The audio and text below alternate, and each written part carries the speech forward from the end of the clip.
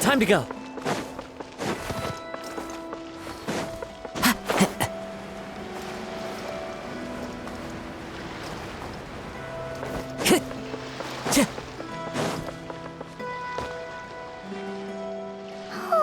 Do you think the others are making good progress? Hope it's all going smoothly. Oh, hey look! They made it back as well! Prince! Llama! How did it all go? All is well, thank you. Nefer and Yehuda had to stay at the curatorium to wrap things up, so they won't be joining us for now. I ran into Miss Anefa and Miss Aino on the way back. Their work is still in progress, so I suspect they won't be back for a while either. You seem rather cheerful today, Mr. Flintz. I certainly am. I achieved what I set out to do and came away with more than I bargained for. Fighting alone can get quite tedious, but I had the good fortune to run into a pair of brave young warriors. We meet again. How have you been? Albedo! What are you doing here?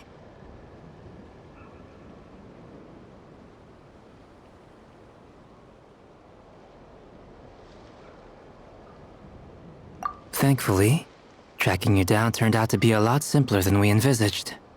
These two courageously lent me a hand while I was fighting the wild hunt. When they told me they were Servarka's colleagues, it all made sense. And given how people of outstanding talent tend to cross paths, it's no wonder you're already acquainted. So, who's your travel buddy, Albedo? Why don't you come and introduce yourself?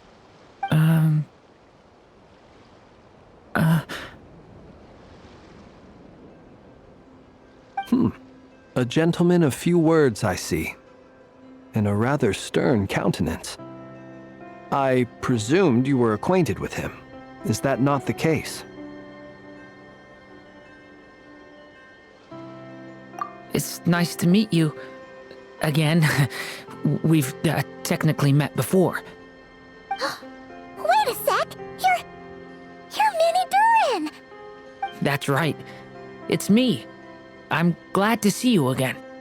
By the way, he says it's okay if you drop the mini. Yeah, I'm not as mini as I used to be. Interesting, isn't it? The first step towards blending into human society appears to be reflecting on whether one's name really reflects who they are. Wow! You look so different! In a good way, of course. It's great to see you looking so healthy. Thank you, Paimon. And although you're as mini as ever, I understand that diminutives don't always convey endearment. I'll be sure to simply call you Paimon as a sign of my great respect for you. Wow! You're such a smooth talker now. Paimon could get used to this. From now on, you may refer to her as your esteemed guide, Paimon. Personally, I think our little Paimon is the perfect size. When people call her Little Paimon, it's just because she's so adorable that they can't help themselves. If that's not a sign of endearment, what is? You're absolutely right, Miss Lauma. My brother still has a long road ahead of him when it comes to understanding human relationships. Anyway, speaking of long journeys, didn't Columbina, leave with you? How come she isn't back yet? She's been catching up with old friends. Wouldn't be surprised if she stopped for a cup of tea or 10 on the way back. Uh-oh. People are talking about me. Hope it's nothing negative.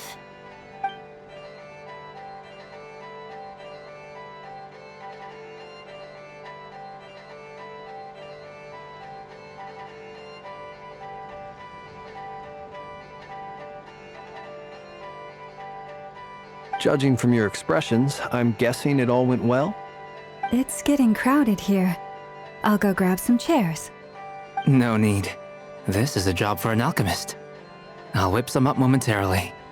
Thank you for your hospitality, ladies and gentlemen, but I was merely escorting my friends back. I'll be meeting Zendrone shortly, as we still have some things to discuss. It's been a pleasure, everyone. But this is where I'll say goodbye. We really appreciate your help.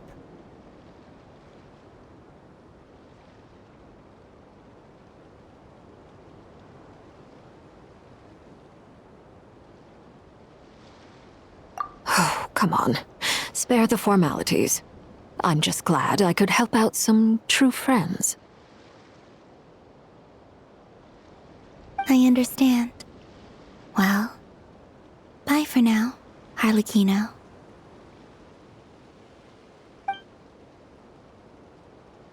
Oh, this place is hopping. It's probably a good thing one of us left. Otherwise, we might not fit all these people in. Are you saying we're about to run out of chairs? As a matter of fact, I am. Come on in and see for yourself.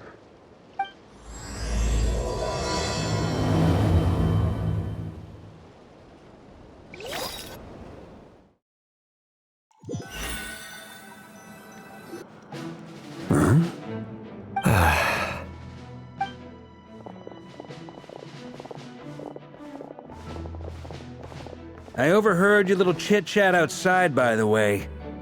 With Miss Columbina's colleague gone, we should be back to the original crew plus the other colleagues I brought in. Though, it looks like we have another new face. Someone else managed to rope in a colleague, too?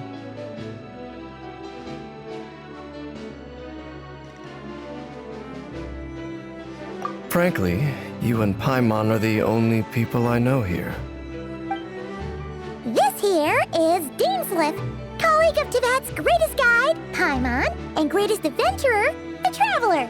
Well, not exactly colleagues, more sort of friends. When someone else jumps in to do the announcing, you know you're speaking to someone important. Let's hear what he has to say. Note to self. Once Paimon knows your name, the rest of the world will soon follow. When he comes looking for us, it's usually something important. Paimon's guessing you've heard about the Wild Hunt, then. From the looks of it, you're about to hold a meeting. If I were to say that the Wild Hunt is our mutual enemy, would that earn me a seat at the table? As the saying goes, the enemy of my enemy is my friend. Mr. Dainsleif, there's a seat with your name on it. Though, I can't promise the same for everyone else. Hey, Albedo, think you can rustle up a couple more chairs? After all this time apart, Grandmaster Varka's first order is to rustle up a couple more chairs. I've missed this. Is he being sarcastic? Hey, he's your brother. Why are you asking us? I've still got a lot to learn about the nuances of human conversation. Trying to decipher Albedo's way of speaking has been like jumping in at the deep end. Oh, good point. Paimon gets you now. Don't sweat it. There are people who go their whole lives without getting the hang of it. You're ahead of the game already.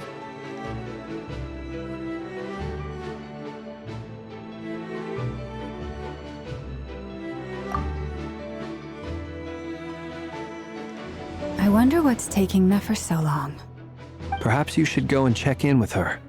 If anyone can hurry her along, it's you. I just got back from the curatorium. Besides, aren't you curious to see what's taking her so long? Miss Nefer doesn't strike me as the type to share secrets. And since gathering intel is her specialty, I'm guessing she'd prefer to keep her methods confidential. Under such circumstances, would it not be tactless for me to impose? Oh, but it's fine for me to impose. What can I say? You have an unrivaled ability to garner people's affection, Miss Moonchanter. Besides, you have far more in common with her than I do. All right then. Impressive. She barely fought back at all. I admire your powers of persuasion, my friend. As I'm sure Miss Laumo will realize soon enough, the trick in life is to always pitch in with other people's responsibilities so that you can be selective with your own. Another trick is to simply hide in the background. Spoken like a true sage. Anyway, looks like we've got some time to kill before the meeting. Let's take a little breather, folks. And feel free to chat amongst yourselves. We'll get down to business once the other two arrive.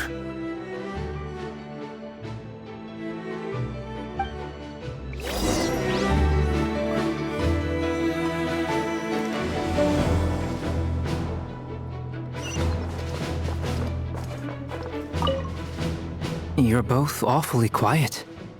Why don't I start us off with an icebreaker? Much obliged. Have either of you ever had your portrait painted? If not, I'd be glad to help. That sounds like a lovely idea. You know how to paint, then?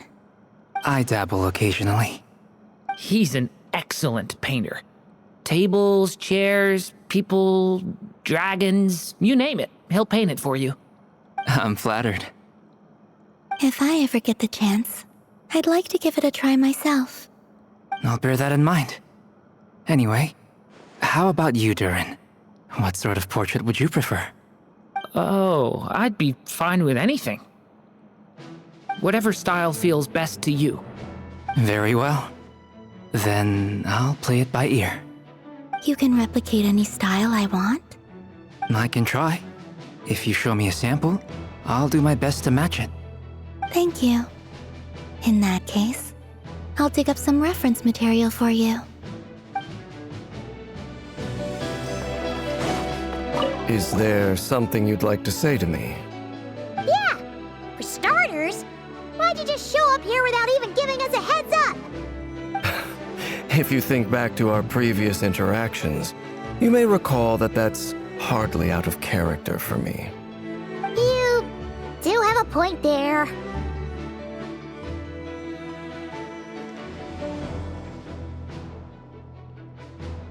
Oh yeah! You'll need to find somewhere to stay the night too, right? Want to tag along with us? You never know. We might get a group discount. Sure, let's do that. Great! Paimon will handle it! And in return, we can get Dainslift to be our very own personal bodyguard.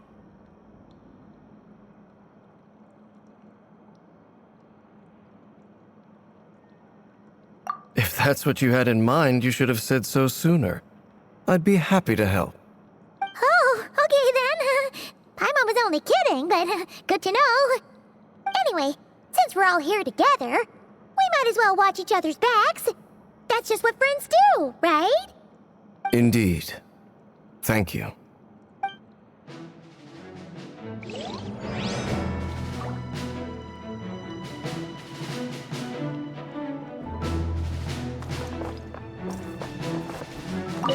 Truth be told, I can't remember the last time I was in a meeting with so many people. You're not alone there, my friend. The Lightkeepers also struggle to bring everyone together for a serious discussion. I don't doubt that. I've only ever met two Ratniki, one being you, and the other being that young guy, Itlua. Itlua is a good apple. I'll give him that. He's kind, honest, and regularly delivers supplies to my lighthouse. A true Ratnik to the core. In that sense, he puts me to shame. So you're what? A fake Ratnik?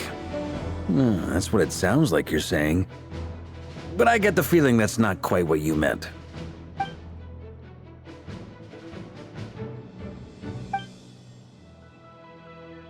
Come on, why the awkward silence? Sorry. I'm not even gonna bother trying to hide it. You've known all along, haven't you, my friend?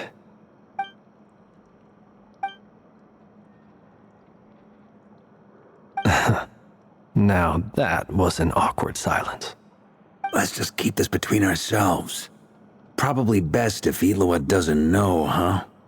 That goes without saying. Gotta be careful what you share with youngsters, after all. Anyone else in the know? Let me guess. The Traveler and Paimon?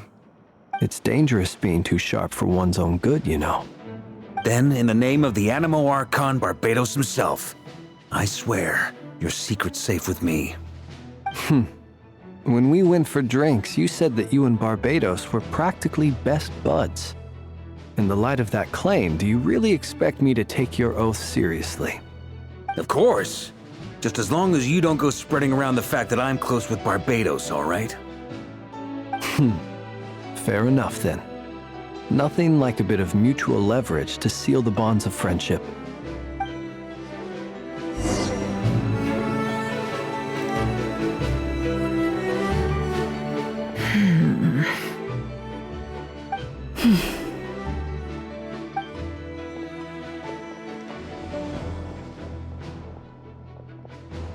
Ah, Miss Nefer. You made it after all. But what about Yehoda? I'm here to give you an update on how things are going on our end. Once this is over, I'll be heading straight back to continue my work. I left Yehoda back at the curatorium to watch over things while I'm gone. Huh. So much for just this once.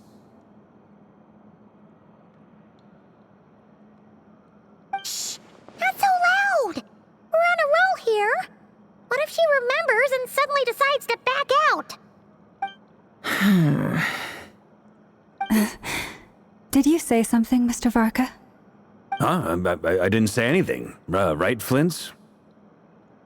Must have been a frog. They get so noisy around here at nighttime. It's like they're putting on a concert in the background. Anyway, before we begin, there's a few introductions to make. Let me start by saying that it's an honor to be speaking before so many distinguished colleagues and collaborators. First up, we have Miss Lauma. As Moon Chanter, she's the leader of the Frost Moon Scions, a local religious community in Nodcry. Then there's Miss Nefer, boss of the Curatorium of Secrets, an intel gatherer extraordinaire. Nefer is leading the investigation into Rerer's background, assisted by Yehoda and Lauma. From the little I've heard, they're making some great progress. Over here, we have Mr. Flintz, a ratnik and guardian of the abandoned lighthouse. In our last operation, he courageously distracted the wild hunt to buy time for the rest of us. For those of you who've never met, this is Mr. Albedo, a renowned alchemist and captain of the Knights of Favonius investigation team. By his side is a new face for us all, myself included, Mr. Durin, who has come to lend his aid. Next up, we have the Moon Maiden and former Fatui Harbinger, Miss Columbina. Then we have the Traveler, who's earned more titles than I could possibly hope to list out, so I'll spare you the rundown. And Paimon, the ultimate travel companion and quite possibly the best guide in all of Teyvat. Wow! That's a lot of people! Great turnout! Miss Nefer, it looks like you might have another job coming your way, so, congratulations on the booming business, I guess. You think I haven't got enough on my hands as it is? Who's looking for me now? That would be me, Miss Nefer. I have a commission for you. And you are? Who I am doesn't matter right now. What does matter is that I'd like you to gather more intelligence about the Recher of Solnari. Well, it's not as if we never take on anonymous commissions, but in your case, I'll have to decline.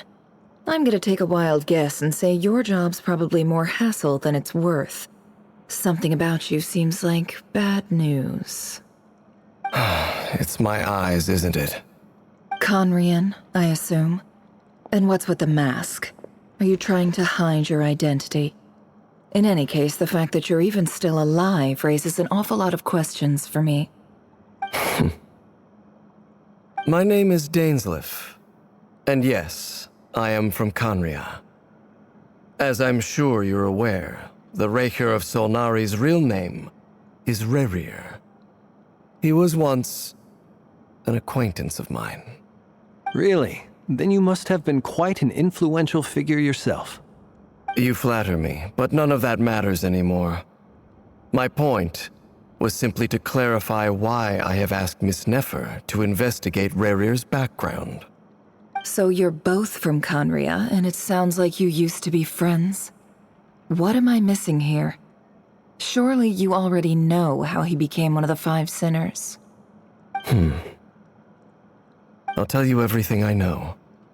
The history of Conria, the names and identities of the Five Sinners. I remember it all like it was yesterday.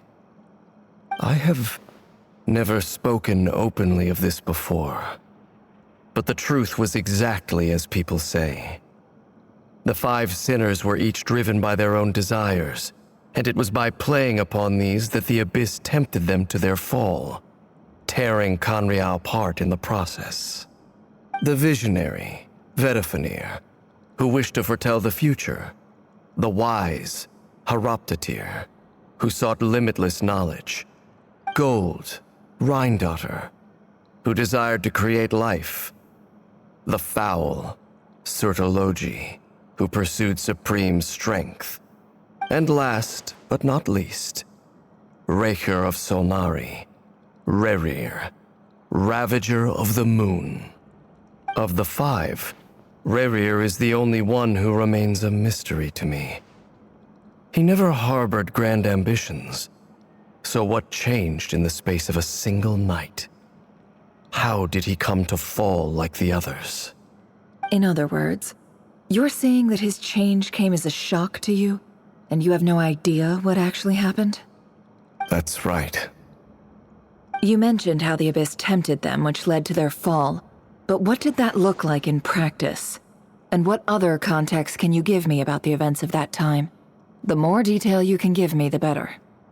Strangely, now that it comes to it, I hardly know where to begin. The fateful night took place during the era of the Eclipse Dynasty.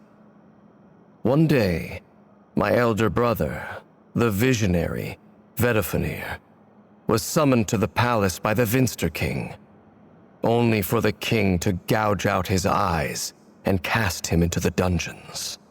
When I came to hear of this, my fury knew no bounds. I gathered together every ally I thought I had, and together, we set a night to storm the palace and free Ved. Centuries on, the memories of that night still haunt me like a never-ending nightmare. We broke through the palace gates, just like we had planned, each striking towards our separate targets. But then, I was betrayed. Even Vedafenir, the very person I had come to rescue, abandoned me and partook of the Abyss's power. So, it's personal after all. Then tell me, Mr. Dainsleif, what price are you willing to pay? You, of all people, must know that nothing comes for free. I cannot say what price would be worthy of such a commission. But know this. Rerir was not always a madman. Believe it or not, there was a time when he was just an ordinary man, working for the Conrian Intelligence Service.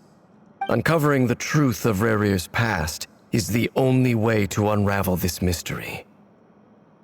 But before you decide if you will accept my commission, I will tell you more about him.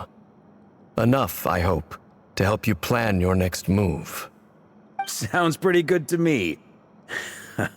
Feels like we just flagged down a random passerby, only to discover he's actually a master strategist who has a score to settle with our enemy. Can I borrow your halo? It could be useful in the lighthouse. Hey, enough with the wisecracks! Besides, isn't that lamp of yours bright enough already? Relax. It was meant to be a compliment. If that was a little over the top for your liking, I'll make sure to tone it down next time. I'll give your proposal some serious thought, Mr. Dainsleif. Let's speak in private once the meeting is over. Before that, there's a few things I'd like to share.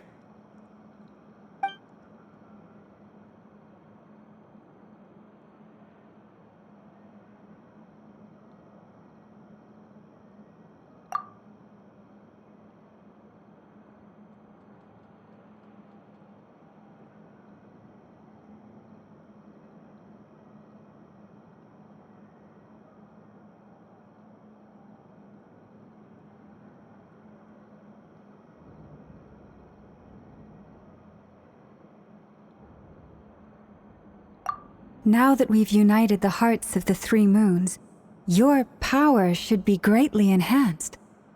But it seems like that hasn't happened yet? I believe it will take a little longer. You've done so much for me, so I want to be completely honest with you all. Even though I'm doing a lot better now, the truth is, my recovery will likely be an ongoing process. From the moment I was born, my power has been slowly ebbing away. And that is because Teyvat has never accepted me. Even with the moons united as one, it seems my rejection cannot be undone. So far, I have yet to find a solution. It may turn out to be a problem that will plague me until the day I finally leave this place behind. Even so, I will do everything in my power to help you drive out the Ray here of Solnari. As Arlecchino put it, this is not about chasing the spoils of victory. It's just a gesture of heartfelt gratitude. Kutar.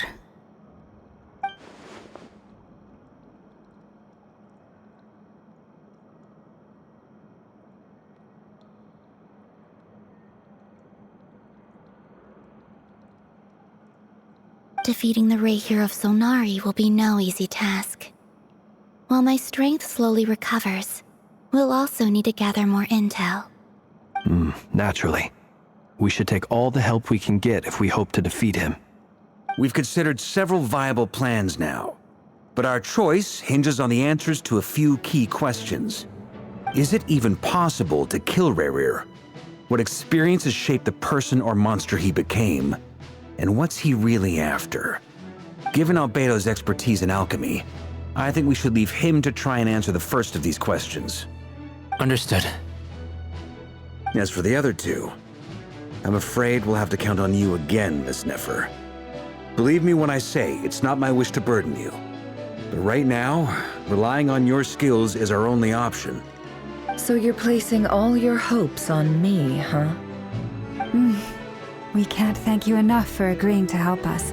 Honestly, I can hardly believe how lucky we are. You sure have a talent for changing your tune, Miss Moonchanter. Timid like Yehoda one moment, then flinches insincere flattery the next. Ladies, please. I must object to your portrayal of me. That's all. Feel free to keep bickering. Just pretend I'm not here. I almost don't want to leave this room. I'm curious to see how this plays out. I have faith in you, Miss Nefer. Something tells me you'll stand by us until the very end. Oh? And what makes you so sure of that? What if I suddenly decide that my compensation is insufficient? This isn't about the money. I can sense that you've got a deep-seated distaste for Rerir. And knowing you, that alone is motive enough. Look at them getting along so well. Like two peas in a pod. And I'm the one they accuse of insincere flattery. There is no justice. Miss Lauma, you have to understand something. Unlike you, I don't actually enjoy having everyone's hopes on my shoulders. Is that right? Well, maybe the fact that I'm willing to put my hopes in other people says more about me than you. But the fact is, I also trust you. And that's because I know that you're someone we can count on. Anyway, we've got our plan, so let's get moving. Mr. Dainsleif, let's talk. And Traveler, once we're finished, if you've nothing else planned, I'd like you to come with me. This whole experience is teaching me a lot. For instance, I now know that when other issues come up in the future, I'll have far more luck getting Lauma to convince Miss Nefer than trying to do it myself. Hate to say it, friend, but that's one of the funniest things I've heard in a while. Why? You think I've got it wrong? Quite the opposite.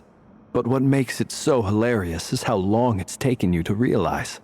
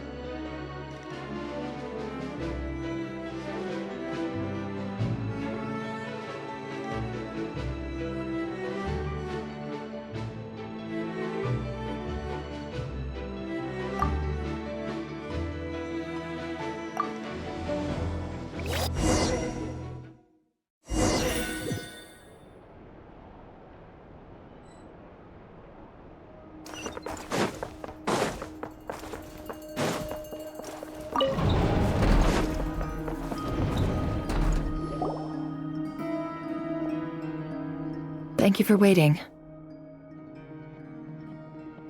It's okay. We actually used the time to help Dainsleif get a room at the hotel. That's very considerate of you. Now, I trust you share my curiosity about Rarier's past, and you seem fairly familiar with Mr. Dainsleif already. We spoke at some length after the meeting. He was the one who suggested I should invite you to join this operation. He feels confident that these secrets will be safe with you. Dane has a lot of faith in us, that's for sure. Likewise. I appreciate that you got right on board without interrogating me about why I invited you. It shows that you trust me to explain everything in due course. That's because we know what you're capable of. We appreciate you too, Nefer. You might have been forced to help in the beginning, but this time, it was your choice. That's one way to put it. Another is this, that once a decision's been made, it's set in stone. After that, my only goal is to see it through. Alright, so here's how it is. I'm going to access Rarier's thoughts again using my confidential method. Now, I'm sure you've seen things like this before on your travels, so you're surely well aware of how dangerous it can be. The reason I've gathered you all here is to ensure my safety during the proceedings. I plan for us to enter the fragment of his consciousness together, and once inside, I will focus on searching for information. Think of this as a diving expedition into someone's brain. If I'm the diver, you are my safety equipment, tasked with keeping me alive while I'm under the surface. Once the ceremony begins, we will all be spying on privileged information. But in the interests of safety, you must remain absolutely silent at all times. We will discuss our observations after the ceremony has concluded. Lastly, any individuals of a weaker constitution are advised not to partake in the ceremony. In any case, Paimon has her own job to do, which requires staying in the room but not joining the ceremony.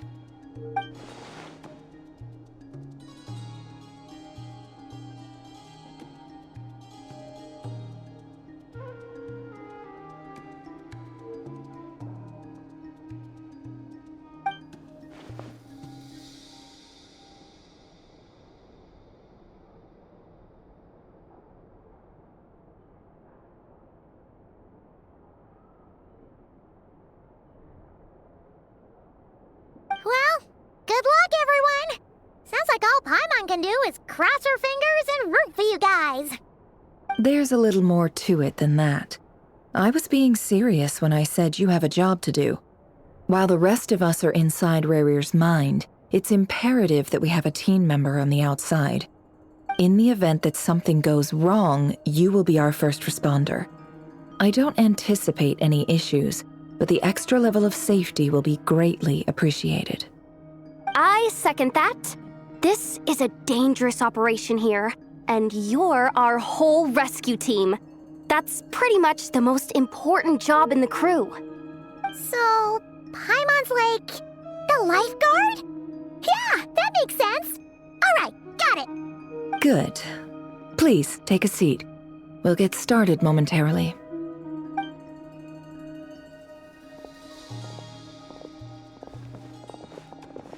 So, did Mr. Dainsleif tell you anything else? He told me that he believes Rarier kept some big secrets in his life. He's not sure that they were the cause of his eventual downfall, but he's asked me to uncover what those secrets were all the same. But surely you're not planning to go through with this, no matter the cost. If you think that, you'd be overestimating me. I'm a businesswoman, not a mercenary. But I do have my own professional reasons for taking this job. You think I'd turn down the opportunity to get a first-hand glimpse into Conrian history? No chance. Well, as long as you don't let morbid curiosity get in the way of safety concerns, we're good. We'll do whatever we can to help you. You're such a killjoy.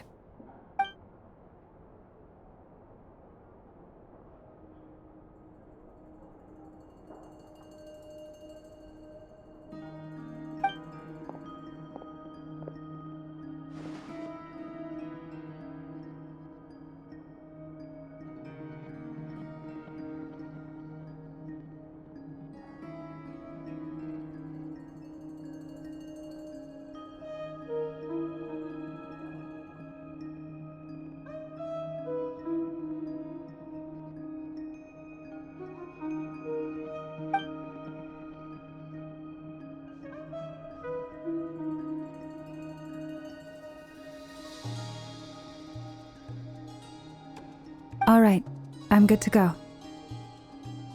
All set over here, too.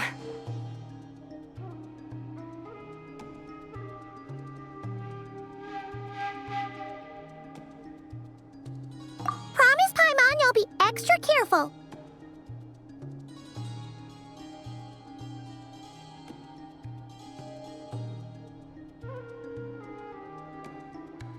All right. Let your whole body relax. We're about to begin. Close your eyes.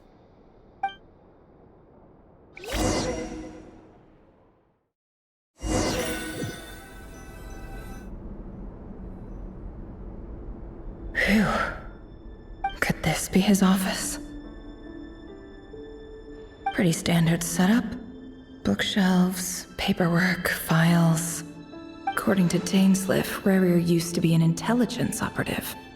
Chances are there's plenty of top-secret intel stashed away in this room. Is this where you keep your secrets, Rarier? Can't say I'm not looking forward to this.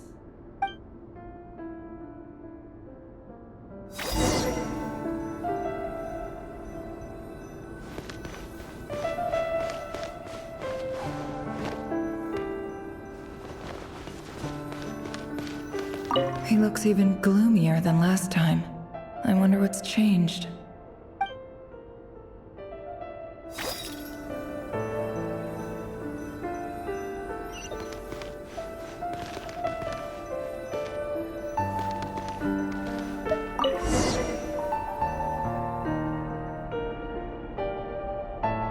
Today's files are in. Time to wade through them, just like usual.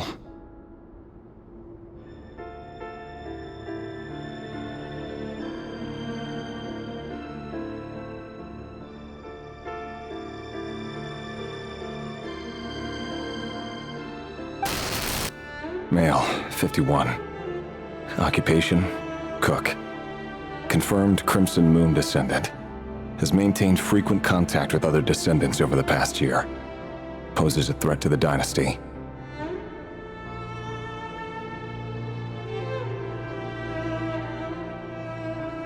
Neutralized.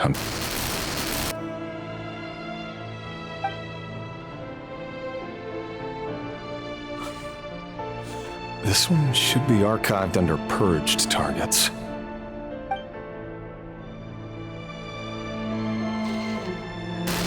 Female, 23. Occupation, office clerk. Confirmed Crimson Moon descendant. Has maintained frequent contact with other descendants over the past year. Poses a threat to the dynasty. Neutralized.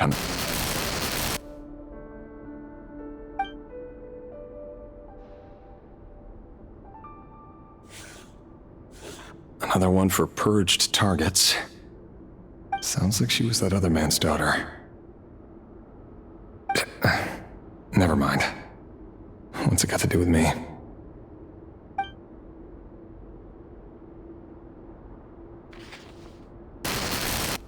Male, 40. Occupation, teacher. Confirmed Crimson Moon descendant. Has been observed making contact with other descendants during the past year. Poses a threat to the dynasty. Neutralized on...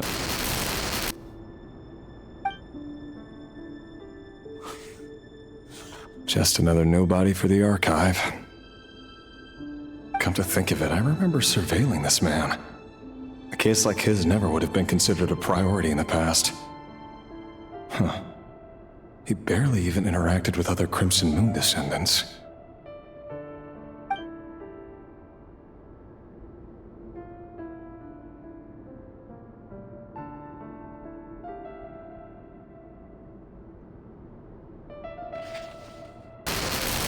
Female, 16. Occupation, none. Orphan and confirmed Crimson Moon descendant. Has been observed making contact with other descendants during the past year. Poses a threat to the dynasty. Neutralized on...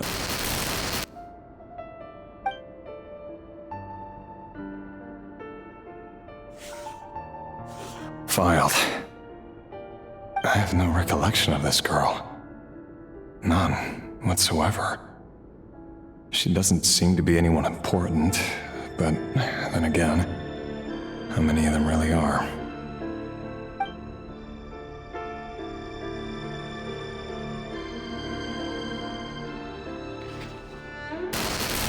Female, 13. Occupation, none. Orphan and confirmed Crimson Moon descendant. Has been observed making contact with other descendants during the past year. Poses a threat to the dynasty. Neutralized on...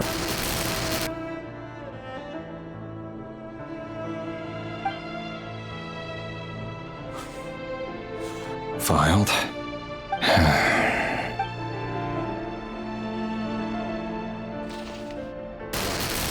Male, 11. Occupation, none. Orphan and confirmed Crimson Moon descendant. Has not been observed making any contact with other descendants during the past year. Poses a threat to the dynasty. Neutralized on...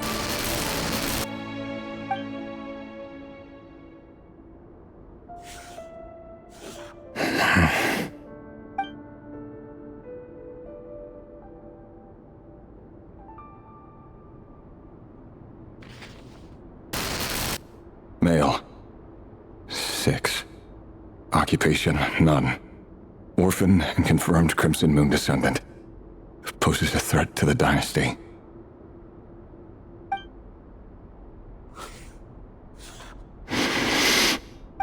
It's funny, isn't it? Your job is becoming both harder and easier at the same time, depending on how you look at it.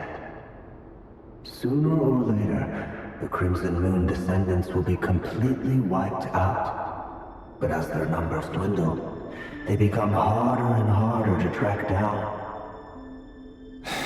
That's not how it is. Fortunately, however, most of the able-bodied adults have already been taken care of. The remaining weaklings will be increasingly easy to deal with. No! No. My job is to ensure the survival of the Eclipse Dynasty. And the only way to do that is by eliminating any and all potential threats. It's a perfectly legitimate line of work. Every single one of my colleagues can attest to my fairness. And if my friends were aware of the facts, I know they'd back me up too. Assuming, of course, that they were aware of all the facts.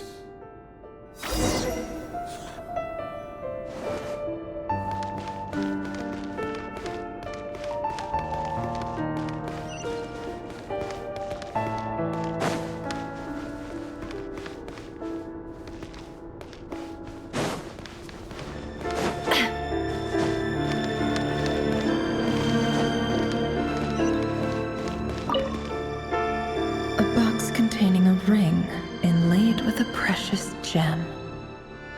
Must be for his girlfriend.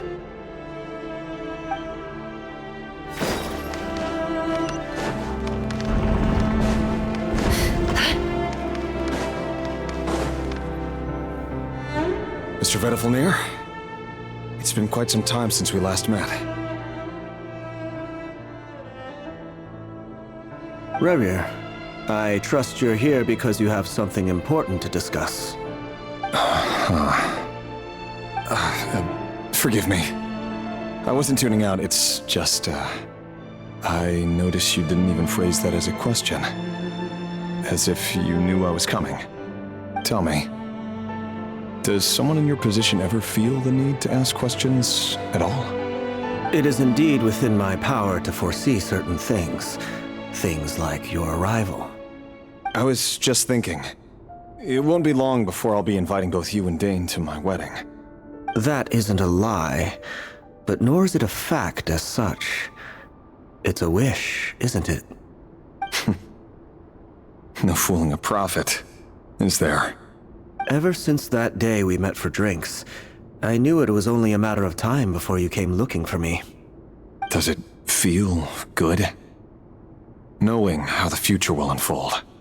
I'm afraid the notions of good and bad fail to capture the complexity of what such a power entails. Once you've seen what will come to pass, it can be all too easy to succumb to fear and melancholy. Unless, of course, you learn to abandon these feelings.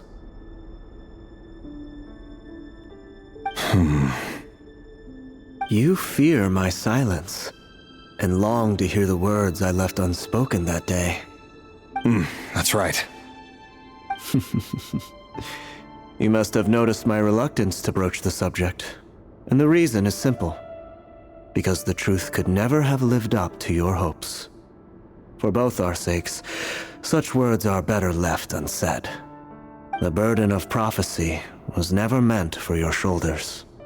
So who exactly do you deem worthy to hear your prophecies?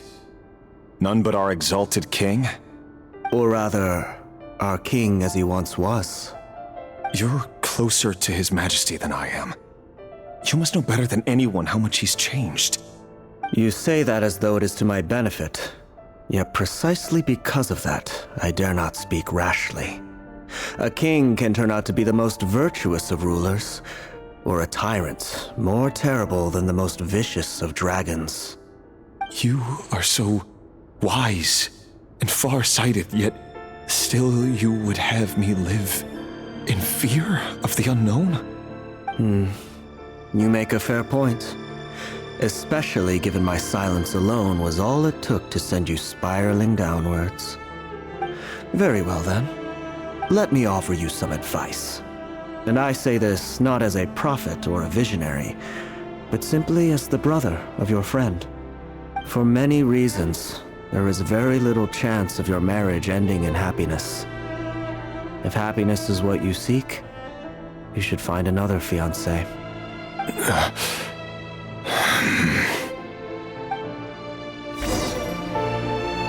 Hold on. There's that same black fog again.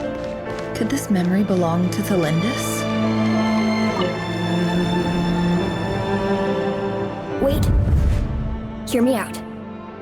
This time we finally got a clear look at his face and learned his true identity. His name is Rayrir, and he claims to be one of the king's guards. What did you say? A cruel irony, isn't it?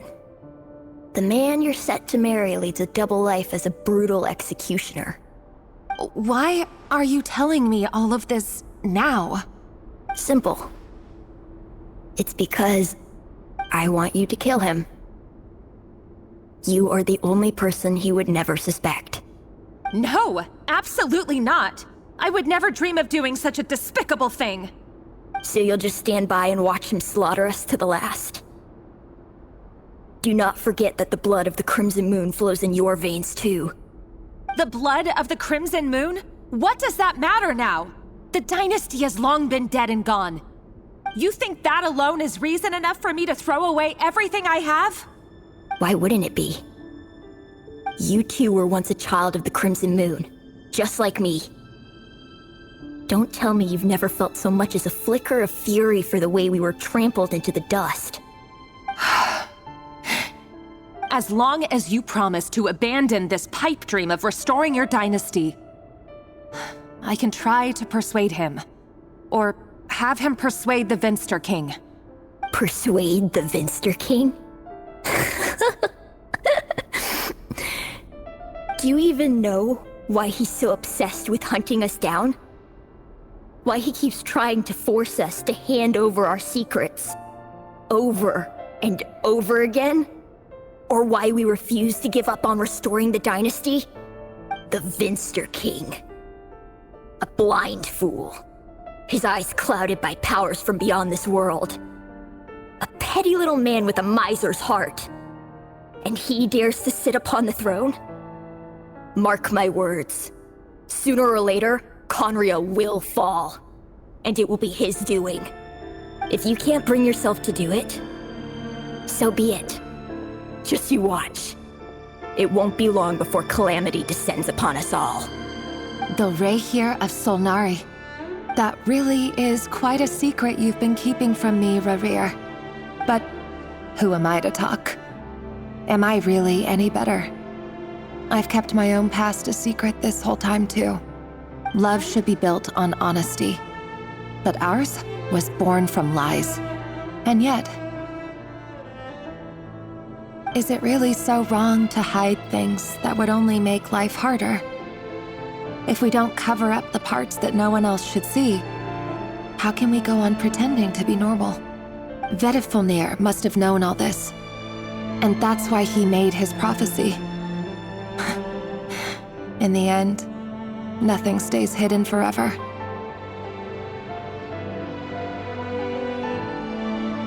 But I won't just sit by and watch this disaster unfold.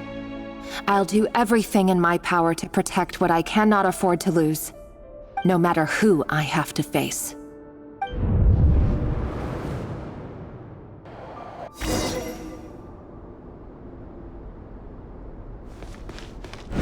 Huh? Was that Rerir who just walked past the window? Doesn't it give you the chills that he still takes the same road to work every day? As if nothing ever happened. Those people at the deli. Enough already. They're clearly pretty taken by their own disguises, so just smile and play along. Pull the rug from under beasts like that, and you'll risk having your throat torn out. Deli? Oh. They're talking about those people from the opposition. Right. But surely you can see he's not the man he pretends to be!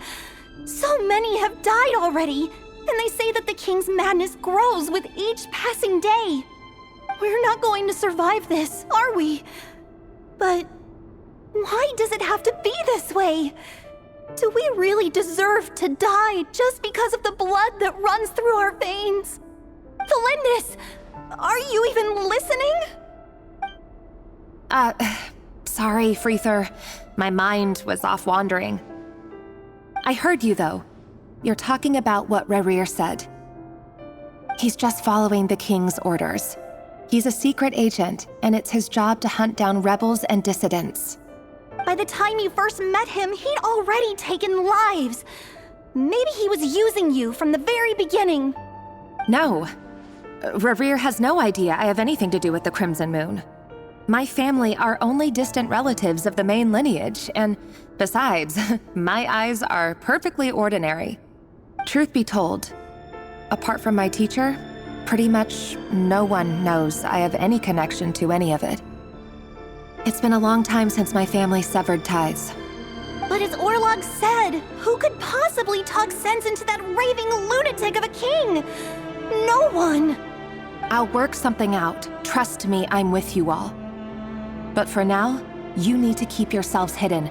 Don't let anyone find you, anyone at all. Don't forget that Rerir is an Eclipse operative. You need to be extra careful when he's around. And when I am too. For now, don't come looking for me. And if anything happens to me, just act like we've never met. If even you can't escape this, what hope do the rest of us have?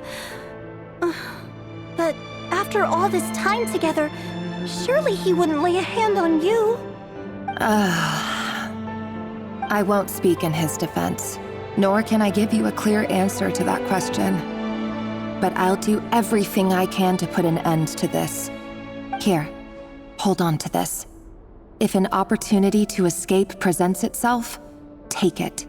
You'll be glad you took some spare change. You call that change?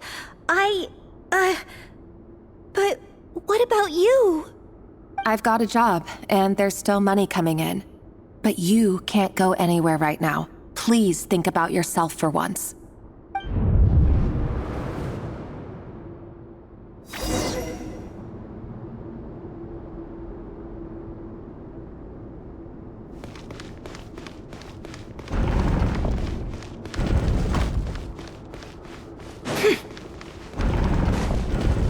Another day, another round of assassination training. Training ground is just beyond this hidden passageway. When you kill a person, doesn't it bother you when you end up covered in their blood? Why would it? Make sure you have a firm grip on the handle, then choose your angle well. Keep your movements light and brisk. And the praying sense a thing. I doubt that. However, no one's ever died a clone in your head. I work clean. No traces.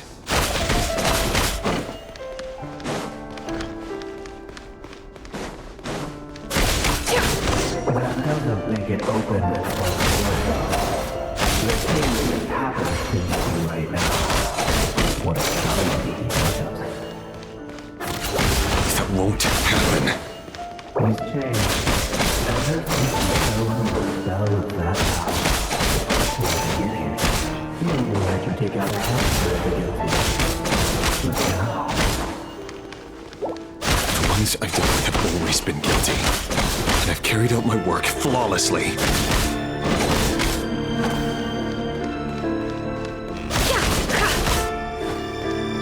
It all adds up.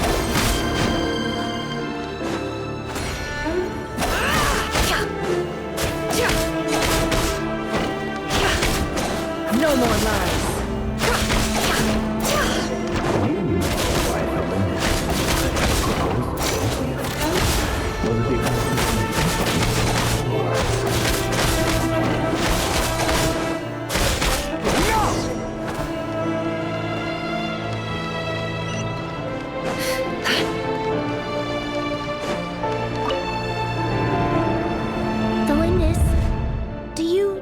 Remember Orlog?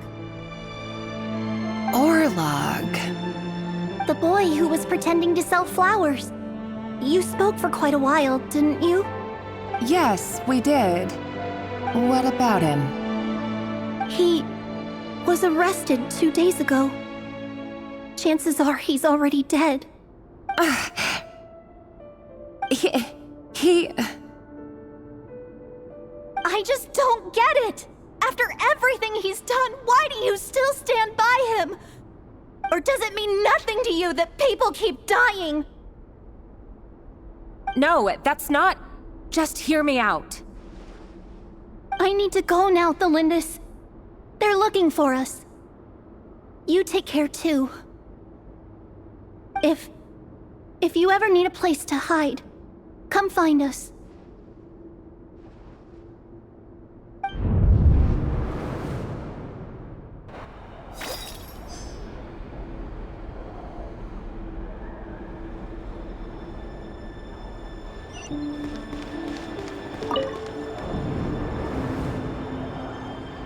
Author, Thelindis. Over the course of this week, the research object was subjected to interference for a total of 47 hours for experimental purposes. The results are as follows. All subjects of observation that were sent inside have now... The situation within is proving more problematic than anticipated. No progress whatsoever. What now? Won't you give me even a glimmer of hope? Things are getting worse by the day. I have to find a way or we'll all be in danger.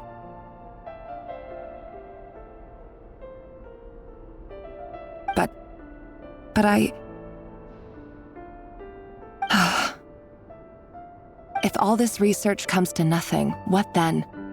Sooner or later, it'll be my neck on the line.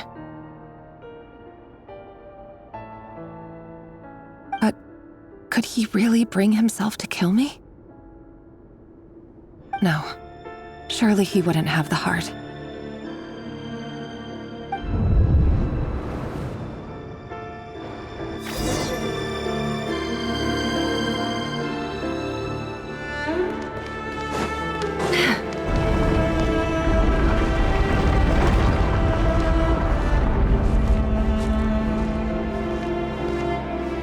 Why won't you just let us go?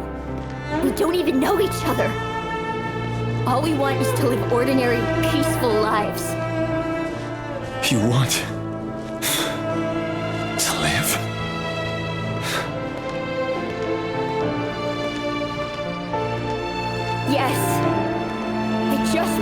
on living. Is that really such an unforgivable crime?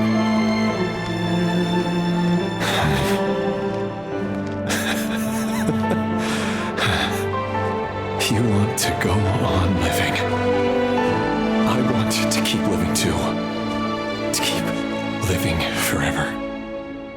That's why I have no choice but to continue on the path I'm on. If only some savior would suddenly swoop down and change the way the world is. Too bad that's not going to happen. Imagine that.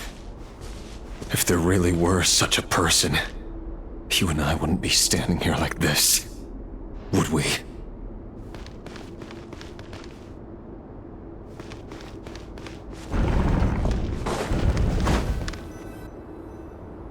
Today's files are in. Time to wade through them just like usual. No, I don't get tired of it. It's my job. And not only am I lucky to have it, I'm good at it too.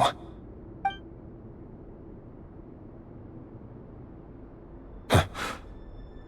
Wait. That's... Thelindis?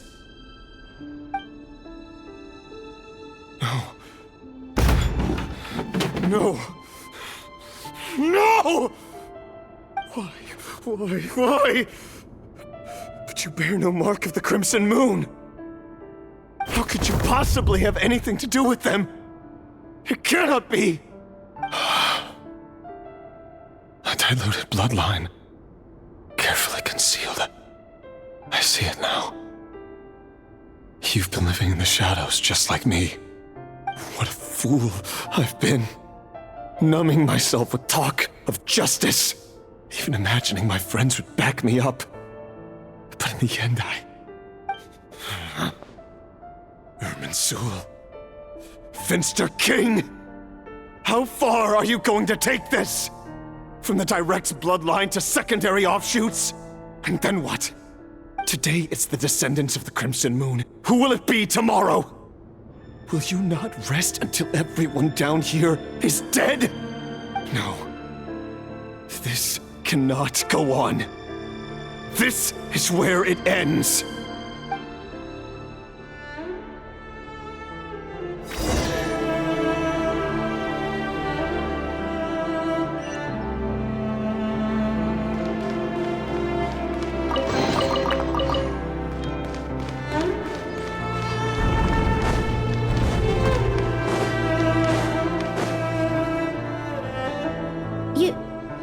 You're really letting me go? I am. As long as you can guarantee that no one will find you. Don't worry, I'll be extra careful. No one will know I was here. But what about you? Me? If you let me go, you won't be able to complete your mission, will you?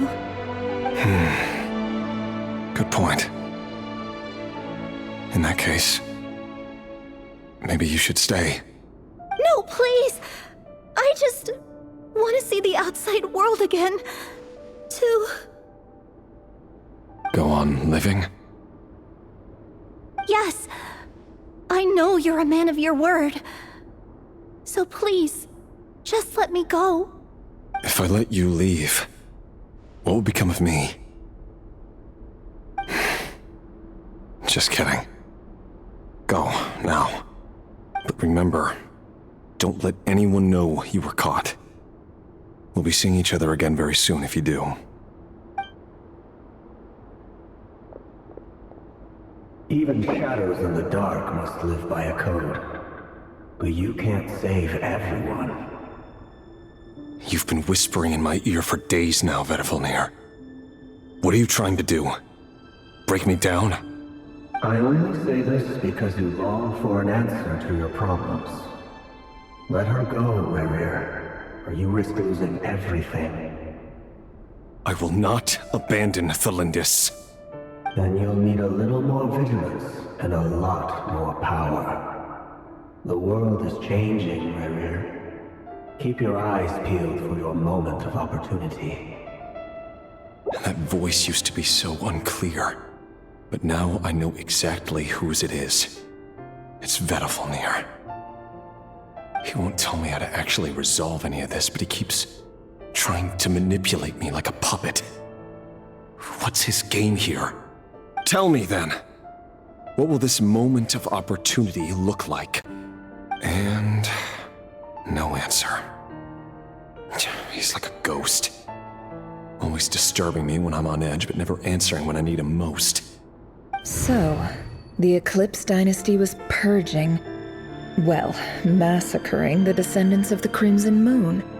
And it seems like it was all connected to the Vinster King's research. The King's obsession with abyssal power left the future of Conria hanging in the balance. No wonder every aspect of Rarir's life was so unstable. And it looks like this Thelindis, Rarir's would-be fiancé, herself belonged to a sub-branch of the Crimson Moon dynasty's descendants. It almost defies belief that a couple like them could hide the truth from each other for so long. If the Vinster King hadn't intervened in such a drastic way, they might have gone on deceiving each other for the rest of their lives. And why does Vedderfanir, Daneslif's older brother, keep talking in Rarir's head? This guy kept more secrets than I ever imagined. The human mind is like a vast desert of shifting sands. When you follow the flow of someone's memories, you only ever see the parts they're willing to let surface. Time for something a bit more creative. We've been inside Rarir's mind this whole time, building up a picture of his psyche. There's already enough clues on the board to start reading between the lines and mapping out the rest. Now, we can finally begin to put the pieces together. Sure, it'll only be a reconstruction, part simulation, part reasoning, but it's usually pretty accurate. Once we've built up a cognitive profile, we just need to cross-check the logic behind his actions. And then we'll be able to take a sneak peek at whatever it is that Rarir has really been hiding.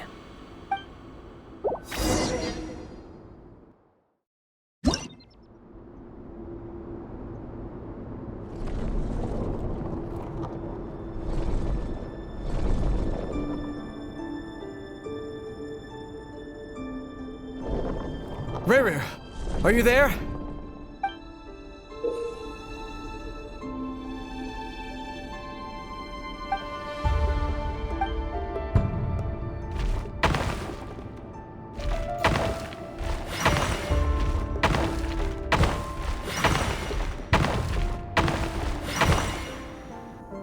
Hey, Rarir! Come out, it's urgent!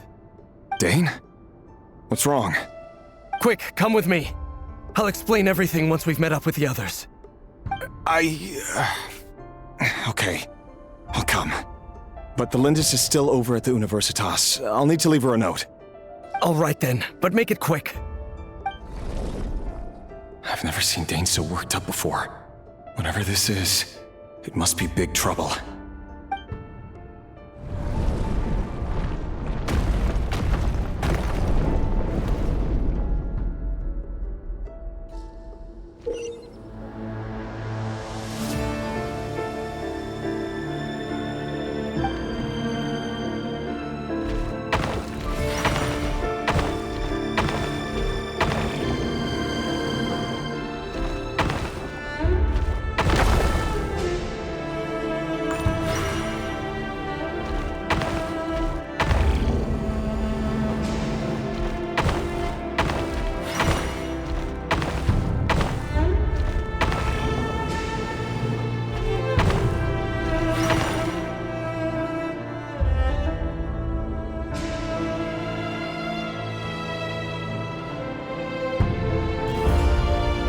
Well, this is a nice change, meeting you all at this hour. When men and women of ambition can speak face to face in broad daylight, I say that's a big step forward for our dear Conria. Don't be ridiculous. We do not fear the day. Why would we seek refuge in the night?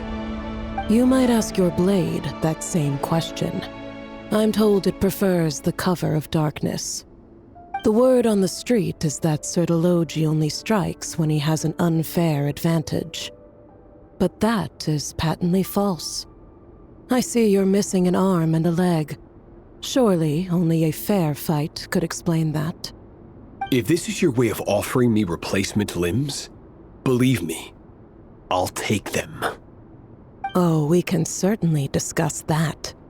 With bioalchemy, anything is possible. Assuming I have your full support in my research.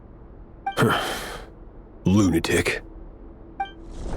Robtatir, what brings you here? Why, Dainsleif, of course. He invited me. Please, cast aside your apprehensions, Miss Rhindaughter.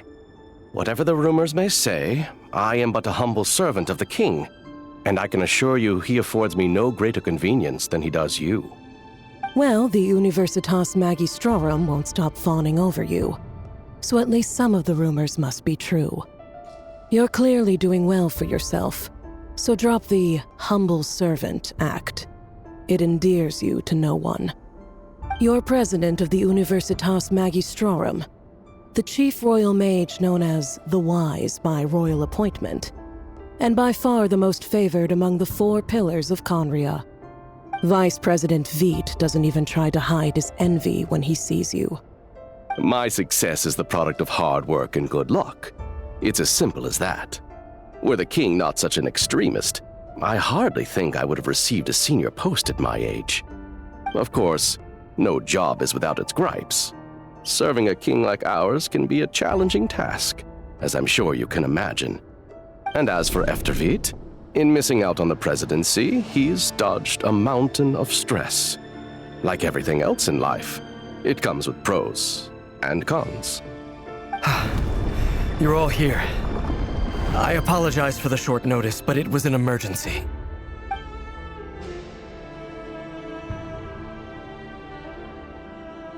You must be Rerir. Mr. Sertologi. Yes, I handled your case file during your sentencing. Nothing personal, of course. I'm pleasantly surprised that you remember me. You're clearly a person of substance if you've been invited here. But Dainsleif, you'd better have a very good reason for convening this little gathering. It's my brother, Vedalfenir. After he spoke at the court this morning, the king was so infuriated by his words that he had him blinded in both eyes and thrown in prison. Vedalfenir in prison? Strange. I thought the king trusted him and Hauptgeschichte more than anyone else in the world. Does this mean the king's circle of trust just got even smaller? It has nothing to do with trust. It's about what the king wants, which is as clear as day to anyone paying attention. I simply appease him, because it's in the best interests of the Universitas Magistrorum. And also because you're slimy. Vedalfenir, perhaps less so. But still, a visionless visionary? It rather inclines me to think that qualifications are not what get you ahead in Conria. Do you honestly think this is an important discussion to be having right now? Dane, what are you planning to do? Rescue Vedalfenir, I assume. Correct. It will mean storming the palace by force. Tonight. I need all of you on my side. That's far too dangerous. And don't forget, Dainsleif, you're captain of the Royal Guard. You swore an oath to the throne. You've been planning this for a while, haven't you? I have no desire to commit treason. But whatever critique the king may have of Vedalfenir, disfiguring your most loyal subject for putting the best interests of his court and nation first, this is not the conduct of a wise ruler. My blade will force the king to see the error of his ways. So, Vedalfenir's prophecy enraged the king. I'm sure it wasn't what he wanted to hear, but if he won't take counsel even from the visionary, that is deeply troubling news. The extent of His Majesty's madness is now all too clear. The question is, how does a man like me get out of this situation unscathed?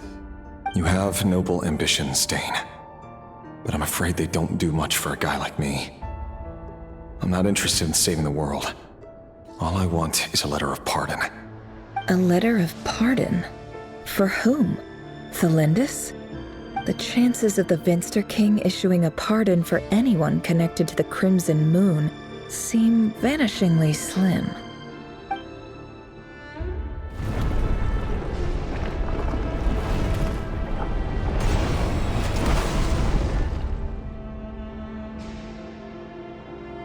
This black fog over the board must have some connection to Thelindis. But why is it taking this form? Does it have something to do with Revir's past? Another mystery I'll need to unravel.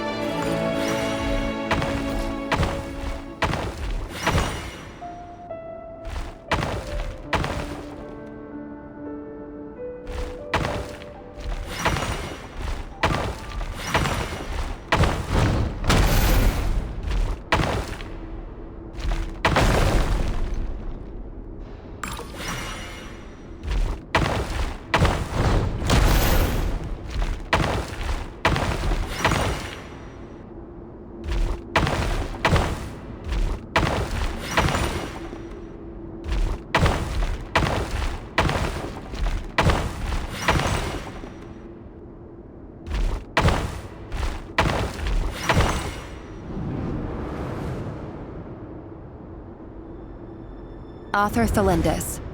Over the course of this week, the research object was subjected to interference for a total of 60 hours for experimental purposes. The results are as follows. Research dating back to the Crimson Moon Dynasty has established 2 points regarding moon marrow. Firstly, its origins have something to do with a god's power. Secondly, it serves as a portal to an as-yet indeterminate location. Moon marrow can thus be defined as a spatial gateway. However, there are a number of hurdles to overcome before we can answer the question of where it leads to. To start with, opening the gateway requires a specific power source, which the relevant literature indicates. An enormous amount of power is then required to keep the gate open. Currently, the total power output of our instruments remains in the single digits. To make matters worse, I am now the only staff member remaining in the Moon Marrow lab. The Universitas Magistrorum recently decided to move most of its personnel into abyssal energy research, which has stymied all Crimson Moon-related projects. This is not a wise move. I have always maintained that placing all our hopes in a single source of power is risky, especially one as poorly understood as this. As well as making ourselves overly reliant on a single resource, we are neglecting other promising technologies. I apologize if this comes across as disrespectful. But as a Moon Marrow researcher, I desperately want to see the world beyond the gateway. If we really made it there one day, what would we find? And how would we go about taming the unknown? My imagination is endlessly fueled by questions such as these.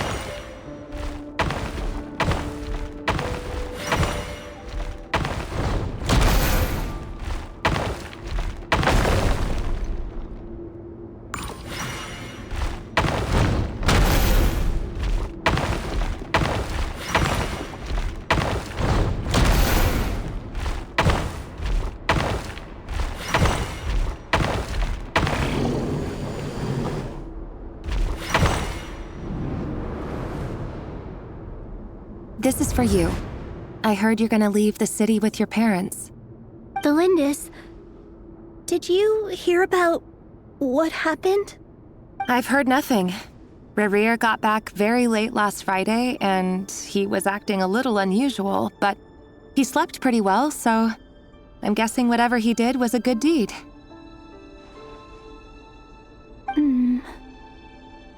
You never saw him, and I don't know what he did. And this conversation never happened. You understand? What if he finds out that you pried into his secrets? Don't be silly. I don't know what secrets he does or doesn't have. All I know is he's just a normal guy who happens to run some errands for the king. Are you scared of him? I don't know. The Rerir I know doesn't match the person you all describe. Logically, I should be scared of him. And yet, I don't want to lose him. But enough about that. You should get going, and be careful with the package I gave you. Keep it secret. Keep it safe.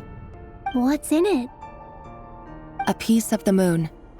All you need to know is that as long as you keep it safe, then in the future, everyone will be able to see a red moon.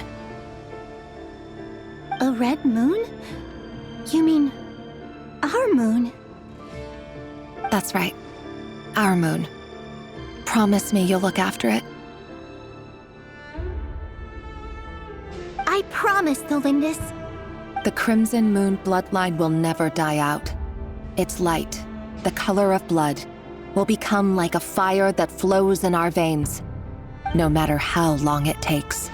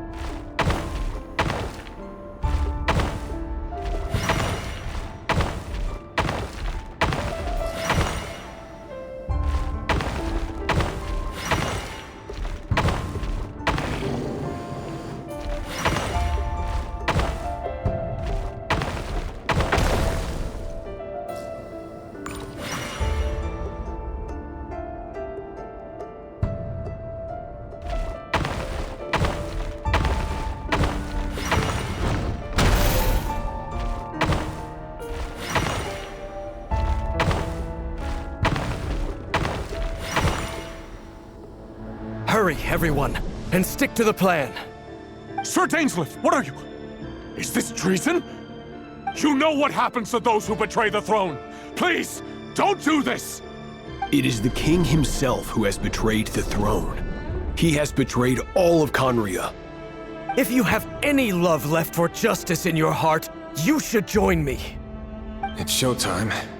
Dane and his group will handle the troops in the palace. Then Hauptgeschichte and Rheindotter will disarm the security measures. My job is to enter the prison and rescue Vettelfnir. Stay safe. Wish me luck. Look after my brother. Draw your blade. It is time for justice to prevail.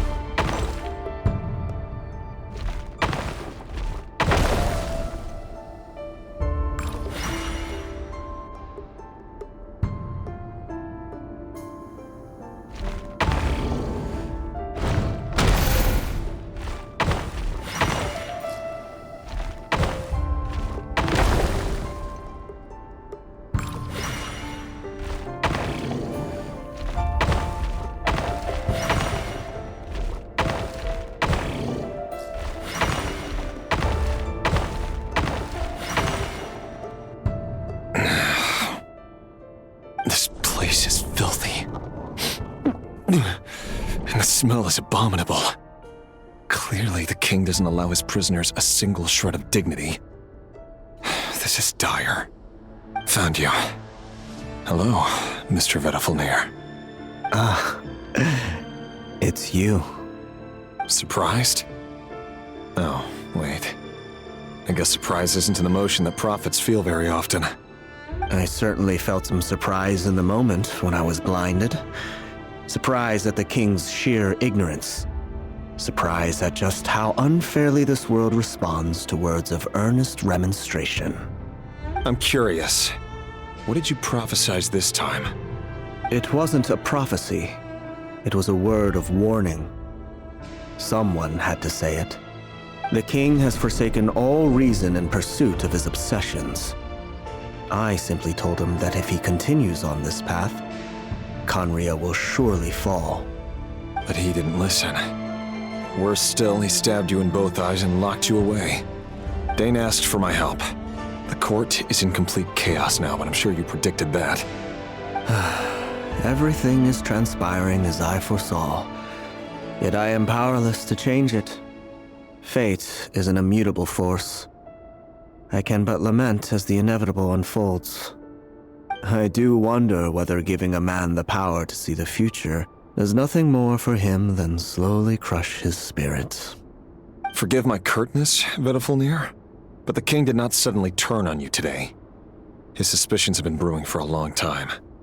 You can't have wisdom beyond the reach of your fellow man without attracting his fear and suspicion.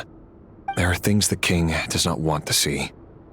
So, he doesn't want you having visions of them either. He blinded you because he thought this would make the visions stop. He wasn't entirely wrong. I did indeed lose my power to see the future. Right up until... Until what? Just now. I believe I saw something new. Well, tonight could go a lot of different ways. 5 of us banded together to storm the palace, also we could rescue you. This will go down as the most tumultuous day in Conrian history. I sense hatred in you, but also hope. A desperate hope that with the tyrant deposed, that will be the end of the story. But this is not the end. It is the beginning of a new chapter in a whole new story. There are many men of honor and courage in this world, Rerir. But you are not one of them. You're not here for justice, are you? You're here for yourself. Is that a dagger? Interesting. Why not the polearm? It was always your weapon of choice.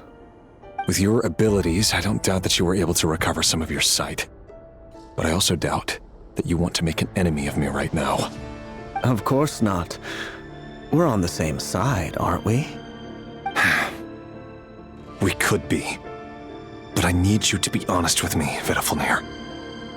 At this point, you're my only hope for the future. You mean your future? With your beloved, Felindus? Yes. And I know there are bigger things at stake here. A dynasty, a nation, maybe the entire world. But forgive me, I care first and foremost about myself. I can't abandon the one I love to save myself. I just can't do it. But you see a broader picture of the future than I. You see the solutions to the biggest problems of our age. So tell me, what is my solution? What's the answer? In matters of fate, answers are either right or wrong. What will be and what will not. Maybe you are willing to pay a certain price in the pursuit of happiness, but unfortunately, fate does not negotiate. That is the cruelest thing about fate. It is unmoved by your sacrifices. That can't be true. I know it's your voice that I keep hearing in my head, urging me to see how the world is changing, to seek more power, so I can protect the things I love. You show me disaster, but you won't show me how to avoid it? Why? Why are you doing all this? My voice. In your head.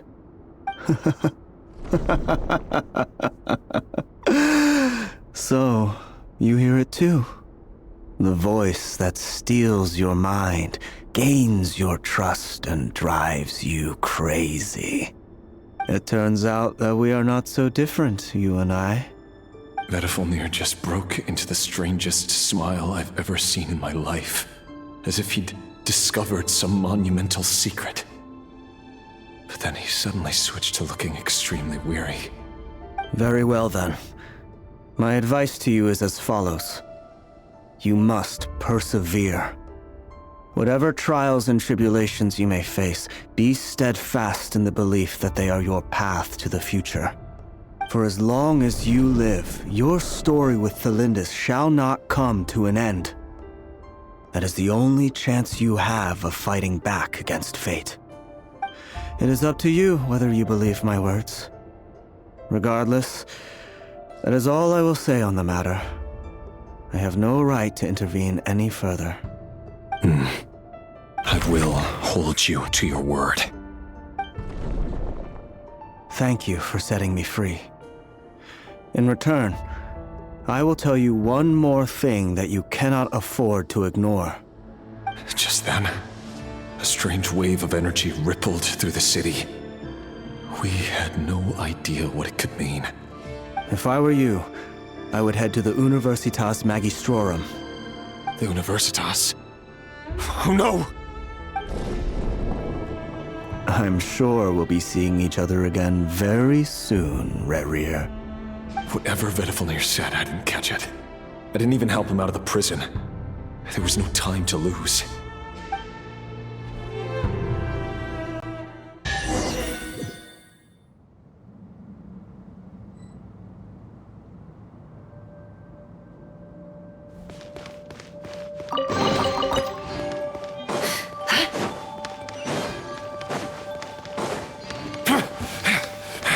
Monsters? Is this Rhindaughter's doing? Or the Universitas Magistrorum? Get out of my way!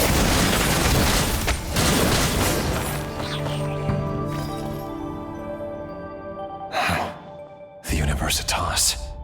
That reminds me of a rumor I once heard. Allegedly, the king installed secret mechanisms in the palace and around the city. No one knows where they are or what kind of power they hold. But if they were ever gonna activate, it would probably be on a night like tonight. Help! Help! Hold on! Don't let them anywhere near you! Save me! I can't! Ah! That sounded like an explosion. So, the rumor is true? The king really went through with it? What other means does the king have at his disposal? They must run on power from the Abyss. And given it's a major center of Abyss research, anyone over at the Universitas will be in grave danger. I have to hurry!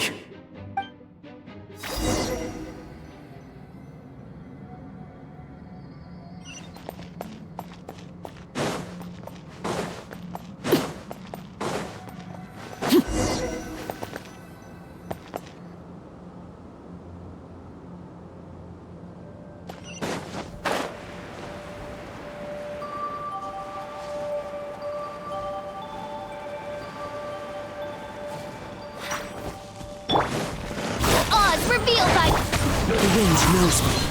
As one with wind and cloud. You're toast! Overruled. Midnight The deception ends here. No more lies. Clouds high. The birds call.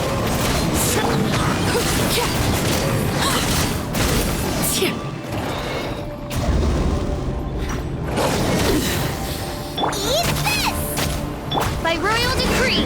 Can't hide the truth. Laid bare.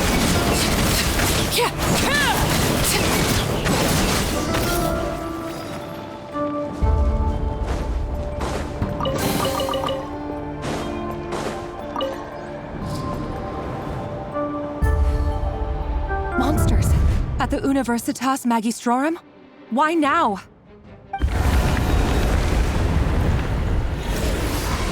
Oh no! They're coming! It's no use. The table won't hold out much longer. The weapons. Where are the weapons? Of course. All the lab equipment was upgraded after the inspection last week, but the new weapons haven't been allocated yet. I'm done for. Is anyone there? I need help! Ah!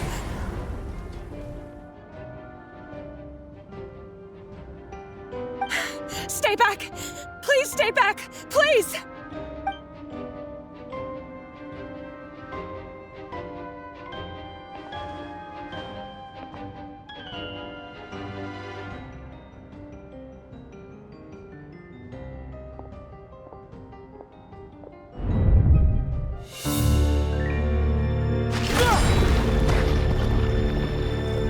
What's that?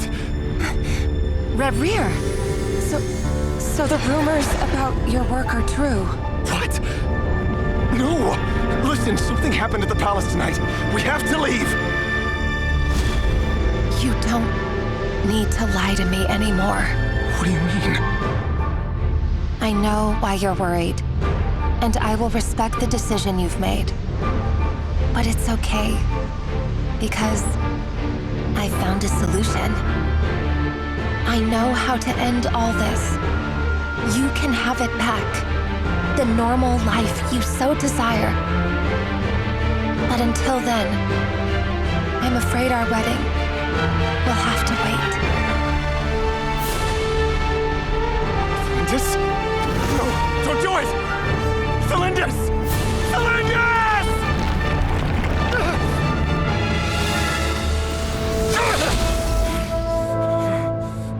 I told you, Rerir. Let her go. You will find someone better. No! No, I won't do it! I have to save her! By what means exactly? A lonely pawn. You lack the power and the strength of will. Do you know why? Tell me! Come to the palace. Join us.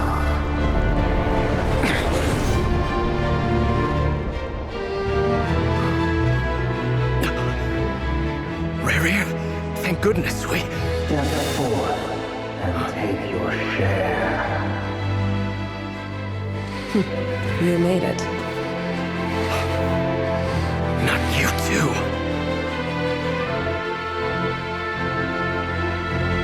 Hatred or grief, despair, desire. We all have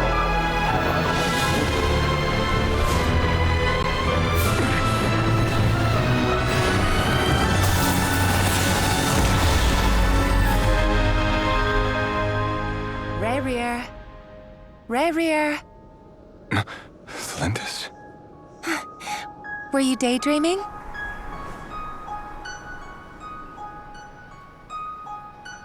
You still remember, Rerir? That question you asked me a couple of weeks ago? Oh. You mean the proposal? Yeah. I'm wondering, where do you think would be a good place to discuss it? Maybe in the garden? Or were you thinking a fancy restaurant? It's your choice.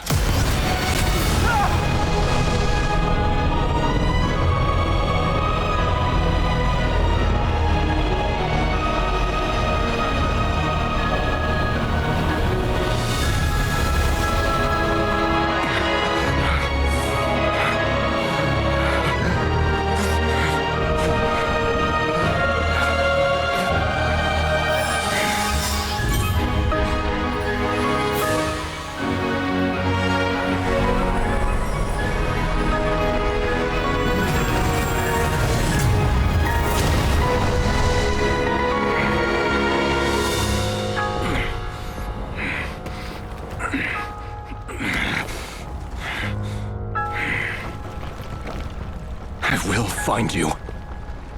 And then, you can give me your answer.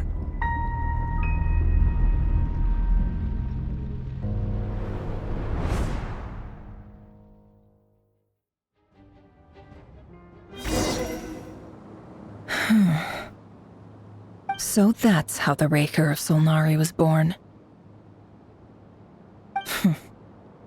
A monster created by circumstance is a monster all the same. Viewing other people's thoughts for too long can get uncomfortable. Right now, I'm feeling a strong sense of loathing. In a nutshell, the story of Conria is what happens when the truth falls by the wayside. Everyone tells little white lies, and before long, you have a huge pack of lies that destroys everything. Whew. Time to get back.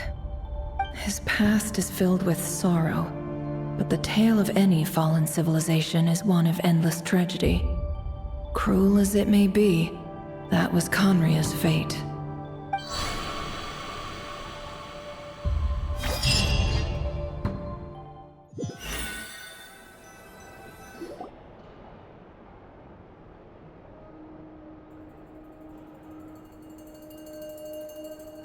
Everyone, I'm back. Can I get a standing ovation? Never! How are you holding up? Feeling okay? She's fine. Boss is a pro. Yes, I'm fine.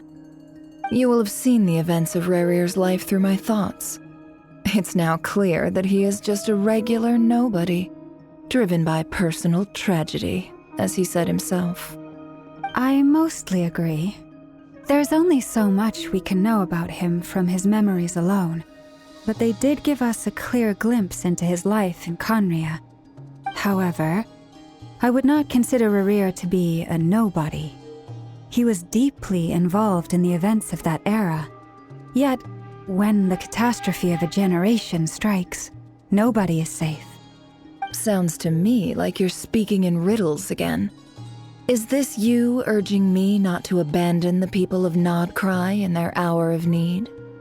That's not what I meant. Although I do hope you choose to remain a part of the plan. Without you, the mission ahead will be all but impossible. Then try to remember that I respond better to the carrot than the stick. And I don't appreciate being bossed around. Now, as for you, Missy, you were excellent. You stuck to the rules of the ceremony and kept your mouth shut the entire time. Bravo. Cool. So, can you fill me in on the deets now? Most of what I saw went right over my head. Patience. You'll hear the whole story, don't you worry. But let's meet up with the others first. It will save me narrating it twice. Yehoda? Yes, boss. Let me get that door for ya. That's more like it. For a moment there, I was worried you'd forgotten about the first clause of your employment contract. Forgive my curiosity, but what does the first clause say? It says I gotta do the annoying stuff that boss is too lazy to do for herself. Like opening the door, pouring the tea, yada yada. Is that right? If something is in the contract, it's because she willingly agreed to it. Rest assured that the Curatorium abides by the very strictest of labor policies. You don't seriously think I'm cruel enough to treat her like my slave? In any case, I've hardly shied away from my share of the work today. Hope I don't catch Flintz and Varka lounging about in their chairs, enjoying a leisurely cup of tea. There's nothing I dislike more than other people enjoying themselves while I'm hard at work.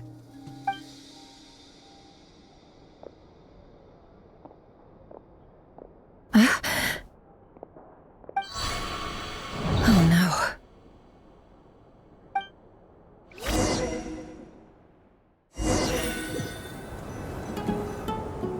Sorry to disturb you, but we seem to have run into some trouble.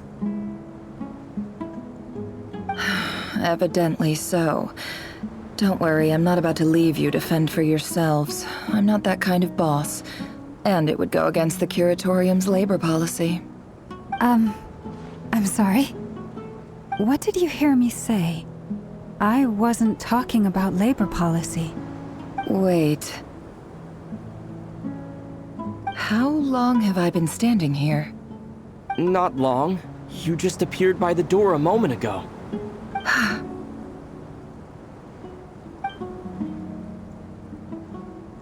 Boss, what's wrong? You look like you've seen a ghost. We've been tricked. We never left at all. Somehow I hallucinated that whole scene back inside the office. Hallucinated? But how? How indeed. This place should heed my will alone. All thoughts and actions that occur in here are just a result of pawns moving across the chessboard in a carefully calculated manner. And nobody has access to this chess set but me. So you control everything in here? More or less. But yes, it's a special technique of mine.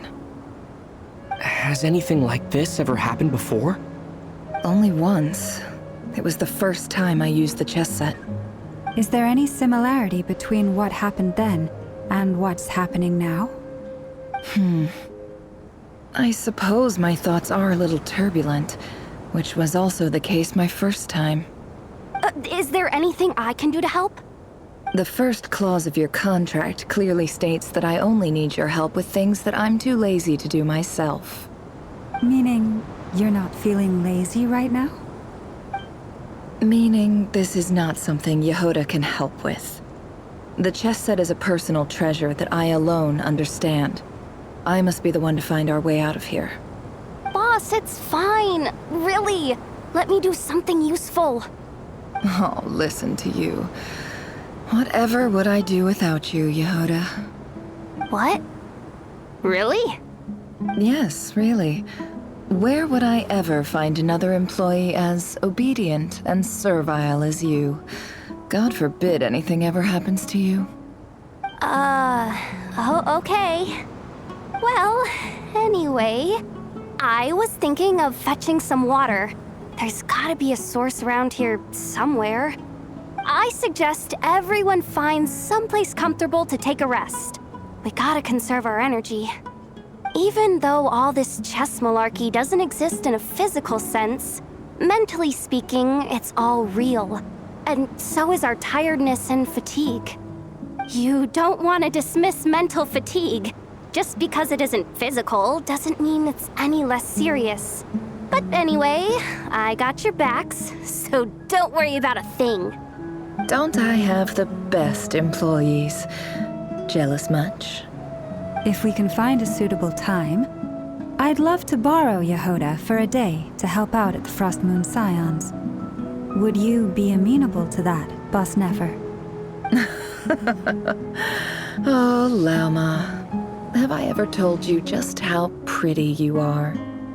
Beauty runs from the tips of your antlers to the depths of your imagination. Time to rally, everyone. Follow me.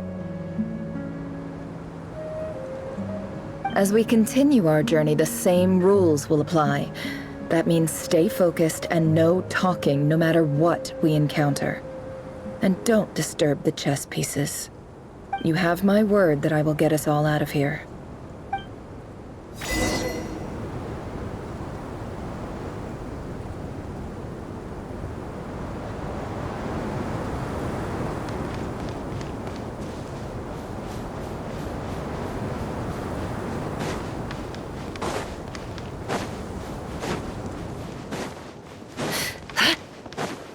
This place looks familiar. That's not a good sign. I wasn't expecting visitors at this hour. Wait, is that? Oh, it's him. There you are! Sinue's been looking for you all day. I think he has some news for you. Oh yeah? What were you doing just now, Uncle Retinue? Hiding away some more loose change? I know I saw some Mora. What do you mean, loose change? Oh, come on, I'm too old for this. Just pretend you saw nothing.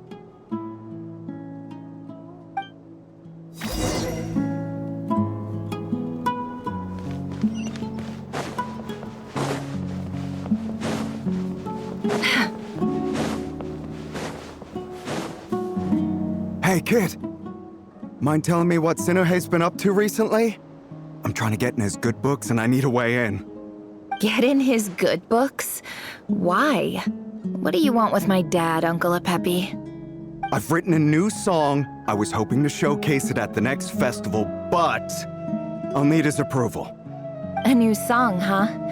I'd love to stay and listen, but unfortunately, Uncle Retinue says my dad's looking for me. Well, there's plenty of time and I'm not going anywhere. See that pile of stones? I'll be sitting there warming up my vocal cords. Come find me when you're done. Pile of stones. Got it.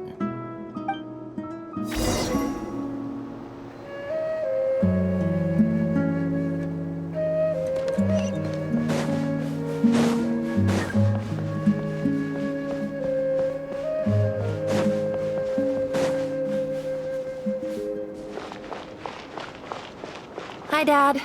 Uncle Retinue said you were looking for me. Ah, there's my little princess. If you'd gotten back just a little sooner, you could have shared the spoils of war with me. Spoils of war? Who were you fighting against, Dad? It was just a figure of speech. The aftermath of a sandstorm is no time to be waging war. I was talking about our war against thirst. I went out to fix our water supply problem, and now I'm back. Which means... We have a well again! That's right. I found a new one and brought back as much water as I could carry. It should last us for a good while. If it wasn't for these blasted sandstorms, our wells wouldn't be caving in. You wouldn't be spending all your time out searching for new water sources. As the chief of our tribe, I'm supposed to be leading us out of hardship and poverty, onto better things. You know how prosperous our ancestors were. I've told you all the stories. And look at us now, squeezed into these hovels. No one would choose this, if it wasn't for the endless wars over the years. But things are looking up. I started working with some folks from the academia a few months back. They gave me some contacts in return for my assistance in the desert. So you're the academia's helper now? Special ambassador, they call it. Think of it as a partnership. It's nothing bad, okay? We've been isolated here in the desert for too long. Seeking opportunities elsewhere is the best thing for us, and the fastest way to progress. So, do you get anything good out of being a special ambassador? Of course. My luck's improving all the time. One day, I swear I'm gonna lead us out of this place. We'll find somewhere new. Somewhere better.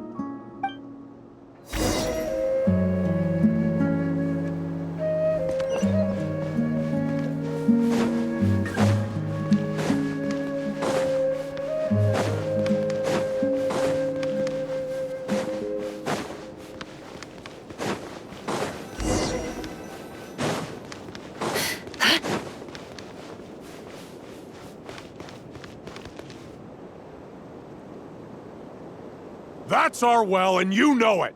You stole from us. Well, you've gone from chief to thief, and now you have to face the consequences. Did you really think you could take our water without permission and get away with it? You're either brave, stupid, or both.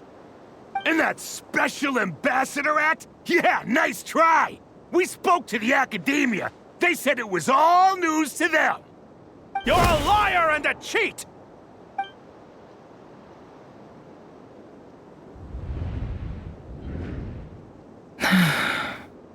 I heard Yehuda gasp, but I don't blame her.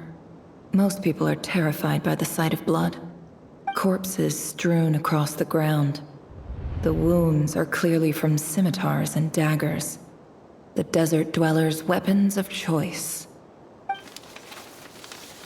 There's a handwritten note on the ground. Let's see what it says. Halil, this is Sinuhe, chief of the Shimti tribe. Surely you remember me. I was the one who helped you and your colleagues avoid the quicksand in the desert. This is my second time writing to you. I assume my last letter must have gotten lost in the mail, as I didn't receive a reply. I hope this one makes it to you safely. I'm writing to you because I need some help. That sandstorm the other day completely blocked up our well, forcing me to look for another water source in Iab and Unut territory. It was a matter of survival. Praise the gods. The well of the Iab tribe was intact. It was my last resort. I drew what water I could and left, but not without being spotted. I fear they will retaliate. You told me to write to you if I ever needed help. You said you'd be my ally in the academia. I urgently need you to formally recognize my title of Special Ambassador and send some of your people to assist me for a few days. It's the only way I can convince them that this was the academia's decision and prevent them from retaliating. This is an emergency. Please send help as soon as possible. Looks like this letter never got sent. The writer died a grisly death, and the letter was trampled into the ground. It's badly defaced. Some parts are barely legible. What a ridiculous lie the surviving Shimti tell. Their whole village was butchered over a sip of water.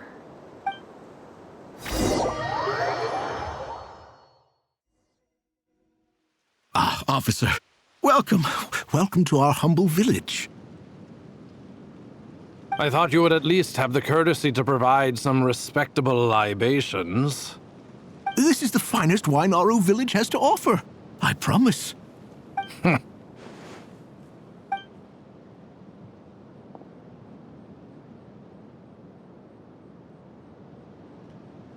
The Academia has agreed to reserve a single space for a candidate from your village. But I remain skeptical of this entire endeavor. I highly doubt anyone in this desert possesses serious academic potential. Please, have faith. If not in us, then in our God. The child we found shows great promise. I beg you, take her away from this place. Give her a chance. Don't let her talent go to waste. I don't recognize her. New arrival? She showed up here a few days ago and we took her in. She's a really bright kid. Please help. I'm begging you. So, where are you from? Nowhere special. Just a sand dune. What about the rest of your family? How many of you are there? Just the one. It's only you? Correct. So, no brothers, no sisters, no mother or father?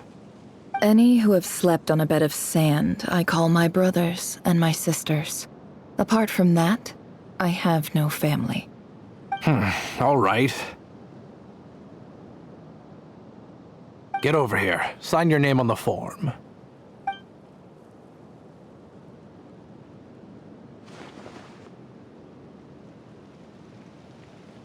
Never?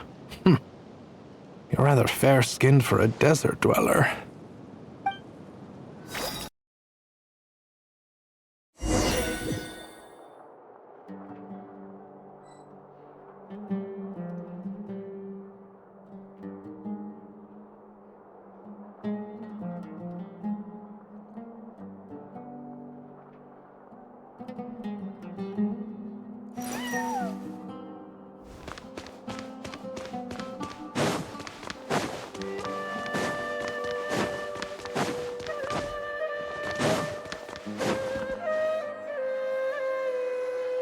Nefer, this term's assignments have been issued already. Please read through the materials thoroughly, conduct your own additional research, and then write an essay on the topic. Yes, Professor, I'm aware. I just had a couple more questions I wanted to get your perspective on. Oh? Please ask away. Well, I saw the other students' problem sheets, and I couldn't help but notice that my assignment is much easier than theirs. Do you really think I'm a weak student? A weak student? Goodness, no. Quite the opposite. You have a sharp mind, almost too sharp.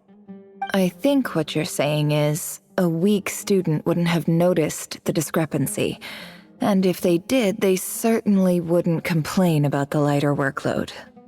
You see, sharp as they come. You see things the way they are. And I'm sure you know why they're like that. Because of where I come from. Because I'm different. I'm sorry, Nefer. I don't like it any more than you do. It's just... Anyway, you said you had a couple of questions. What's the other one?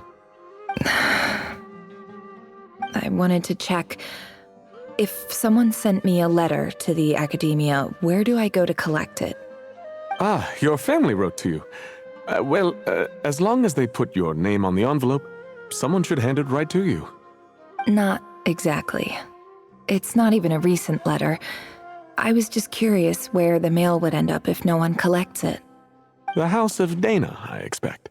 I know there's a box for unclaimed mail somewhere in there, probably sitting on a shelf. Whatever you're looking for, that'd be the place to start. Okay, got it. Thank you, Professor. Oh, don't mention it. Honestly, I feel like I failed you.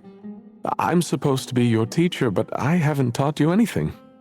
Hey, don't say that. You're a great teacher, and you do your best for all your students. But the rules are the rules. You're not allowed to teach students like me. It's not just the academia either. The whole world bends over backwards for the successful, and leaves the losers to suffer and die. Oh, my dear child. Don't tell me you've given up on life already. I haven't. I just think that if you want to make it in this world, you have to find a way to become successful.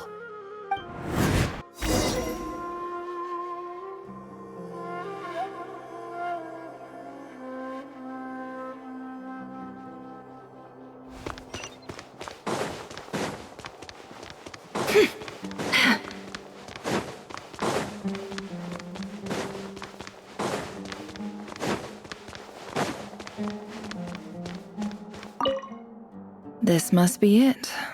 A big cardboard box full of unclaimed mail. And probably some letters that ended up here by mistake, too. Let's take a look.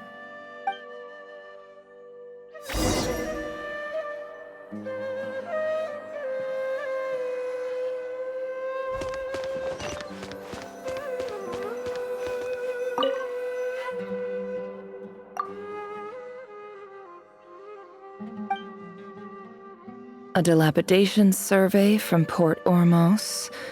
Looks like it's from a Core of 30 representative. What a strange thought. A bunch of mercs losing sleep over rundown buildings.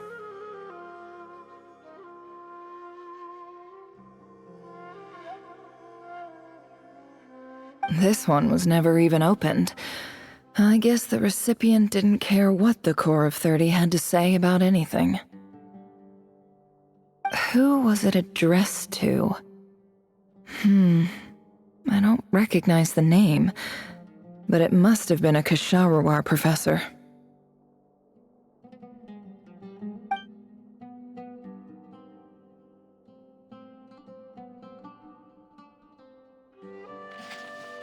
This one is addressed to the Immorta Sage. The title is Changes Observed in Satyavada Life Symptoms. Why do all these letters read like full-blown dissertations?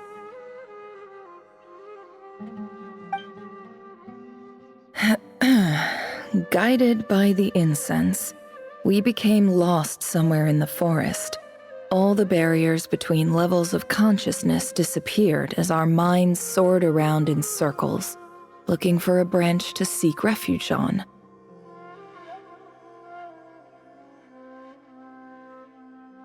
In clinical terms, these symptoms fit the description of incense poisoning. The Immorta Darshan strictly prohibits the use of hallucinogenic substances, but I believe there are still people getting away with it.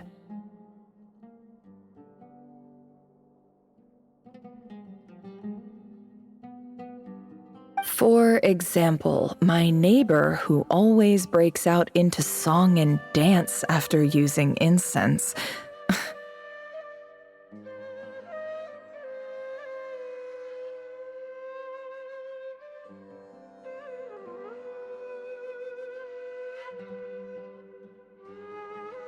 This seems like something the academia would want to know about. Why wasn't it collected?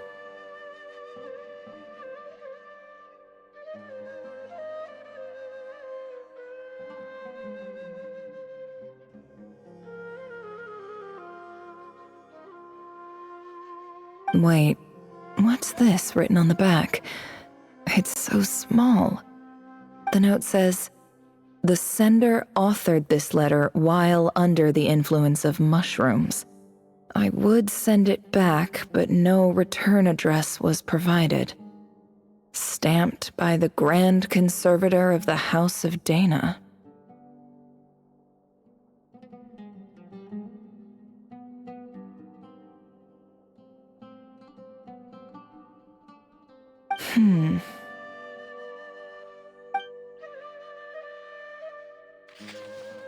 This next one is addressed to Grand Sage Azar?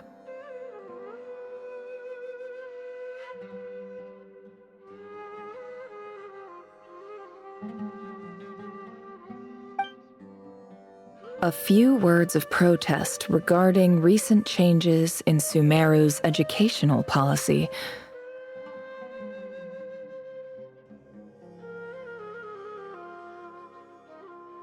In recent years, the academia has taken on a small number of students from the desert region, as per the policy to this effect.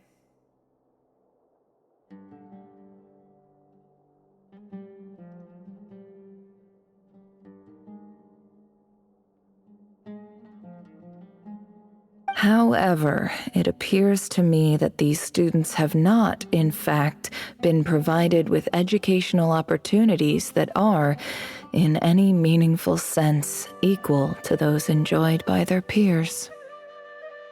As well as receiving dumbed-down assignments and perfunctory tutoring, they do not even have full access to the Akasha system. Education is the fundamental purpose of this institution, which should go without saying in a nation whose founding virtues are knowledge and wisdom. I ask you, is the lip service we pay to the policy of education for desert students truly the standard of pedagogy to which the academia aspires? As Grand Sage, policy decisions are your prerogative. But do not forget your roots. You and I were once students too, as was everyone else in this institution.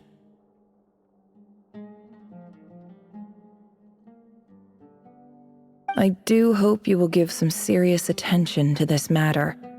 I encourage you to discuss issues like this with myself and others, and listen to some alternative opinions.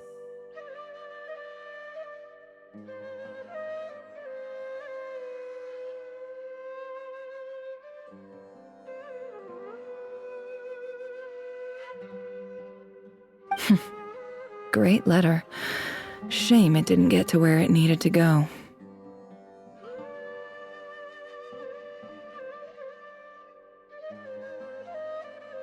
And the sender is... Sage Cyrus of Spontamod. I didn't realize anyone else even knew how bad students like me have it in this place.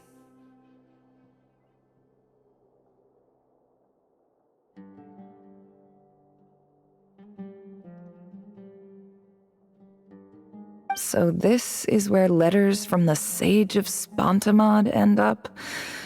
Nice one, Grand Sage. Really enlightened leadership.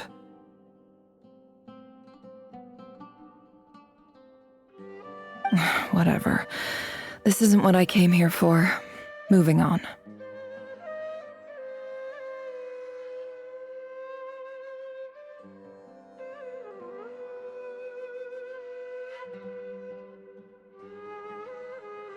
I'm not exactly holding out hope that a letter sent from the desert would even make it here. But if it did, where else would it end up if not in this box?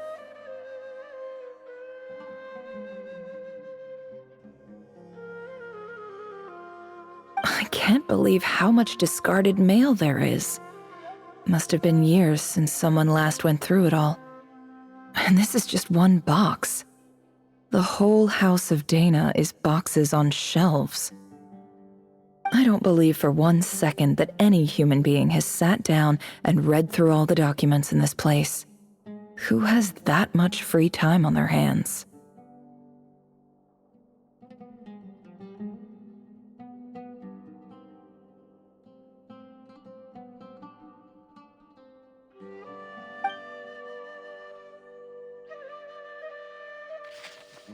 Wait, could this be it?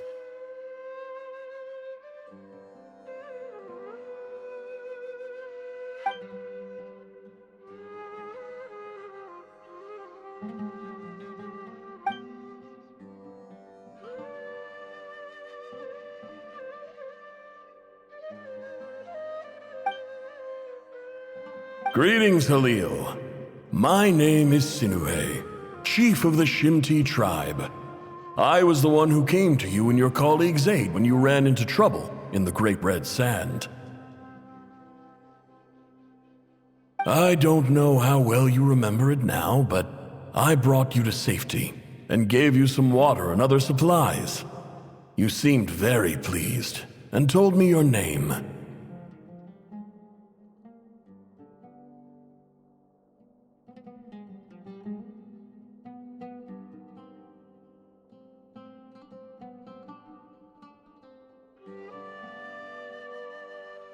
In my tribe, learning a person's true name is serious business, and I therefore see you all as friends. You were kind enough to leave your contact details, so we could stay in touch. The Shimti tribe lives a harsh, nomadic existence in the desert. You were sympathetic towards my plight, promising to make me a special ambassador of the academia and help us find a way to make a better living. This brings me to my reason for writing. Our tribe has fallen on particularly hard times, and I would like to ask for your assistance.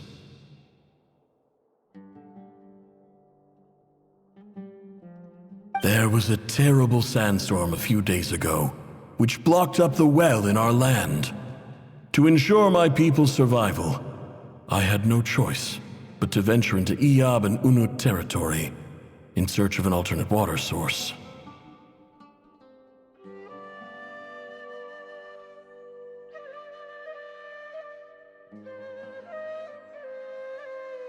The Iyab and Unut are descended from the Thamudians, while we trace our ancestry to Tulatala.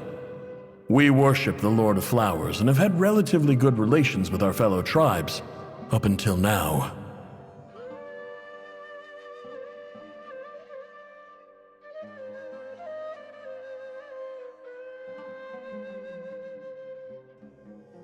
I found a well belonging to the Iyab tribe. They declined to help us, but I really had no other option. So I took some water to keep me and my tribe alive. My actions are certain to incur their wrath.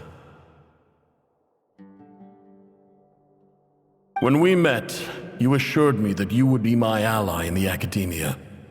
I would like to take you up on that offer, because I really need your help. I wonder if you could send an academia representative to meet with me. That aside, the last time you were here, you mentioned that the academia had started accepting students from the desert, and I told you a little about my daughter, Nefer. We have next to no resources here in the desert, and my power and influence are limited. Would you consider enrolling my daughter at the academia? She is a smart girl. I know she won't disappoint you.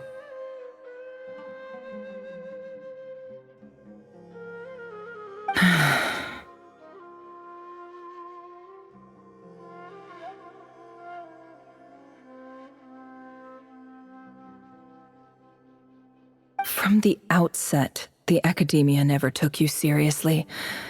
Those things they promised were just empty words. I doubt they even remember the name Sinuhe.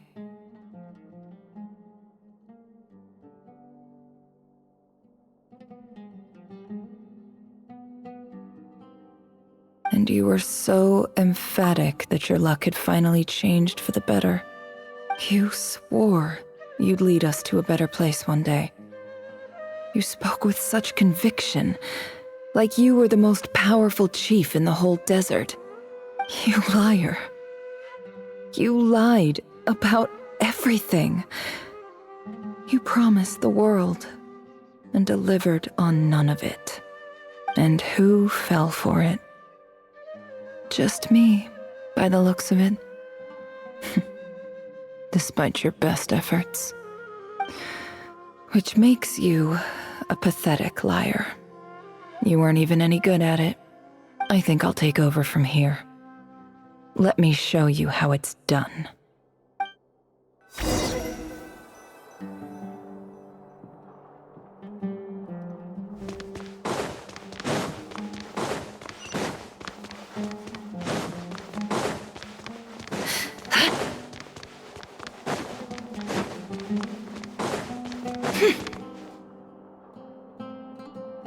I just came to say goodbye. Thanks for everything you've done for me in my time here. Nefer? You packed your bags. Where are you going? I'm quitting. Something's come up in my hometown. Gonna head back and deal with it. Huh?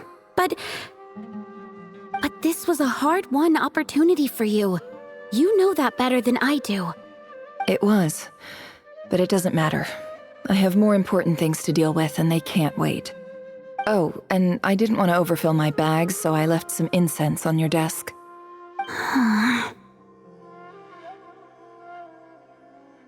What's wrong? I thought you liked incense. Although, I did read somewhere in the House of Dana that it has hallucinogenic effects. Don't use it all at once, all right? Isn't this the stuff you brought from your hometown? You're just letting me have it? But you said it's a rare and valuable commodity. Yeah, about that. I lied.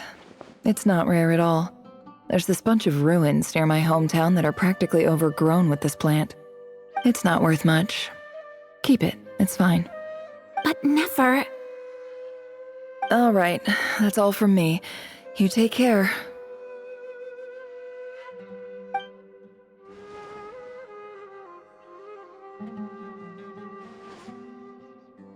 Don't forget me, okay? I mean, we're more than just classmates, right? We're friends. Yeah, I'll remember you. I lied again. That incense is worth a fortune, and it's a rare find even in those ruins. And as for remembering her, I have far too much to do when I get back. No time to reminisce. I'll be lucky if I even make it through this alive. But either way, I expect I'll forget you pretty quickly.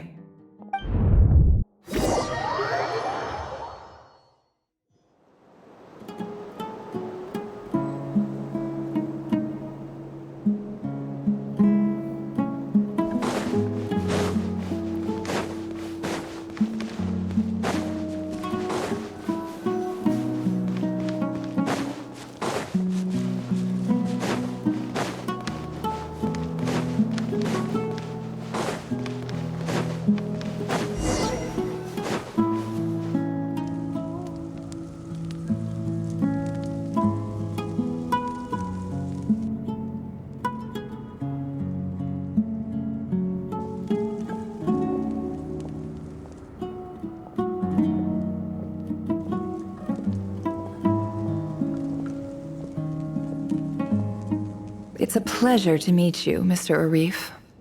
So, what does the Academia want? Since they've sent their special ambassador, I assume there's a big business deal to be made. If not, I'd be very disappointed. Please, sir, lower your blade. You're lucky I'm the one they sent. Not all special ambassadors share my admiration for the Iab people. The ever-shifting balance of power in the desert reduced the once great civilizations of this region to rubble and sand. But the story of the Ehab has a very different trajectory. Others grew weak, but you grew strong, beginning in obscurity and moving to prosperity. You're the only ones who defied the trend. Huh. So, you do know who you're dealing with? This well is the perfect symbol of your strength, is it not?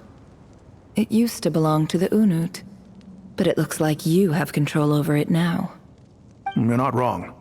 But I'm sure you didn't come all this way just to flatter us. Of course not. I came to bring you some very good news. Some information that recently came to light, which might just be your ticket to freedom. Records uncovered by the Vahumana Darshan show that a certain well currently under Ehab control is built on top of some ancient ruins. These ruins are of great archaeological interest to the Academia.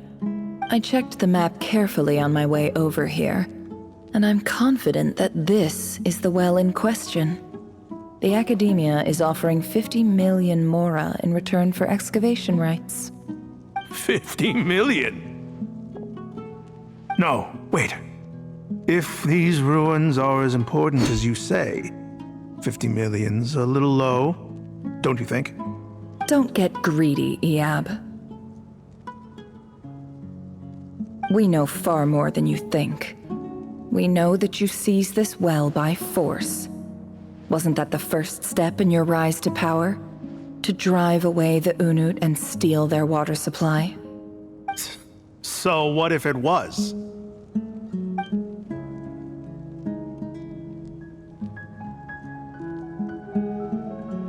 Don't worry.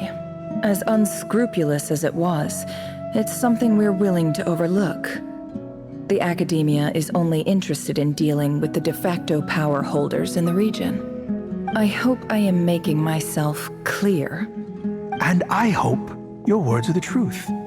If I find out the Academia is trying to play me, I'll hunt down every one of your people and make you watch as I cut their heads off one by one. I assure you, Chief, that would not be in your long-term interests.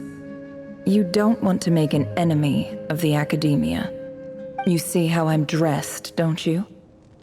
I appreciate that you've never been to the rainforest, but surely even you recognize an ambassador's attire when you see it. And what does a barbarian like you have to lose anyway? You really think the Sumeru Academia would bother to come all this way just to lie to you? We have more important things to worry about. All right, I take your point. The Academia is the highest authority in the land. I'm sure you're trustworthy people. In that case, we have a deal. We will sell you the excavation rights. I'd like to thank you, Ambassador. This is good news indeed. Excellent news. In fact, it calls for a celebration. Would you do us the honor of staying a while and enjoying some Ehab hospitality? Gladly. I am partial to wine myself, and I trust you are as well. So let's indulge in a few drinks together, in celebration of this momentous occasion.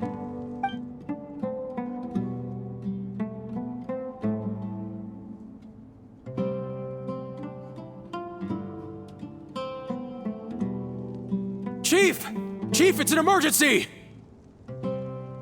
It's the Unut. They've taken the well. What?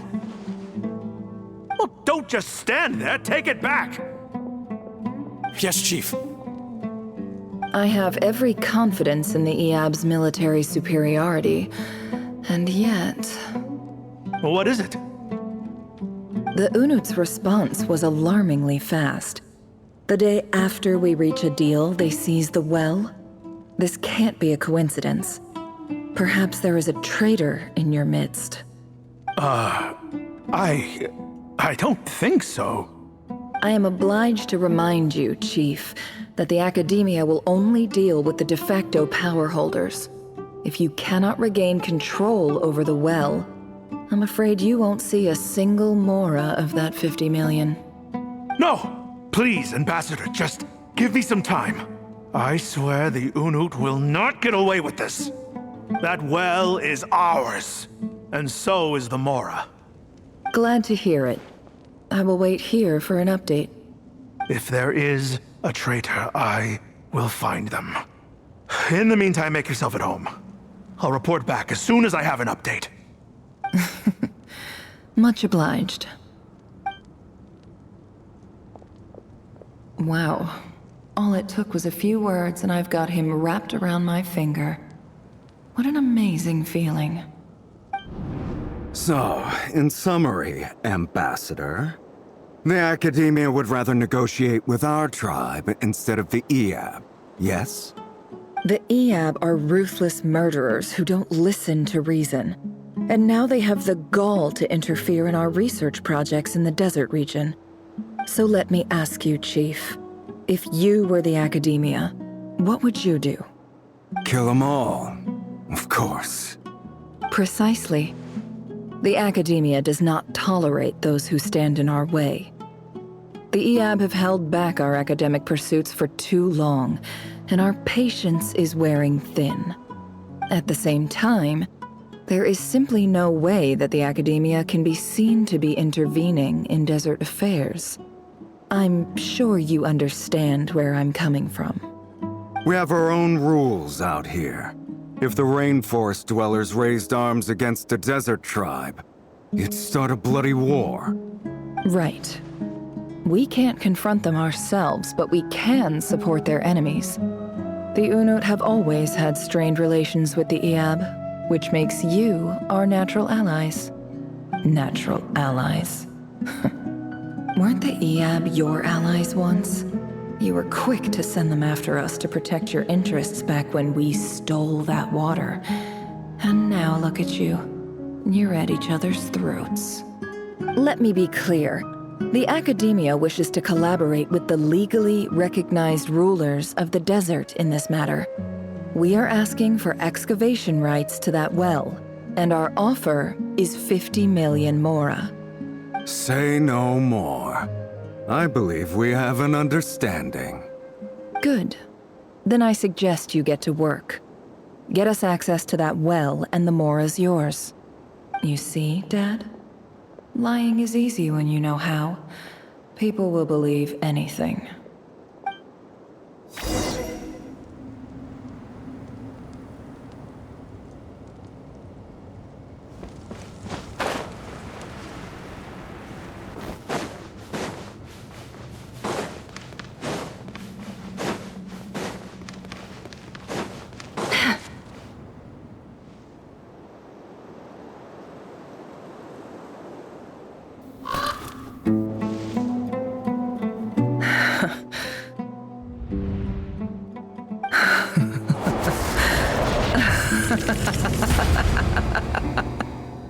Look at yourselves.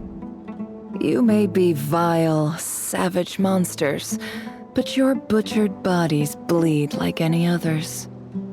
You're no different. You're nothing special at all.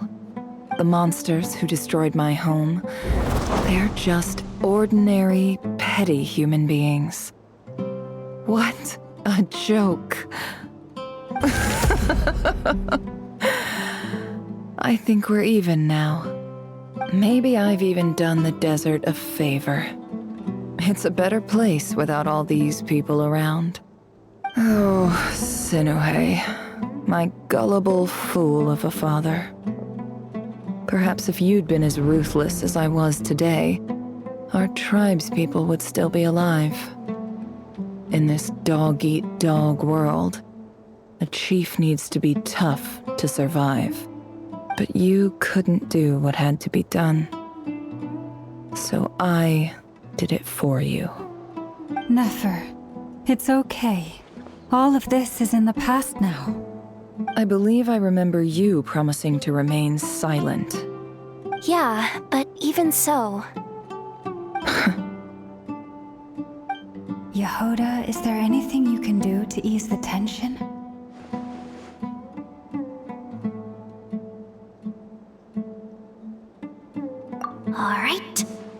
a sharp turn onto a completely different topic. So, anyway, that's enough of that. When are we getting out of this place? Feels like we've been walking forever. I'm getting pretty tired. Oh, Alma, you tired? Yes. If we can find somewhere to sit down, I could certainly do with a rest. It's not far now. There should be a temple just up ahead.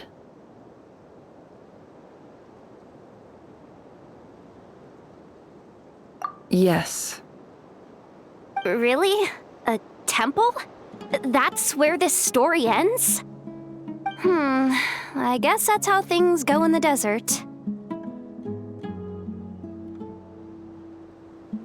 Desert dwellers can never escape their destiny. Or so everyone says. I never wanted to believe it, but looking back now, I'm as desert as they come. You mentioned a temple. What's waiting for us there? My biggest trade secret of all. Ah. Then I'm guessing it's where you got your power from. The power to peer into other people's minds. I didn't know you were clued up on any other religions. I'm no expert in the history of Sumeru, but since you come from the desert, I would imagine it has something to do with King Deshret. Sounds impressive.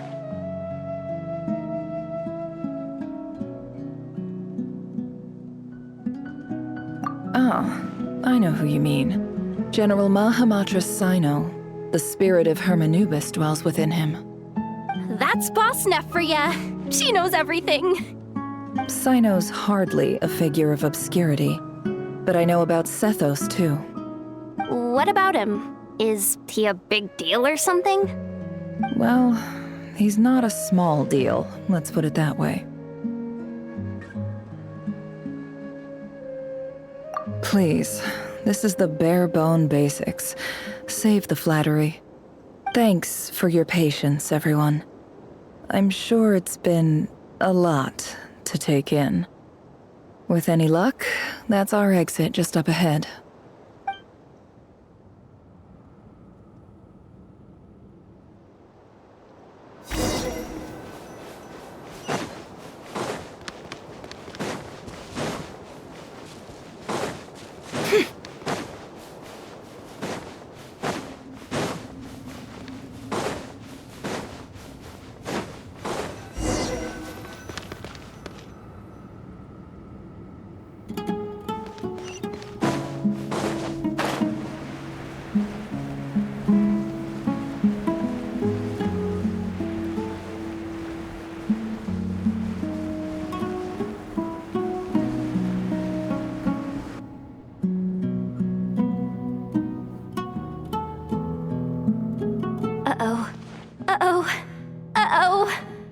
I'm totally out of my depth here. I don't have anything to add about any of this stuff. Like, look at that statue, for instance. I want to do the whole name-dropping, this girl knows her stuff thing too, but I've never seen anything like it before. A statue with the head of a bird.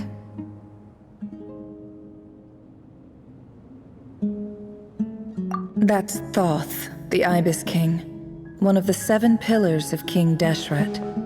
The legends say that he, the Crocodile King, and the Goat King were the 3 retainers of King Deshret. Let's take a look.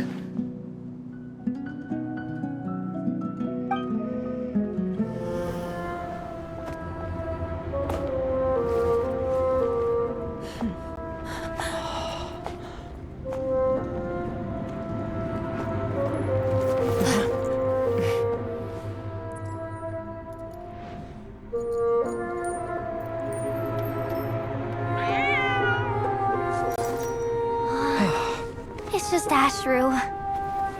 So, all is well?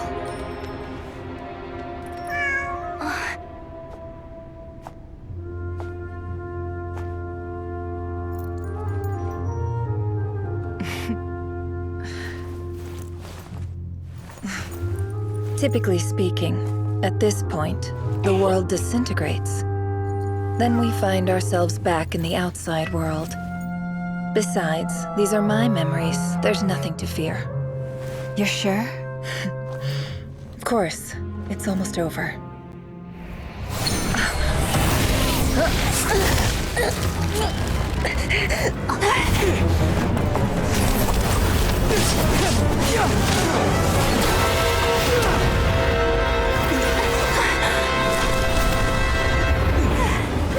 Hold on!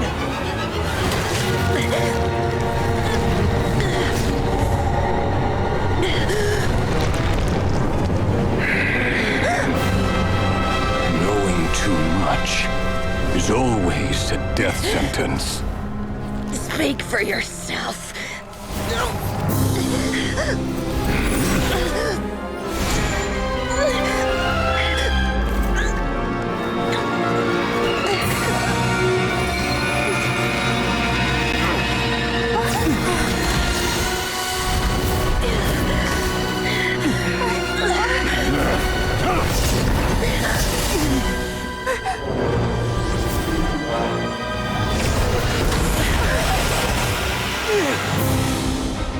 How repulsive.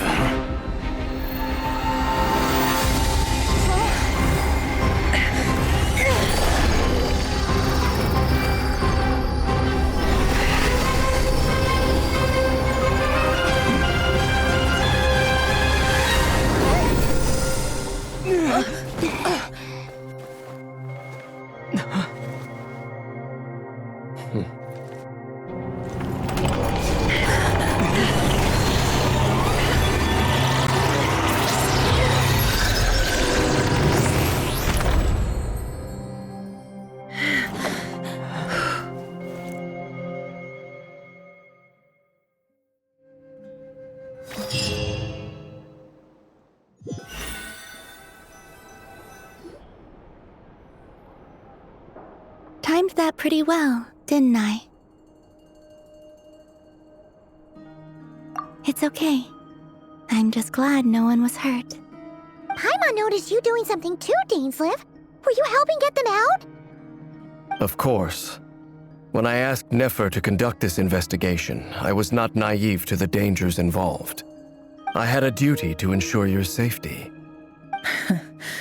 Good to know your sense of justice is still intact after all these years. I take that to mean that you saw the truth. That comes as a great relief. I certainly did. And thanks to your help, I also managed to trap Rerir inside the chess set. Whoa, really? How'd you manage that? Well, to be honest, I sensed that something was wrong long before we made it to the temple.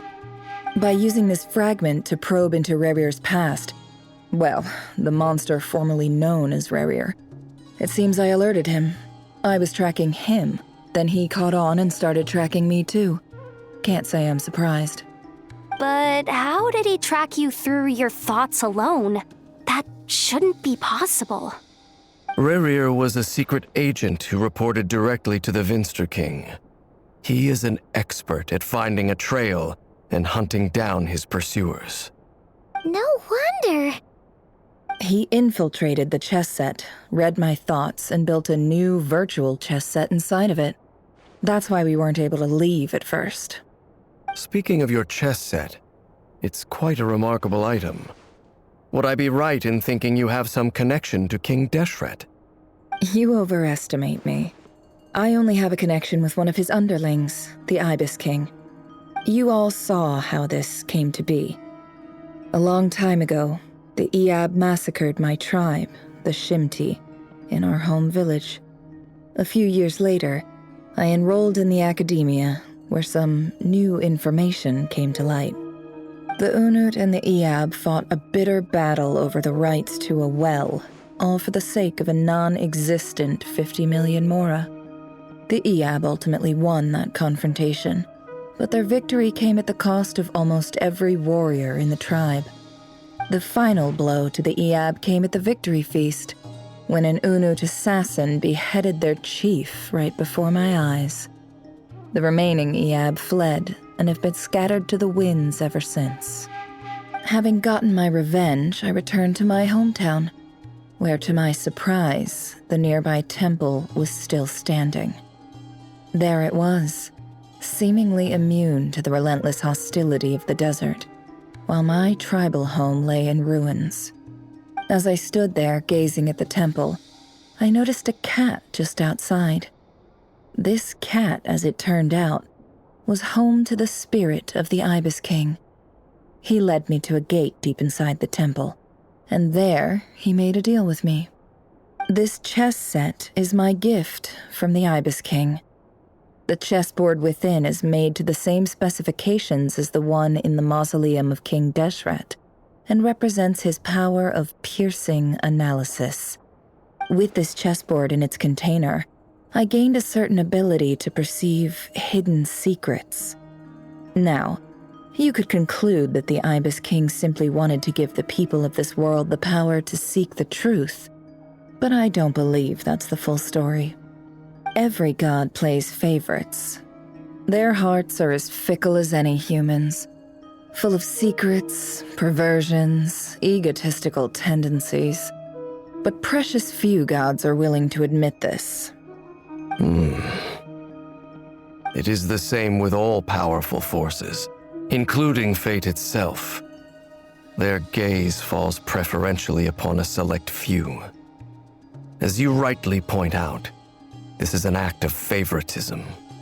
If you're alluding to the Abyss, then yes, I agree. Gather the others. It's time to share everything I've learned.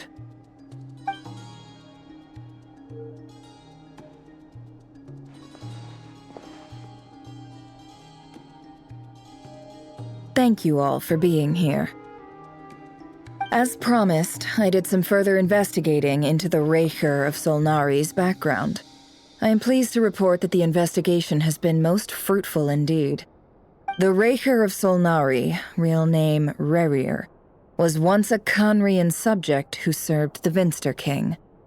I will now share the important details of his story. Please save any questions or comments for the end.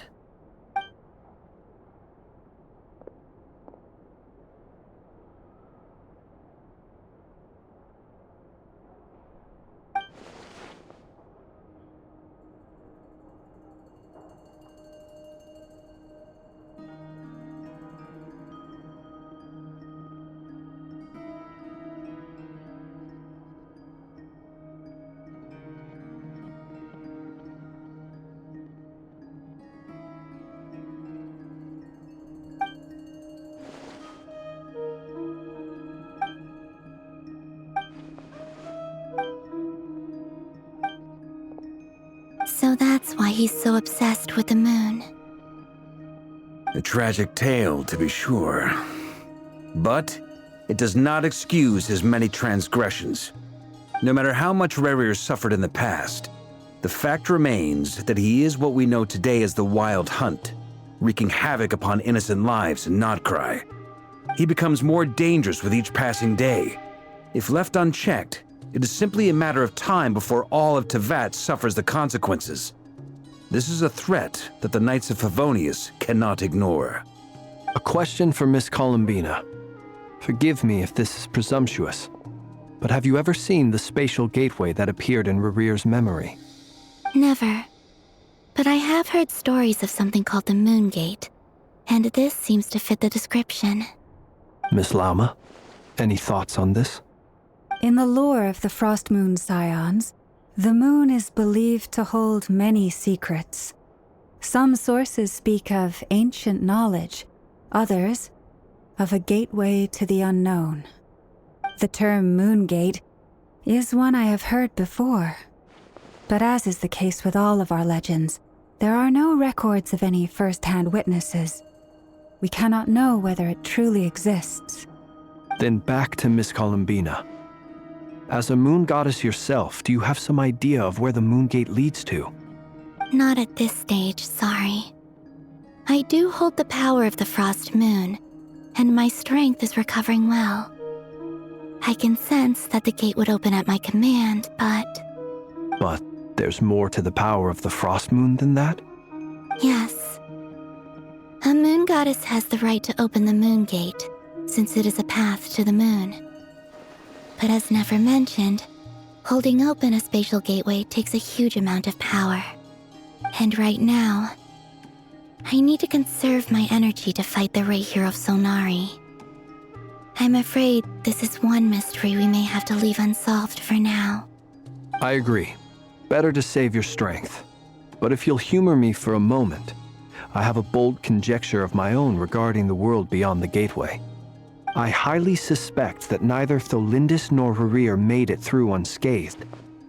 The evidence pointing to this is the fact that the Rahier of Solnari exists in the form of countless fragments. With the abyssal power he wields, no ordinary foe can touch him, let alone tear him to shreds. And yet, the wild hunt proliferates wherever his scattered fragments lie, drawing hordes of monsters to many different locations across the land. So your theory is that Rarir was physically torn to shreds by some powerful force? Hence, why the wild hunt is a distributed phenomenon, rather than a unified one? Makes sense to me. Explains why the wild hunt is so pervasive, and why he's been trying to piece himself back together.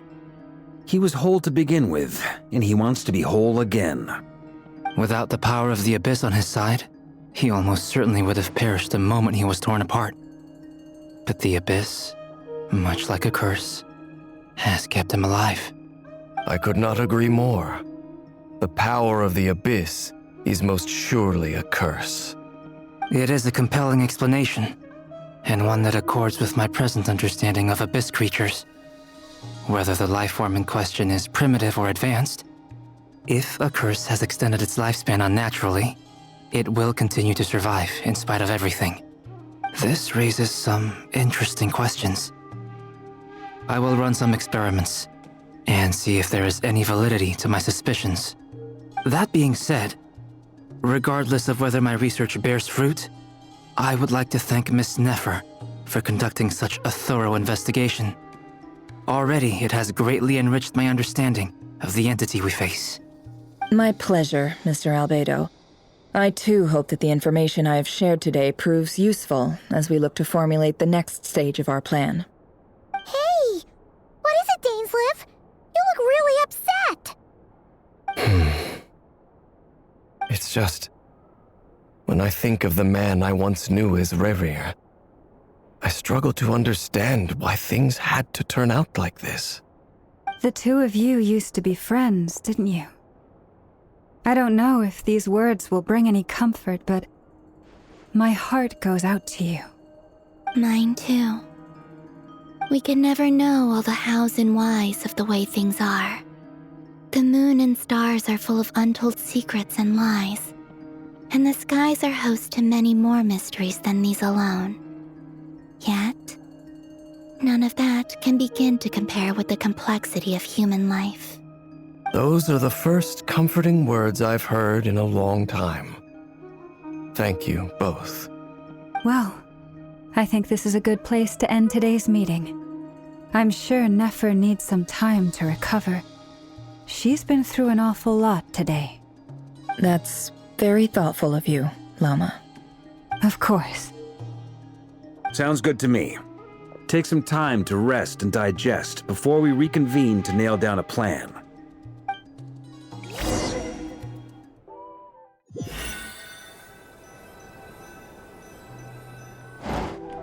Hey, is this a bad time? Hope I didn't kill the conversation.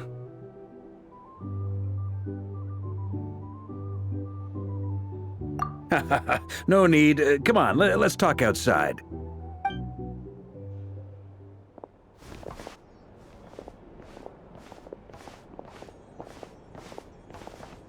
Anyway, Nefer went back to the curatorium to get some rest. But before she left, she shared some things with me that I thought you should be aware of.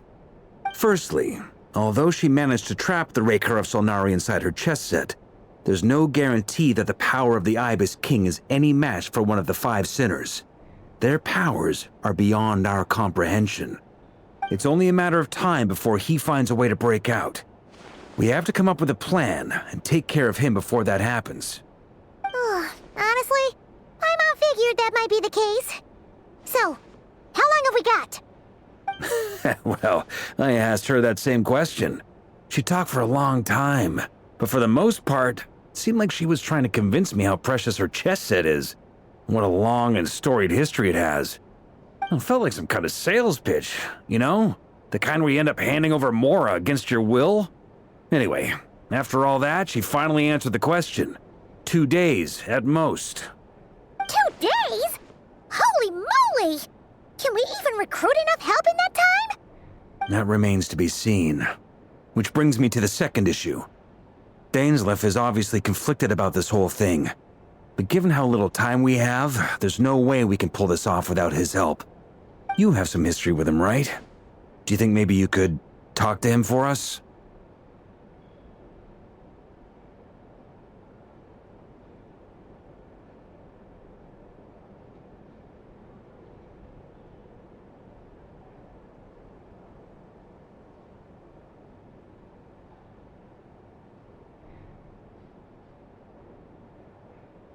Great, I appreciate it. All right, on to item 3. So, Albedo, Durin, and I put our heads together and came up with a plan. Can't promise it's gonna work yet, but at least it's a start. We figured we'd bounce the idea off you first. We'll explore it further once everyone's recovered. Oh, Paimon's dying to hear this. All right, so, here's what we're thinking.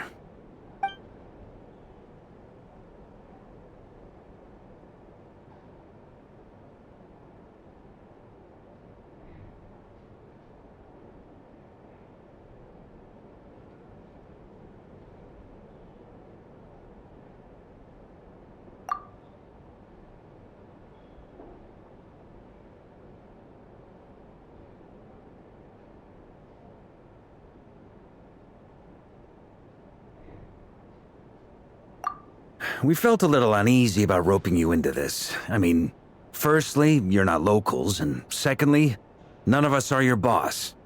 You're well within your rights to refuse if you so choose. Roping us in? Why would you even say that? We know the stakes here. It's all of us against the Reher of Solnari, or none of us stand a chance. I choose my words very intentionally, I'll have you know. I like to think there's an art to striking a down-to-earth tone even when the stakes are through the roof. Sir Varka, I have a few thoughts about this plan. I'm all ears. I think we can be more flexible with how the roles are allocated. In my view, the most sensible lineup would be like this.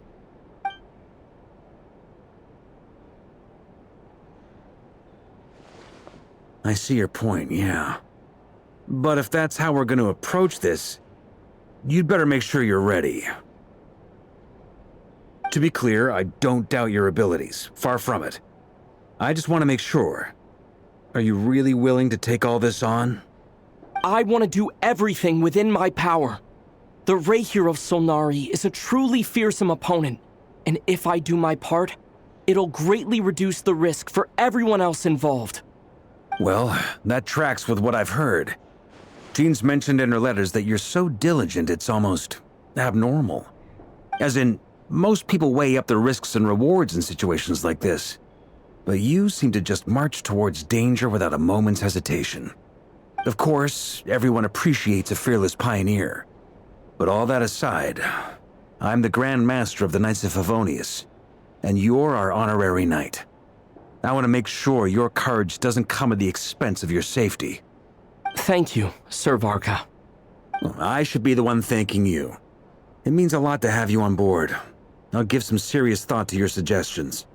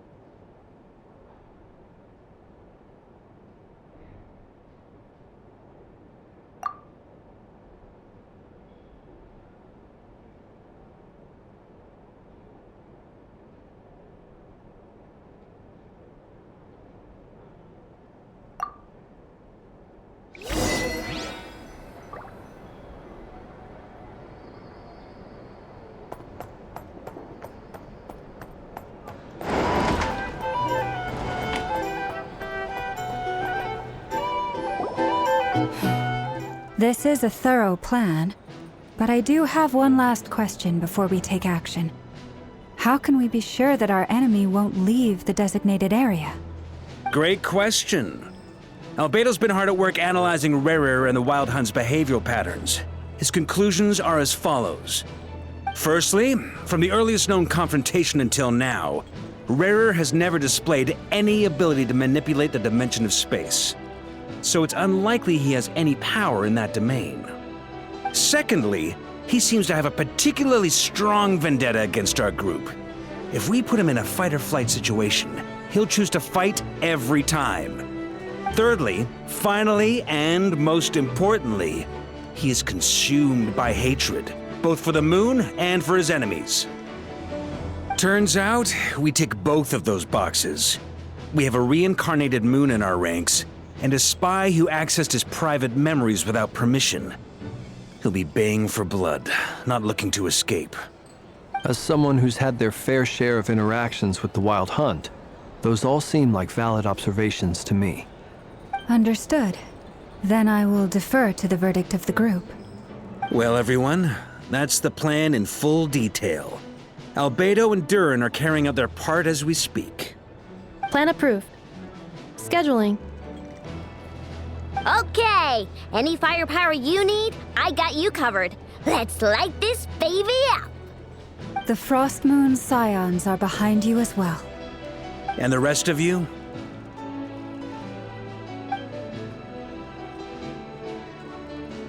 No objections? All right, then it's settled. This is the plan we're going with. Next up, an old tradition of mine. Anyone who wants to back out, now's your chance. Wait, we can still back out of this? Everyone says things they regret, right? I don't want anyone feeling trapped because their mouth said yes before their brain had time to think things through. A very people-first approach. I hear that's common practice in the Knights of Favonius. Heh. Who'd you hear it from? D-Luke? Shh. We don't use people's real names at work. This contact will be known only as Owl, please and thank you. This plan can only work if everyone does their part. Flint's and I will absolutely support it.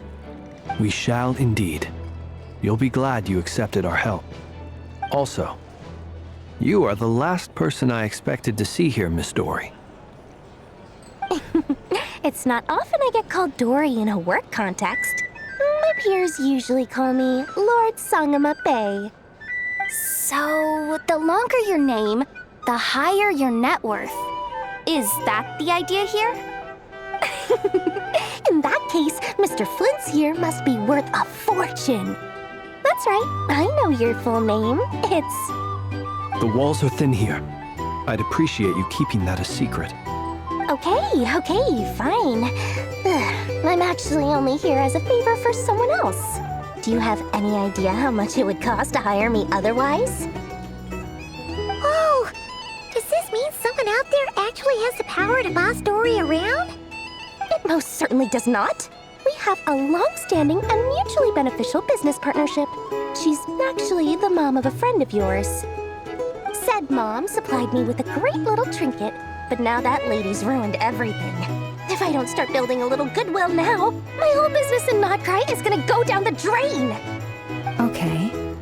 So what exactly is so special about this pendant? It's a lucky charm that a great mage made for me. We have a business relationship, and she was worried that something bad might happen to me. So, she wanted me to have something that can store power to protect myself with. I finally got it all fully charged up with Kovaki, and then never went and used it all up at once! Never lost so big in my life! You're right. It was all my fault. I didn't mean to drain all the Kuvaki in the pendant, but I'll make it up to you. You will? Well, in that case, how about you give me your chess set, and we call it even?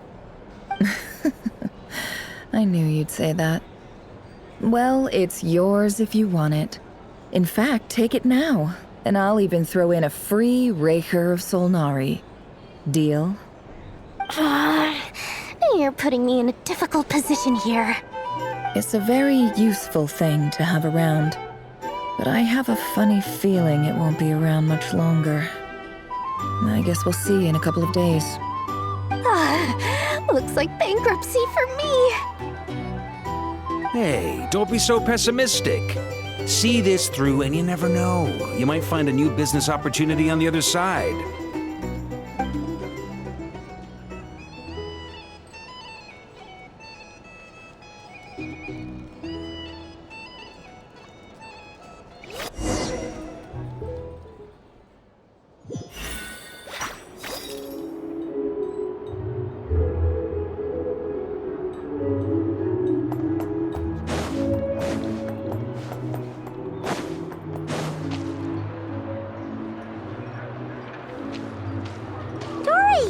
How are things going? Feeling ready? Oh, I was born ready. We only have 2 days. You think Lord Sangamabe would let an opportunity like this slip by? Don't forget, when something's in high demand, the people with the goods on hand get to charge the highest price of all, even higher than the sellers taking advance orders. Ta-da! See? It's right here. Ah, it's so pretty. Did you make it?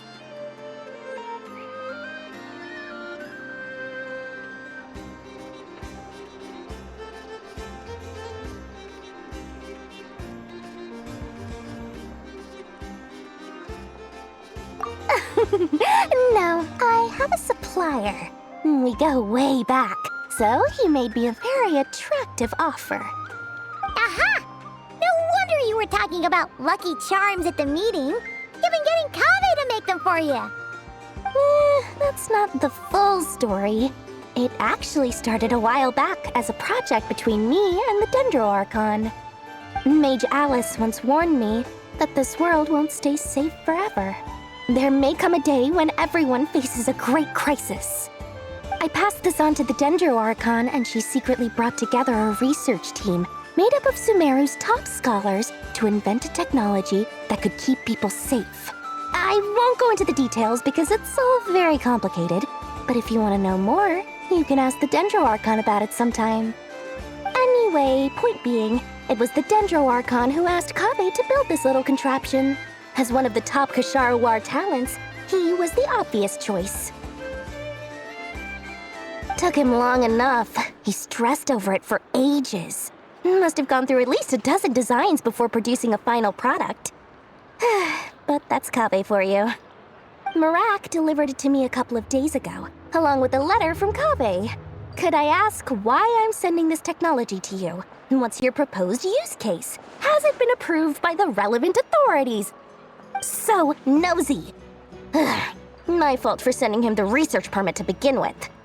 Surely Nahida must have told him you were involved in this project. He was probably just nervous because you're always so secretive about your business. Could be. Anyway, I just replied, let's hope there never has to be a use case, because it would involve grave danger. Fair enough. But it sounds like he was just being cautious. He probably felt responsible as the one who made it. Or maybe he was asking as a favor for his housemate. He's done that before. Not sure why, though. His housemate doesn't seem to really care that much about this kind of stuff. Either way, all's well that ends well. I'm just glad to finally have my hands on the product. I wouldn't want to be without it, given the potential dangers that lie ahead. Huh? What does that look mean? Paimon's just super surprised. This must be the first time we've ever seen you actually get serious about something.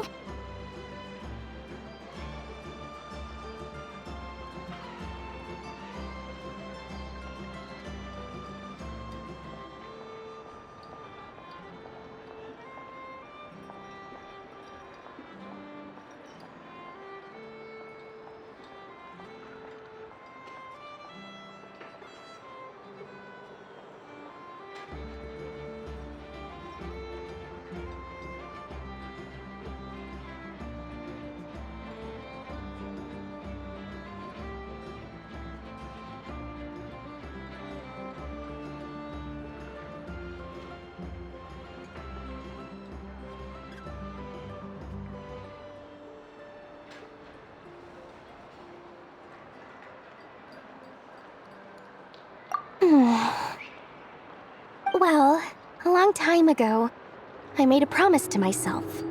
I promised that I was gonna live every day of my life with a big beaming smile. Obviously, Mora plays a big part in that. But there are always gonna be times in life when you have to give something back. That could mean paying back a debt, returning a favor, or showing some kindness. Alice has been a huge help to me over the years.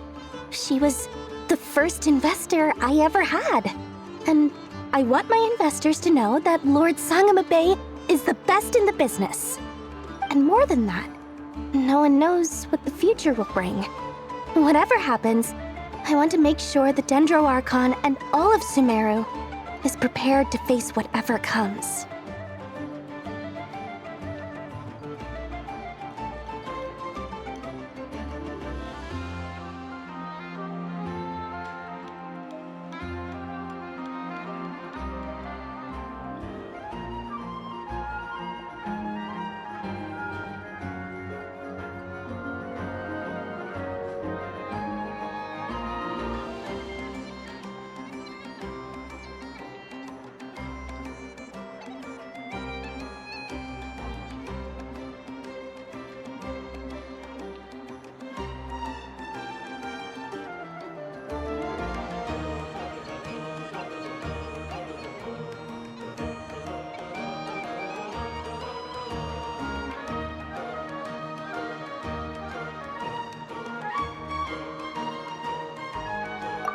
That? I was just making sure Nefer and I are square. Don't be thinking it was some sort of benevolent act. I'm no saint, so don't treat me like something I'm not. My priority is doing the business that I want to do, so long as my conscience lets me, but it usually does. That's the Lord Sangama Bay business model. All right, if you say so. I do say so, and that's the whole point. I'm a businesswoman. Don't go trying to figure out what kind of person I am. You'll exhaust yourself. Much easier for everyone involved if you just take my word for it. Oh, and could you two help me get this stuff where it needs to be? Thanks so much. You're my favorite assistants.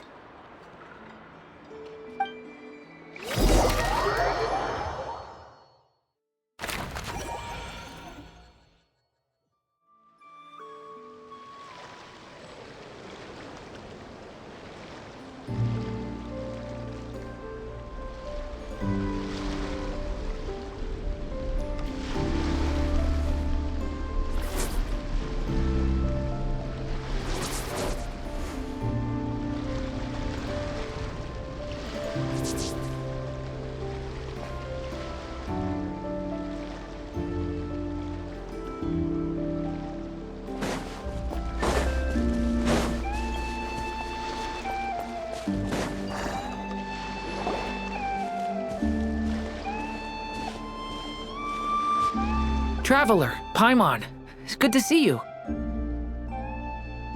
Everything going smoothly over here? Sort of. As you're probably aware, Varka, Diren, and I captured some abyssal creatures from the Wild Hunt. Per the plan, we dissected and analyzed some samples of these creatures. The process went very smoothly. The findings, however, come with some troubling implications. What? You can actually dissect the Wild Hunt? That depends on your definition of Wild Hunt and dissection. Harmless, lifeless. These words are accurate descriptions. The Wild Hunt is an interesting phenomenon. In and of itself, it doesn't seem to possess anything akin to a human personality. But taken as a collective, the medium through which the Wild Hunt is summoned does appear to have a soul. Master griped a lot about the wise Horoptetyr, and seemed somewhat fascinated with the foul certology. But she barely mentioned Rerir at all. I don't think that was because of his lower social standing, though. Anyway, it's a pity. I should like to hear her thoughts on the nature of the lifeform he has become today. It's a strange mix. The furious energy of an abyssal being channeled through a fractured physical existence. A consequence of being torn apart by an unknown power. Perhaps the only explanation for his survival in this state is that he sacrificed a degree of individuality in exchange for a continued existence. Oh, sorry. Once I get talking about interesting research, I have a tendency to go on indefinitely. Back to our research findings. Essentially, they confirm my hypothesis. Rerir's corpse is completely contaminated by the Abyss, and the effects are irreversible. You could think of this as Rerir in mutated form. But in my view, even that would be inaccurate. In reality, his whole being has been consumed by the Abyss. In other words, he is now nothing more than a manifestation of abyssal power. Unfortunately, at present, we have no means of completely eradicating abyssal power. Hence, we cannot fundamentally destroy the Reihir of Solnari either. Oh, that's terrible news! So, that's it? We can't defeat him? Not even if we get the power of the Three Moons? Miss Columbina's situation is a difficult one. She can never achieve wholeness when the world does not accept her presence. It's as if her creator banished her to a place she can never be accepted. It means she spends most of her energy just on her own survival. Given the circumstances, it's only natural to despair. But we must see this plan through to the end. Time to kick off the backup plan. Oh, Paimon almost forgot! This is for you. Dory asked us to bring it. Ah, how wonderful. Well, thank you for making the trip. Durin and I will be heading off shortly. I'm sorry I won't be there to protect you in person this time. Please be careful. All right then. Stay safe.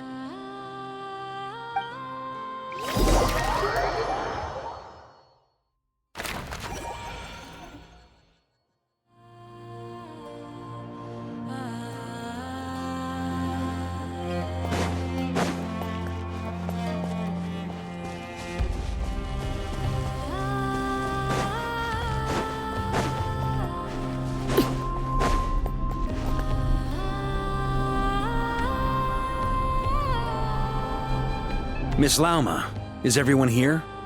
Yes. The fate of my flock is in your hands, Grandmaster Varka. Please keep them safe. My lady, what are you saying? Within the next 24 hours, we will face the biggest crisis the world has ever seen. This is not a burden that we deserve to bear, but I believe that we reap what we sow in this life. So I intend to act. I must do what I think is right. For me, that means fighting for the future of Nodcry. This gentleman is the Grand Master of the Knights of Favonius, Varka, Knight of Boreas. In my absence, please follow his lead. Hey, everyone. Guess I should introduce myself. Well, to start with, I know my way around a battlefield. Biggest strengths are honesty and hard-workingness. Anyway, point is, I don't intend to let Lauma down. I'm gonna do everything in my power to keep every last one of you safe and sound.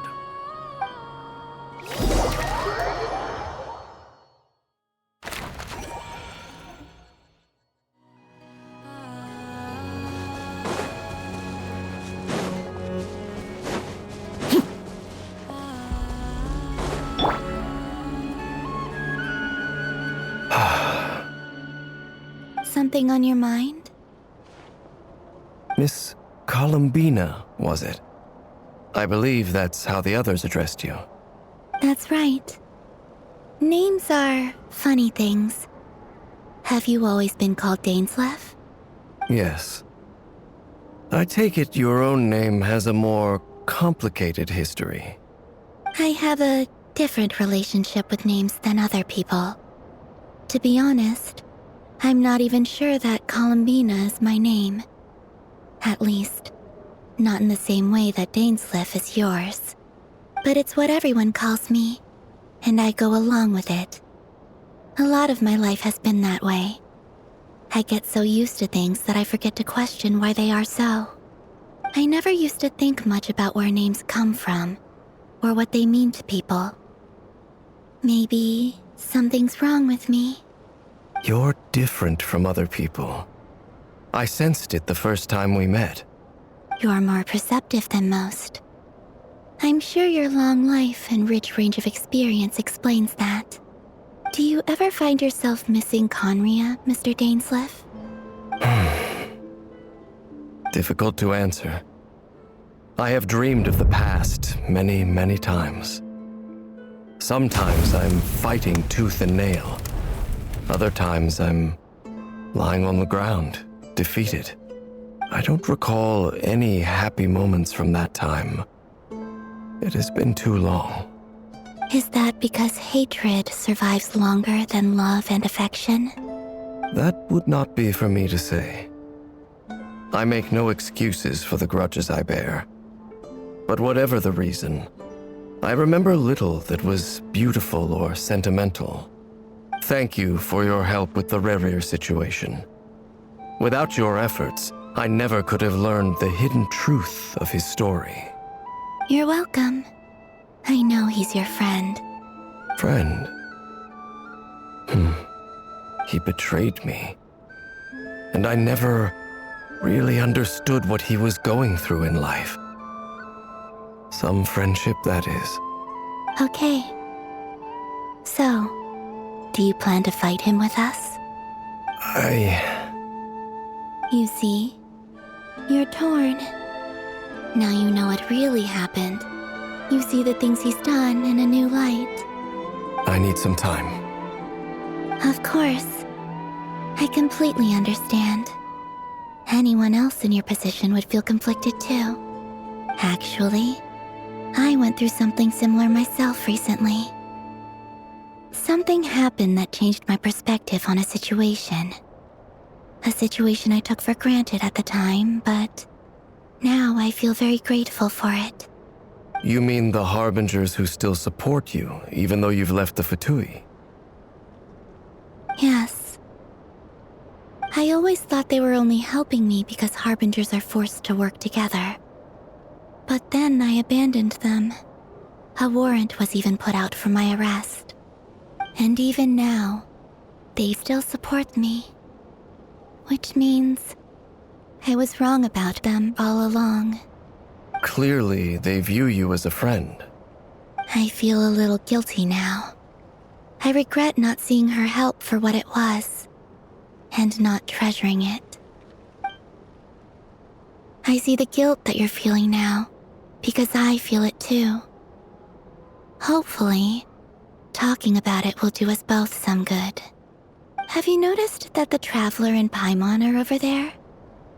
I think they've been listening. Huh. Shall we say hello? Sure. Hello. Ah! They caught us!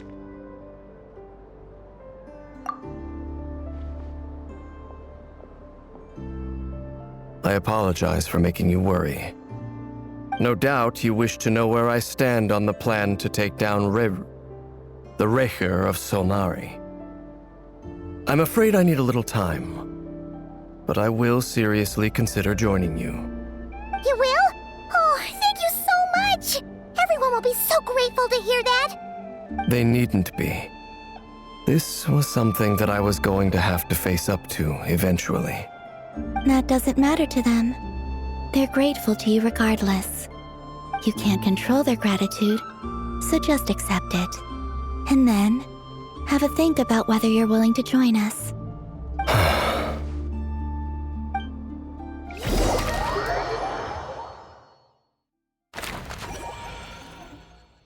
It's nearly showtime! Let's go rendezvous with the others. You know the place.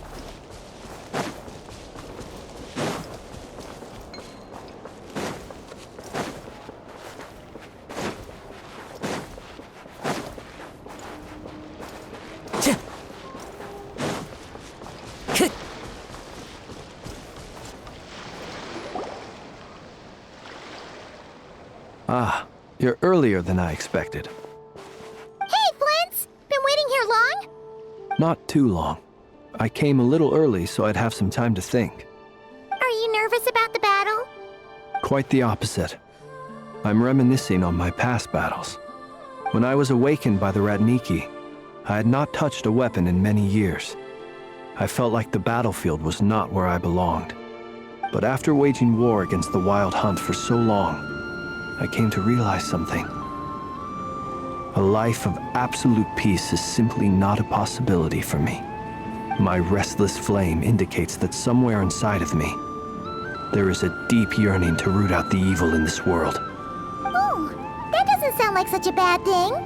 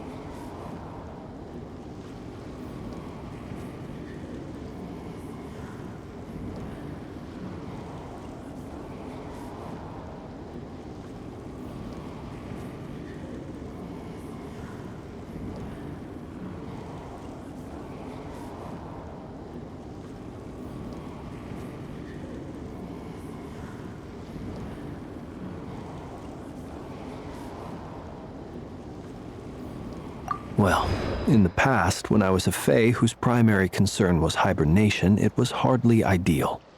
But it certainly serves me well here in the present. And I am delighted to be able to join forces with you in this endeavor. Looks like I'm not the first to arrive. Ah, Miss Lauma. Did you sleep okay last night? I struggled to settle down at first, because of the nerves. But don't worry. I got enough sleep in the end. I'll be just fine. Please, I'm just doing my part. Never! Over here! Aino asked me to relay a message. She said Anefa will be on high alert and keep a close watch over all secondary districts where defense is required, providing support as necessary. Meanwhile, Aino herself will provide range support to us directly, using her latest invention. Excellent. My thanks to all involved. The chess set's looking a little unstable. It won't hold him much longer. We should be prepared to engage at a moment's notice. No sense sitting around waiting. Let's make the first move while we still have the option. I agree. Paimon, find a safe hiding place. Got it! Be careful, Traveler! I will.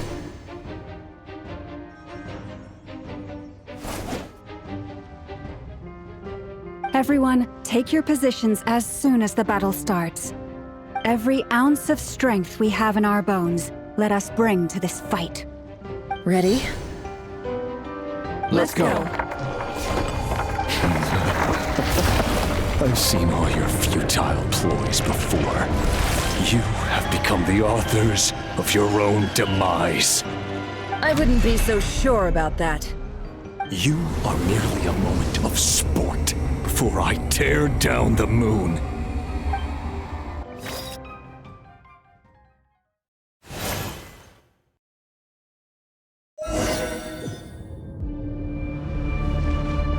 Stay on your toes. Yep, you too. Forest, protect us. The moonlight betrays you. Water jet! Let me help you guys. It's this!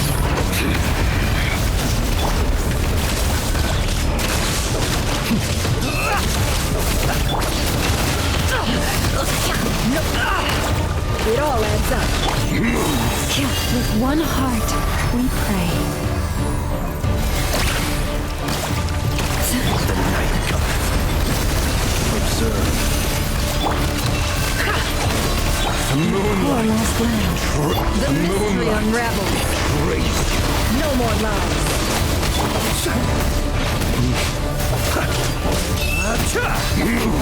By the frost moon holds. Futile. Forest, protect them. Water jet! Bombs away! It all adds up. The moonlight betrays you. You poor lost the... Close your... Observe. Pathetic! Move! Seek within. Can't hide the truth. No more lies. Shameless. With one heart, we pray. Forest, protect us. Close your eyes.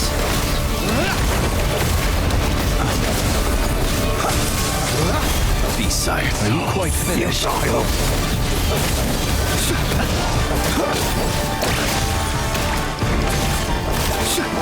long sleep beckons. Observe. Can't hide the truth. It began with the moon, and so shall it end. The moon will protect you.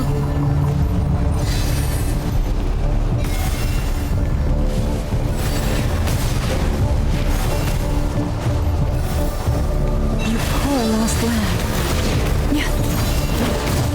Be steady now. Close your eyes.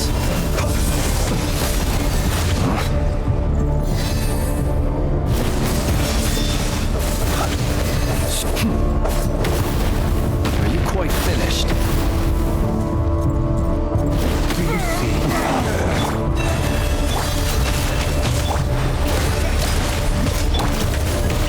Abonnier, when will it be as you foretold?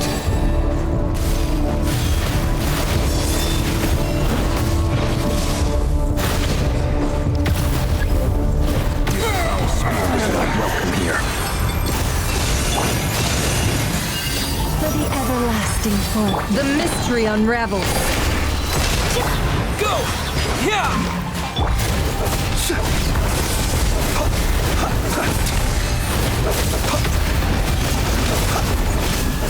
Moonlight. Pathetic. Night falls. Observe.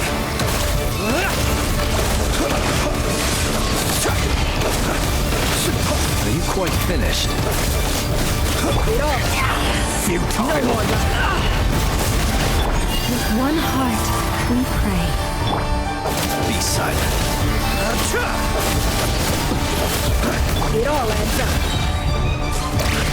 Seek within. Go!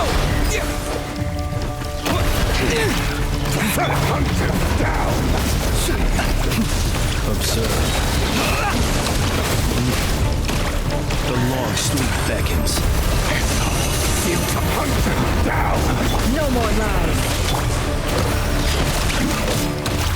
Forest, protect... The moonlight betrays you. How? Be silent. Move! Wipe out! By the frost moon of old. Steady now. Moonlight! Futile! Hunt him down!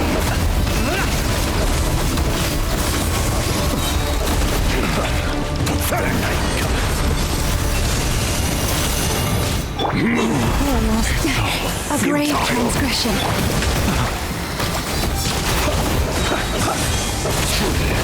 Your little game of heroics is over. Who wants to go first? Moonlight! Now, get out of my sight! No! We've been separated! Will it take? You okay? Never! Where are the others? Stuck outside the barrier. I guess he really doesn't like us. I told you before. Knowing too much is always a death sentence. Be careful what you wish for.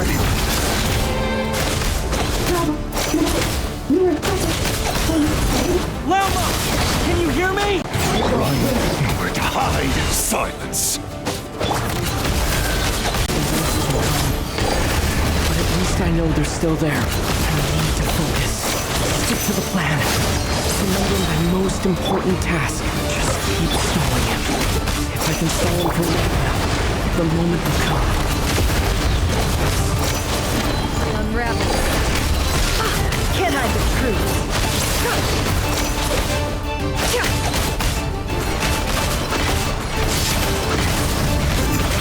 No more. Water jet! The deception ends here.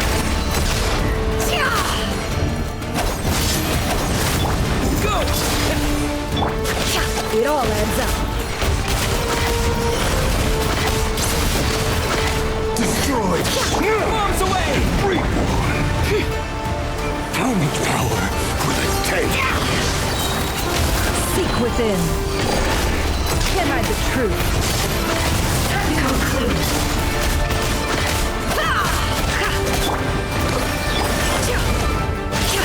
It all adds up. Conclude.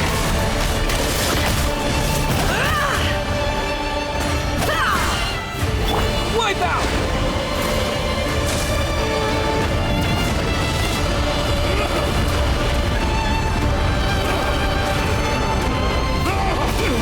Water jet!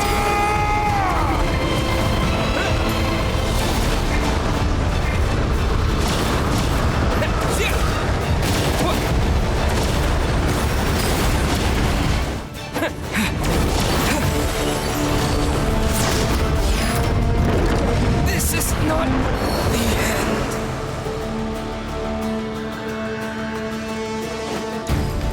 Your death is within my grasp! Can't hide the Yeah! The deception ends here. Let's see tomatoes.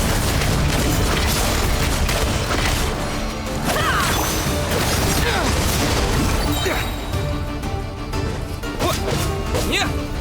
Wipe out! Seek within. It all adds up. Let's see tomatoes.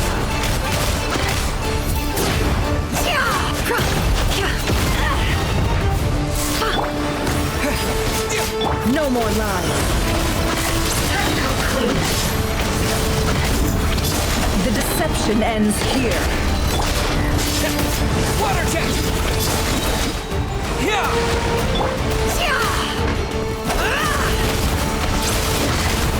Let's see tomatoes. It all adds up. Destroyed! Can't hide the truth. Reborn! Time to conclude. It all falls into place. The mystery unravels. It all adds up.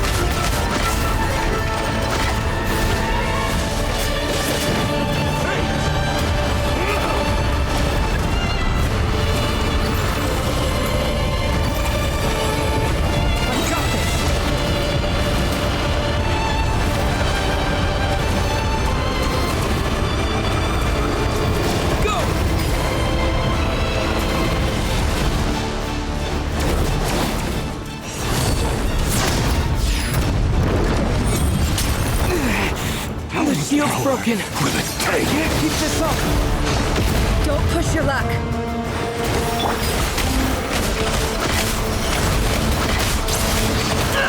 Destroyed. No more lies. Water jet!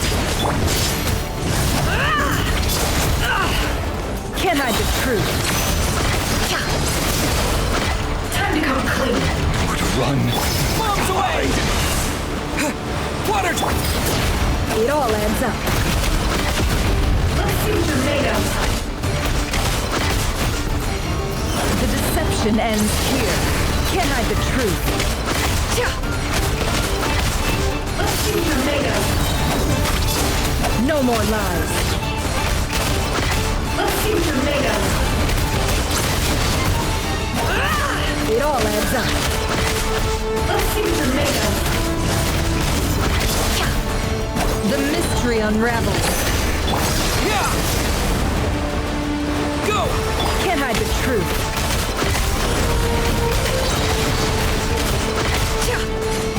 No more lies. It all falls into place. The deception ends here.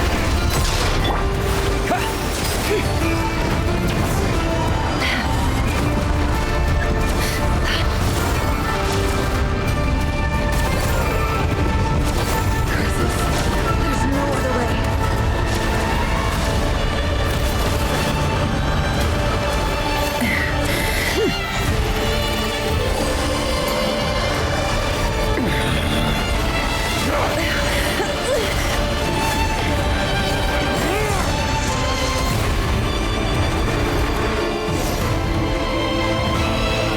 To defeat Rarer is to borrow his own power.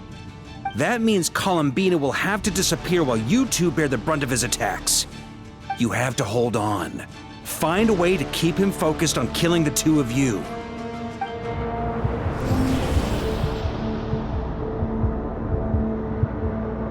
Nefer, your eyes are bleeding.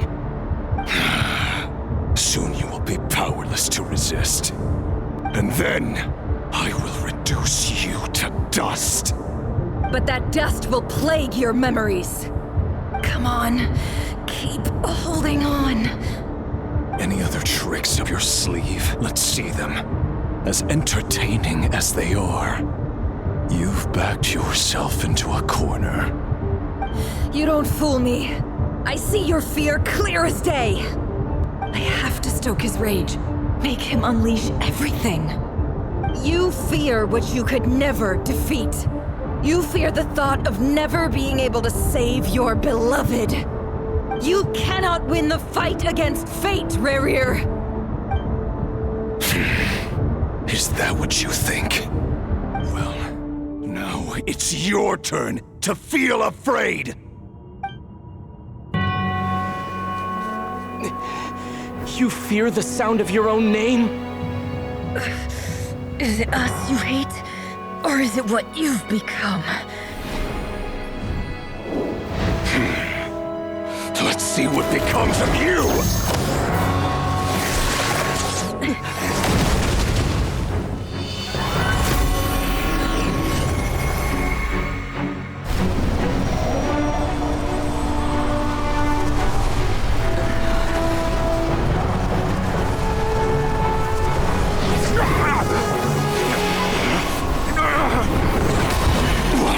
Happening? That power. I've seen it before.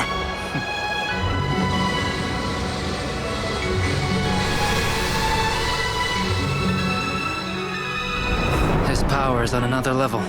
We'll need to use an alchemical array to convert his power into a usable form. Then quickly channel it into Columbina, rendering her powerful enough to compete with him. I'll join you. I can help.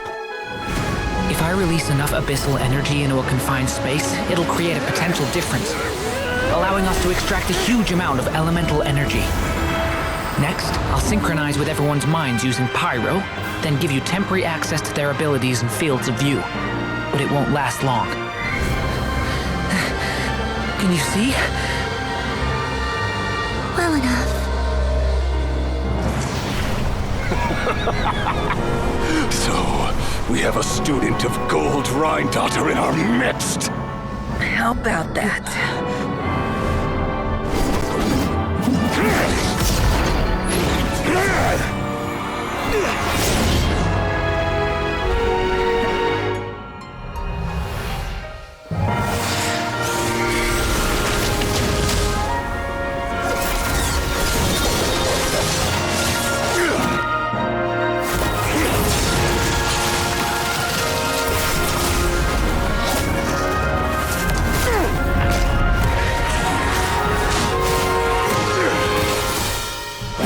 You use my own power against me? Just like how you stole Kuvaki. Look familiar?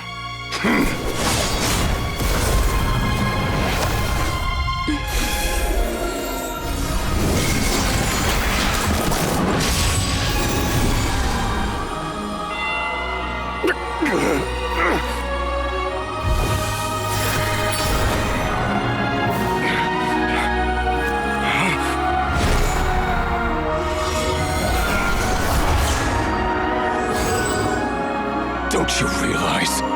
You don't have the power to hold that gate open. I don't, but someone else does.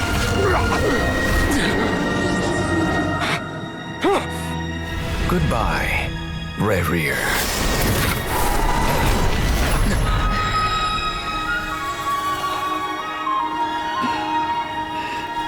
We won.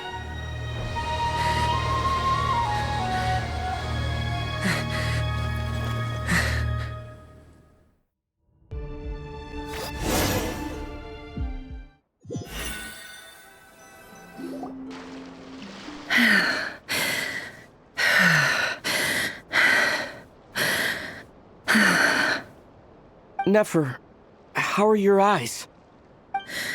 They're fine. Apart from the blindness, of course. It's not too late.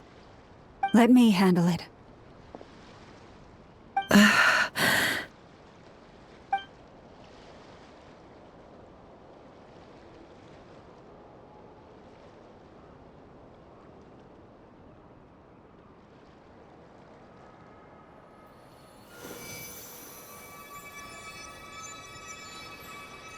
Miss Nefer, it's not like you to lose your composure.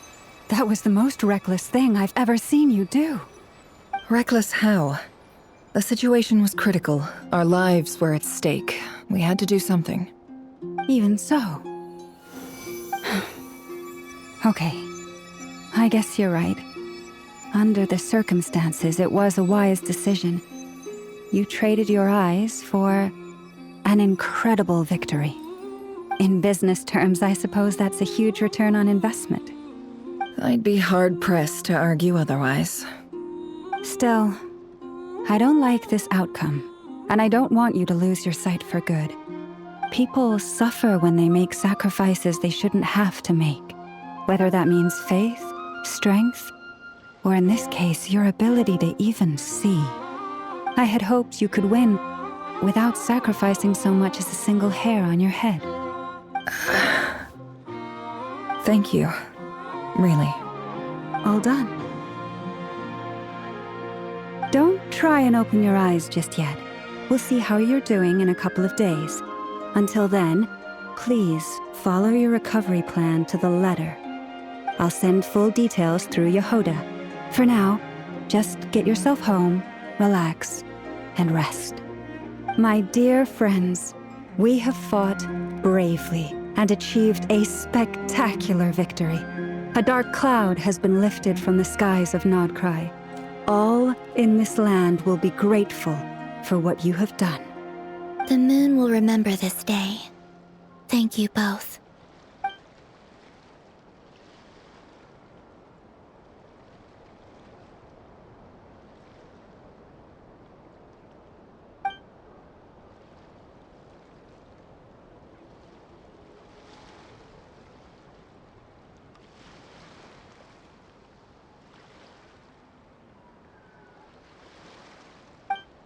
There's something I want to let you know. What is it? When Durin connected everyone's minds so I could access their powers, I also felt everything they felt. And since Nefer's eyes were injured, my eyes are hurting now too.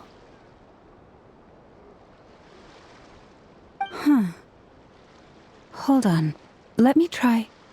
I only feel the pain. There's no actual damage. I just thought I should tell you. You're right. There's no damage. That's a relief. But I must say, I'm surprised to hear the Kutar share something like this with me. In the past, you never used to open up about yourself. Things are a little different now from how they were. I'm learning to share how I truly feel with my friends. Friends? You have no idea how glad I am to hear that.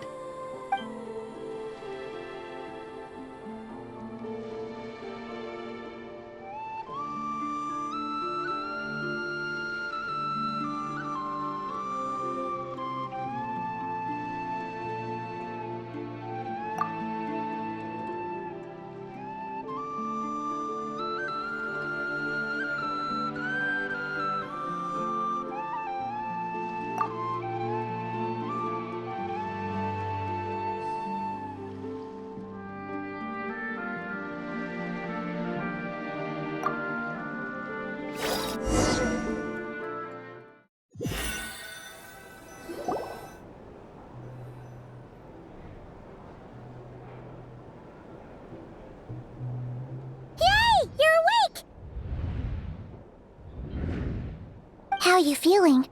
Any aches and pains? Did you sleep well? I'm doing all right, Paimon. No need to worry about me. Phew! Well, that's good. Paimon's been sitting on the edge of the bed worrying about you for ages. You slept a whole day and night. Poor Paimon had to eat all by her lonesome. Glad to hear you didn't starve. How was the food? Well, it wasn't the same without you there to share it. Honestly, Paimon just can't relax when you're not your usual self. She couldn't enjoy the food and settle down to sleep. Well, I'm back to normal now. Oh yeah, and Albedo swung by earlier. He said to tell you to head to the tavern when you woke up. Varker and the others are organizing a victory feast and they want to celebrate with you. He also dropped off some medical supplies, but you seem fit as a fiddle, so guess you won't be needing those. If you're feeling up to it, let's head over now. Wouldn't want to keep them waiting.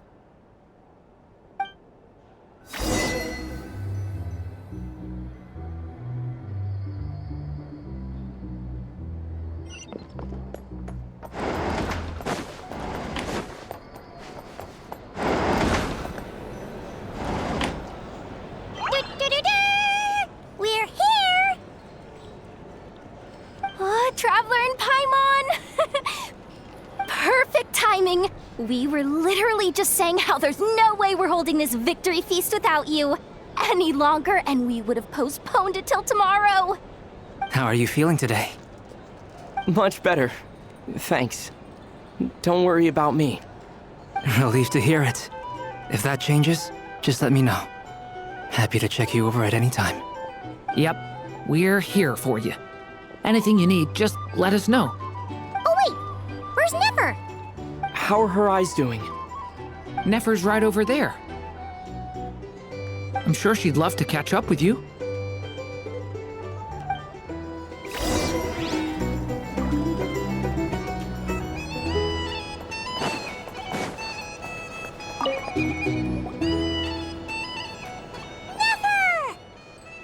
Traveler, Paimon, are you recovering well?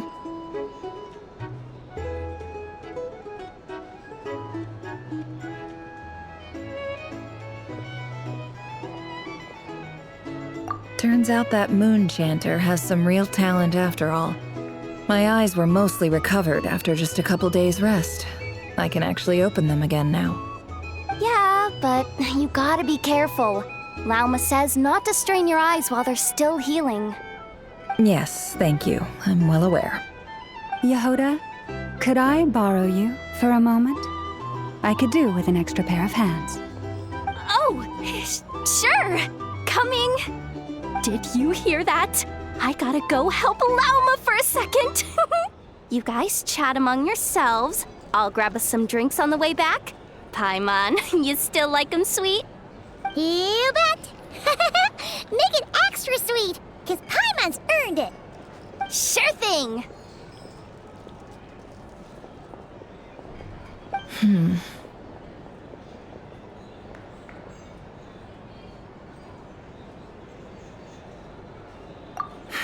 The Raker of Solnari.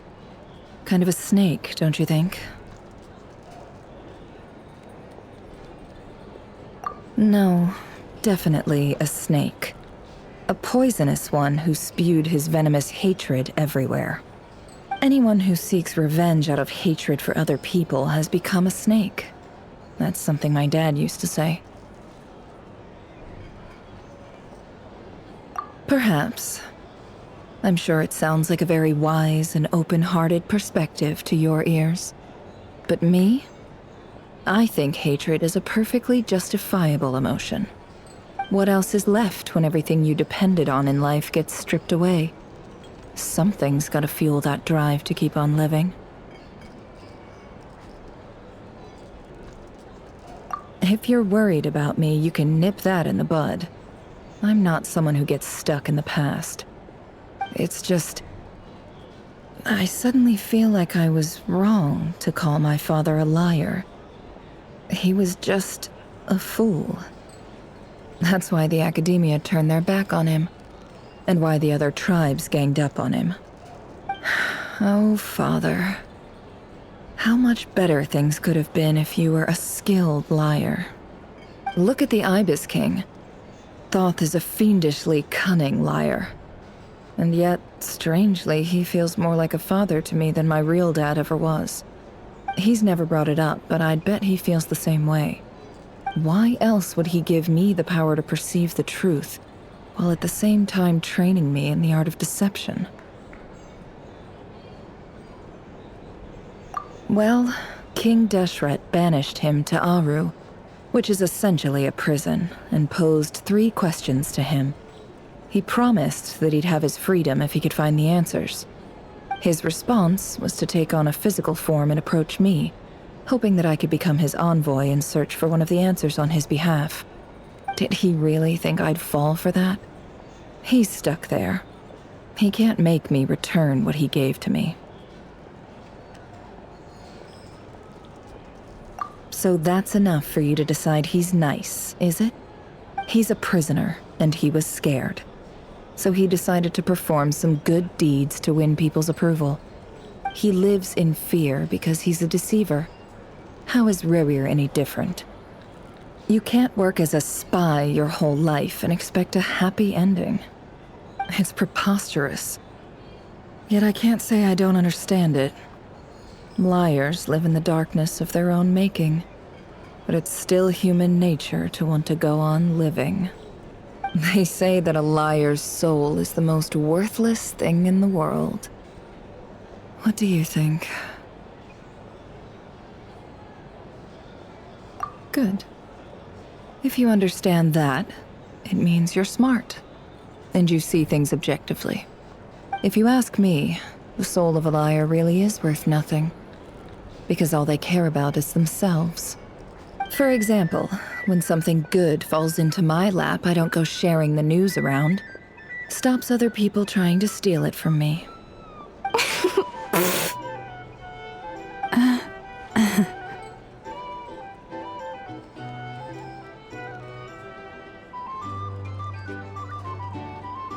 So be it. They have sharp ears. I can't keep anything from them.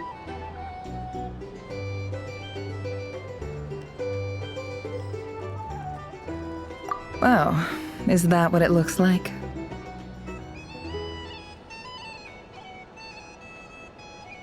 Well, you all know my past now, and I can't simply eliminate everyone who knows too much. So I guess I just have to put up with you, for the foreseeable future at least. When you find yourself in a situation you can't control, the safest play is to keep calm and start monitoring everyone involved like a hawk. In the intelligence world, you need to have a sense of perspective and play your hand accordingly. If you understand what's at stake, please ensure my secret is safe with you. I trust you'll respect my wishes as a friend. But don't forget, I will also be watching you like a hawk. Very good. Oh, wait! Now that the panic's over and we've all calmed down, Paimon suddenly remembered something. After all that build-up, our mystery ally never showed up even once.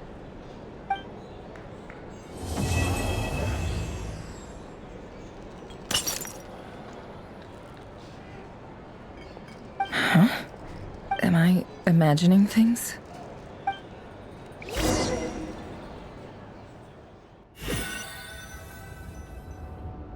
So, that close colleague who stayed behind with you? What's he been up to recently? Don't know, don't care. I get more normal human interaction from hanging out with Bosco 2 than him. Although, now you mention it, he hasn't bothered me in a while. I wonder if... If he's disappeared without a trace, it's the biggest gift he ever gave to the world. But I somehow doubt that's what's going on. He won't lie low forever. So we'd better stay on guard.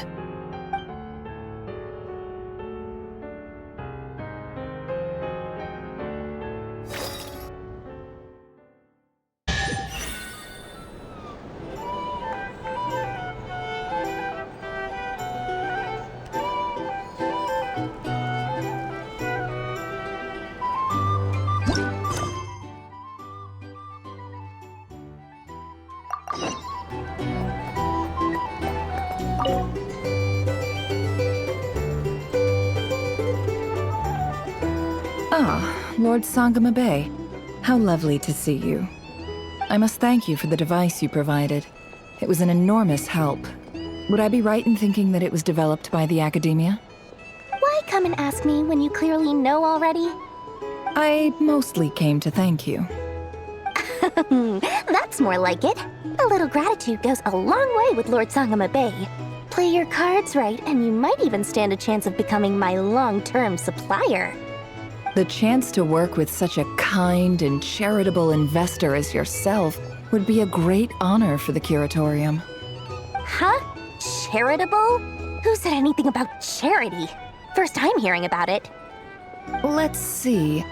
The first plot of land you purchased in Nodcry, your desert interests, and... Stop! What do you think you're doing? Exposing my investment history! It's nothing to hide from. They're all perfectly legitimate investments. And some of the land you purchased was with the intent of building a sanctuary? Yes, I heard about that too. How did you... You're a curious case, Lord Sangama Bay. You don't like people finding out about your good deeds, do you? But I'm afraid no matter how hard you try to keep things under wraps, where there's a will, there's a way. You did it for Sumeru, didn't you? It was empty land that was gonna go to waste otherwise. I figured if I built something there, it might at least get some use in an emergency. Disasters are capricious things. They strike without any warning. I've lost family to a disaster before, and I don't want to lose any friends or business partners if I can help it. My elder sister used to dream of finding a sanctuary. Somewhere with plenty of food, water, and medicine. Where everyone could live happy lives. It was something I looked into, but after discussing things with the Dendro Archon, I decided on a more effective strategy. The tech people handled the tech, and Moneybags provided the Mora. It just made the most sense. It's a pity that so few people know the truth about you. Everyone says that you view everything in terms of Mora, and all you care about is growing your own wealth. So, what's the problem with that? Everyone wants to be rich. It's human nature. So yes, I love Mora, and it's nothing to be ashamed of.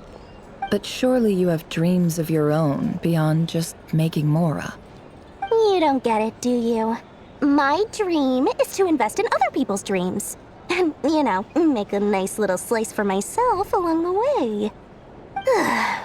Just thinking about it makes me happy. That sweet, sweet sound of Mora. Thank you. For the device? And the pendant. Oh, that. I was just returning a favor. Don't worry about it. Seems like we've both been away from home for a very long time.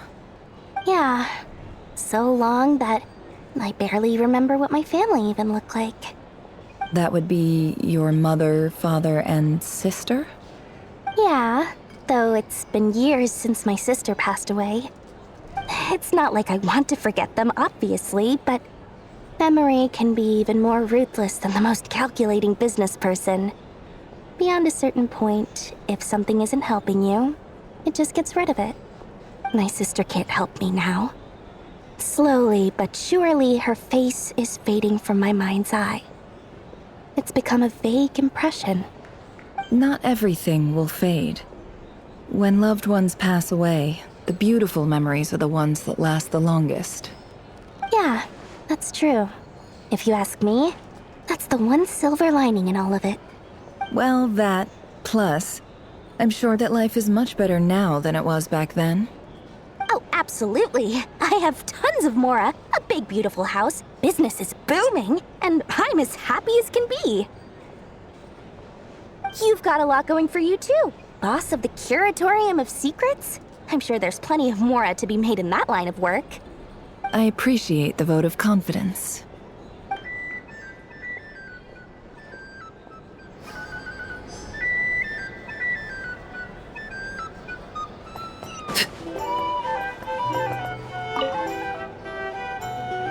How have you been holding up?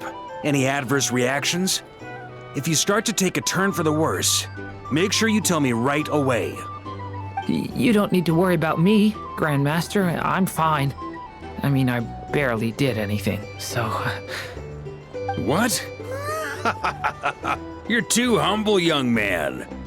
You played an indispensable role in the battle for Notcry. We can't thank you enough for your support. Sometimes, when people praise you, it's because you deserve it. The best thing is to accept it calmly and with grace. It's important to learn how to respond to words of admiration. Let's do a quick demonstration. Albedo, that was an incredible feat of alchemy. The pressure was on, but you worked flawlessly at lightning speed to get the job done. Thank you. I can't take all the credit, though. Durin played a big part in forming the alchemical array. See? Did you catch that? A masterclass in how to take a compliment. Okay, yeah. I did work pretty hard to help prepare for the battle. No point denying that. Hey, you guys! Hey, look who's bounced back. Looking good, traveler. Seems like you've recovered. You won't need to take any more medication. Can I get you a drink? Huh? You know how to order at a bar now? You've sure learned a lot recently. Handling a drinks order is ridiculously simple compared to alchemy. Don't worry, I'll blend into society yet. Paimon believes it. You're clearly a fast learner, just like your brother. To be totally honest, though, Paimon didn't quite follow all the details when you first explained the plan to us. Don't worry, that's completely understandable. Unless you're a student of alchemy, it's hard to grasp the principle and how the process works. To put it in the simplest terms, we saw how our enemy stole the power of Kuvaki. And that gave us the idea of stealing his power to turn it against him. When facing an enemy you have no hope of defeating, it's best not to engage them in battle. So, instead of looking for a way to overpower him, we decided to help Columbina get strong enough to at least stand up to him in a fight. For this to work, we had to analyze his modes of attack, confirm who his main target was, and make sure that he wouldn't go beyond the range of the alchemical array. For added security, we prepared a total of 4 arrays. But to mitigate the impact of the battle, we identified one location in particular as the ideal spot, which is where the confrontation took place. The alchemical array absorbed his abyssal power. Then Durin processed it to render it usable by Columbina. That power enabled her to do what would otherwise have been nigh on impossible. What surprised me was that Dainsleif actually agreed to join us. Given his history with Rerir, he had every right to sit this one out, but we're extremely grateful for the decision he made. It must have been a painful choice to make. But I'm sure that making a decision was far better for him than staying in limbo. Absolutely. He was torn between two paths, but in the end, he made his choice and stuck to it resolutely.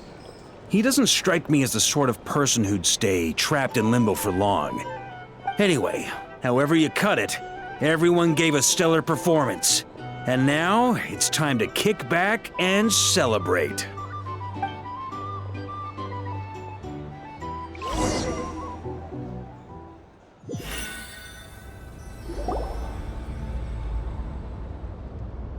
That's the only reason you're here. Yes. I've thought a lot about it. And I've realized that you, me, and Arlecchino should be friends. I think this is very important. So I felt I had to come and tell you. Well, this is a new one. I'm so moved. I can't even hold my teacup. If that's all, you can leave now. Do you not want to be friends with me? Or is it that you prefer being co-workers? What is this, Columbina? Are you deliberately testing my patience threshold? Right now, my politeness module is active. But if you say another word, I swear I'll shut it down. If your politeness module was active, wouldn't you say the word please at some point? Polonia, please see Lady Columbina to the door. Will you still invite me to your next tea party? What? Yes, I think you will. Bye-bye, dear Sandrone.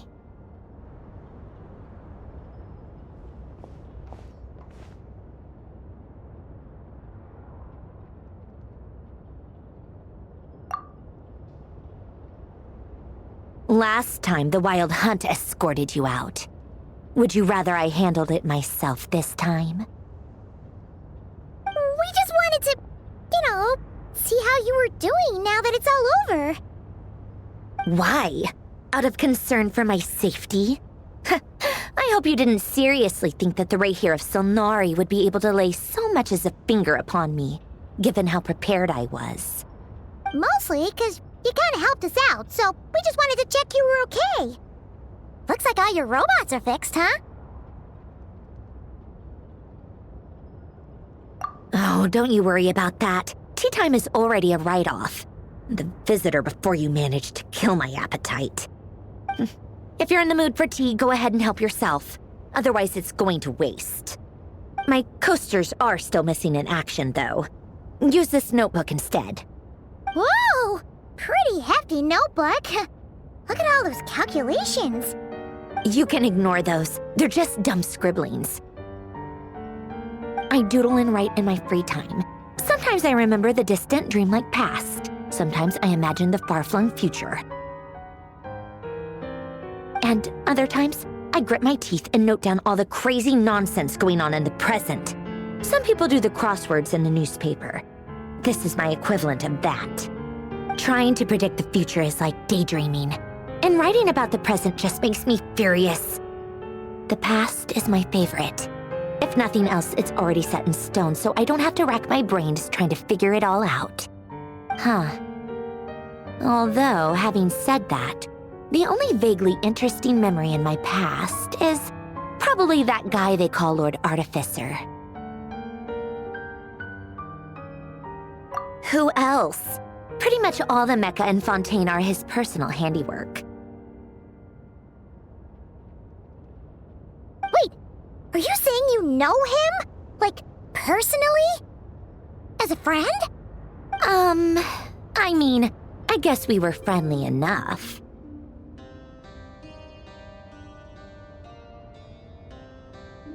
Yep.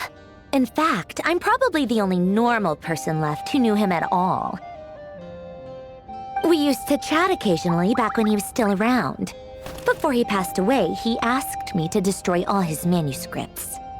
I honored his request, but I did read through everything first before destroying them. I mean, I couldn't let the genius of Lord Artificer Alain Guillotin disappear like that. Would have been such a waste. So, that's where the formulas in your notebook are from? I just told you. Those are my equivalent of crossword puzzles. They're just dumb formulas that I solve for fun when I'm bored. Alain's work was like epic poetry. The formulas in my notebook are just silly little riddles in comparison. Not that there's anything bad about them. I mean, at least, solving those riddles isn't going to hurt anyone. Except me, because I lose a few brain cells in the process. Anyway, while we're on the topic, I might as well tell you about what happened to him and his friends. Alain Guillotin had two close buddies, René and Jacob. They spent their childhood years together in the Narzissenkreuz Institute. They were all quite competitive, so there was some rivalry between them, but it was a friendly rivalry. But beneath the friendship and the rivalry ran something deeper, a sense of nostalgia for the past. Unfortunately, childhood would end. The prophecy would come true, the apocalypse would arrive, and the future would never be. A mad dream that would normally only capture the minds of lunatics began to take root in their hearts. A dream of saving the world. And if René and Alain had been people of lesser wits, that dream would probably have ended up as something for them to joke about in their older years. But alas, they were some of the sharpest minds around. They nurtured that dream with the full power of their intellect, and it grew into something that ate away at their souls. The first of them to fall under its spell was René. Against Alain's wishes, he persisted in experimenting on a mutual friend of theirs to try and save their life. Alain did not approve and parted ways with René. It's complicated. Alain wanted to believe that René only did what he did for the sake of their friendship. But when he told me about what happened, I could tell he still had some suspicions about René's motives. Perhaps the seed that would grow into a nightmare had already sprouted in René's mind. Even then, the next time they met, René's soul had been completely engulfed by the dream of salvation. His futile attempt to change the tide of fate only resulted in a wave that swallowed up the world, even before the apocalypse came. And although that wave died down eventually, I hear that it just recently came back with a vengeance. As I understand, René wanted to live out his dream of salvation once more. But I'm told that the attempted resurgence finally died out for good. At long last, René awoke from his deluded dream. Though of course by then it was far too late. What do you think of René? Do you admire his transcendent genius? His view that any price was worth paying to achieve the lofty goal of saving the world? Or do you despise him? Dismiss him as an evil madman who wrought havoc on the lives of everyone around him as he pursued his delusional dream? Same difference, really. Just a matter of perspective.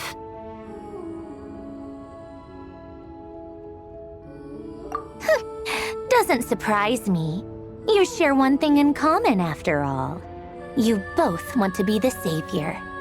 The only difference is, your dream came true, and his, well, he wasn't the one who made it come true.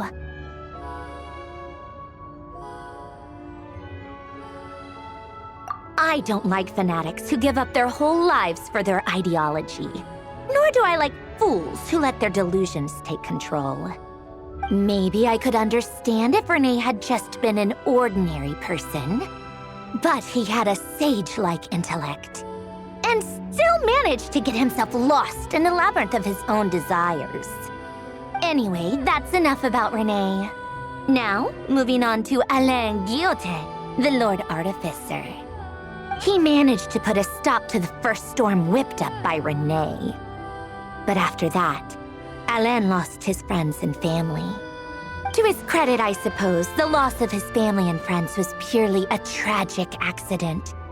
It's not like Alain sacrificed them for his cause or anything. After that, the only thing supporting his work was the same dream that had dragged his closest friend down to the abyss. But although the desire to save Fontaine drove him to found the Fontaine Research Institute, Alain continued to reject any form of transcendental knowledge or power.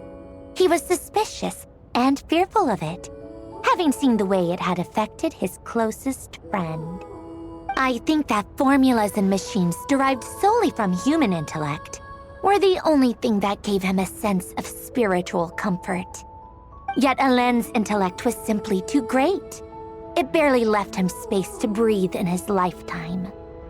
Once he realized that the end of his life was approaching, he finally accepted the truth. The Nazissenkreuz Institute needed someone, and a human being, to see its story through to the end. He quit working on his formulas, trading them in for the fairy tales that had played such a formative role in his childhood, but which he'd barely touched in his adult life. He told me that the director of the Nazissenkreuz Institute used to read those fairy tales to the children as bedtime stories. Apparently, they worked wonders at sending kids off to sleep. I think that all he wanted at that time in his life was to be able to sleep deeply without being plagued by depression. By that point, nothing else really mattered. At the very end, he laid down to rest in the ruins of the former Nazissenkreuz Institute orphanage, while the Fontaine Research Institute he had founded continued tirelessly with its work. Many years after that, tensions over competing dreams would once again cause a rift, this time between members of the Fontaine Research Institute. But the actions of those fools had nothing at all to do with Alain. And that is the story of two people from the Nazissenkreuz Institute who both wanted to save the world. One went all in on his fantasy of salvation without ever looking back, and ended up calmly sinking to the bottom of the deepest sea. The other sought desperately to burn bright in his life, even though he wasn't sure where he was going. I do sometimes wonder, why is it that people like them have such grand hopes of saving the world? Even the grandest tree starts as a tiny seed. So perhaps, for each of them, their mission to save the world began with a very simple desire: to save themselves. They were young children with friends and family who mattered to them, desires to explore the meaning of life, ambitions to have a successful career. They didn't want to see all of that taken away in one fell swoop. Or maybe they just wanted to find something to anchor themselves within the chaos, to stop them getting quietly swept away by the storms of life. But instead, the search for their own salvation took them down the rocky road laid out by fate. Do you think the desire to save oneself is enough of a justification to try and save the world?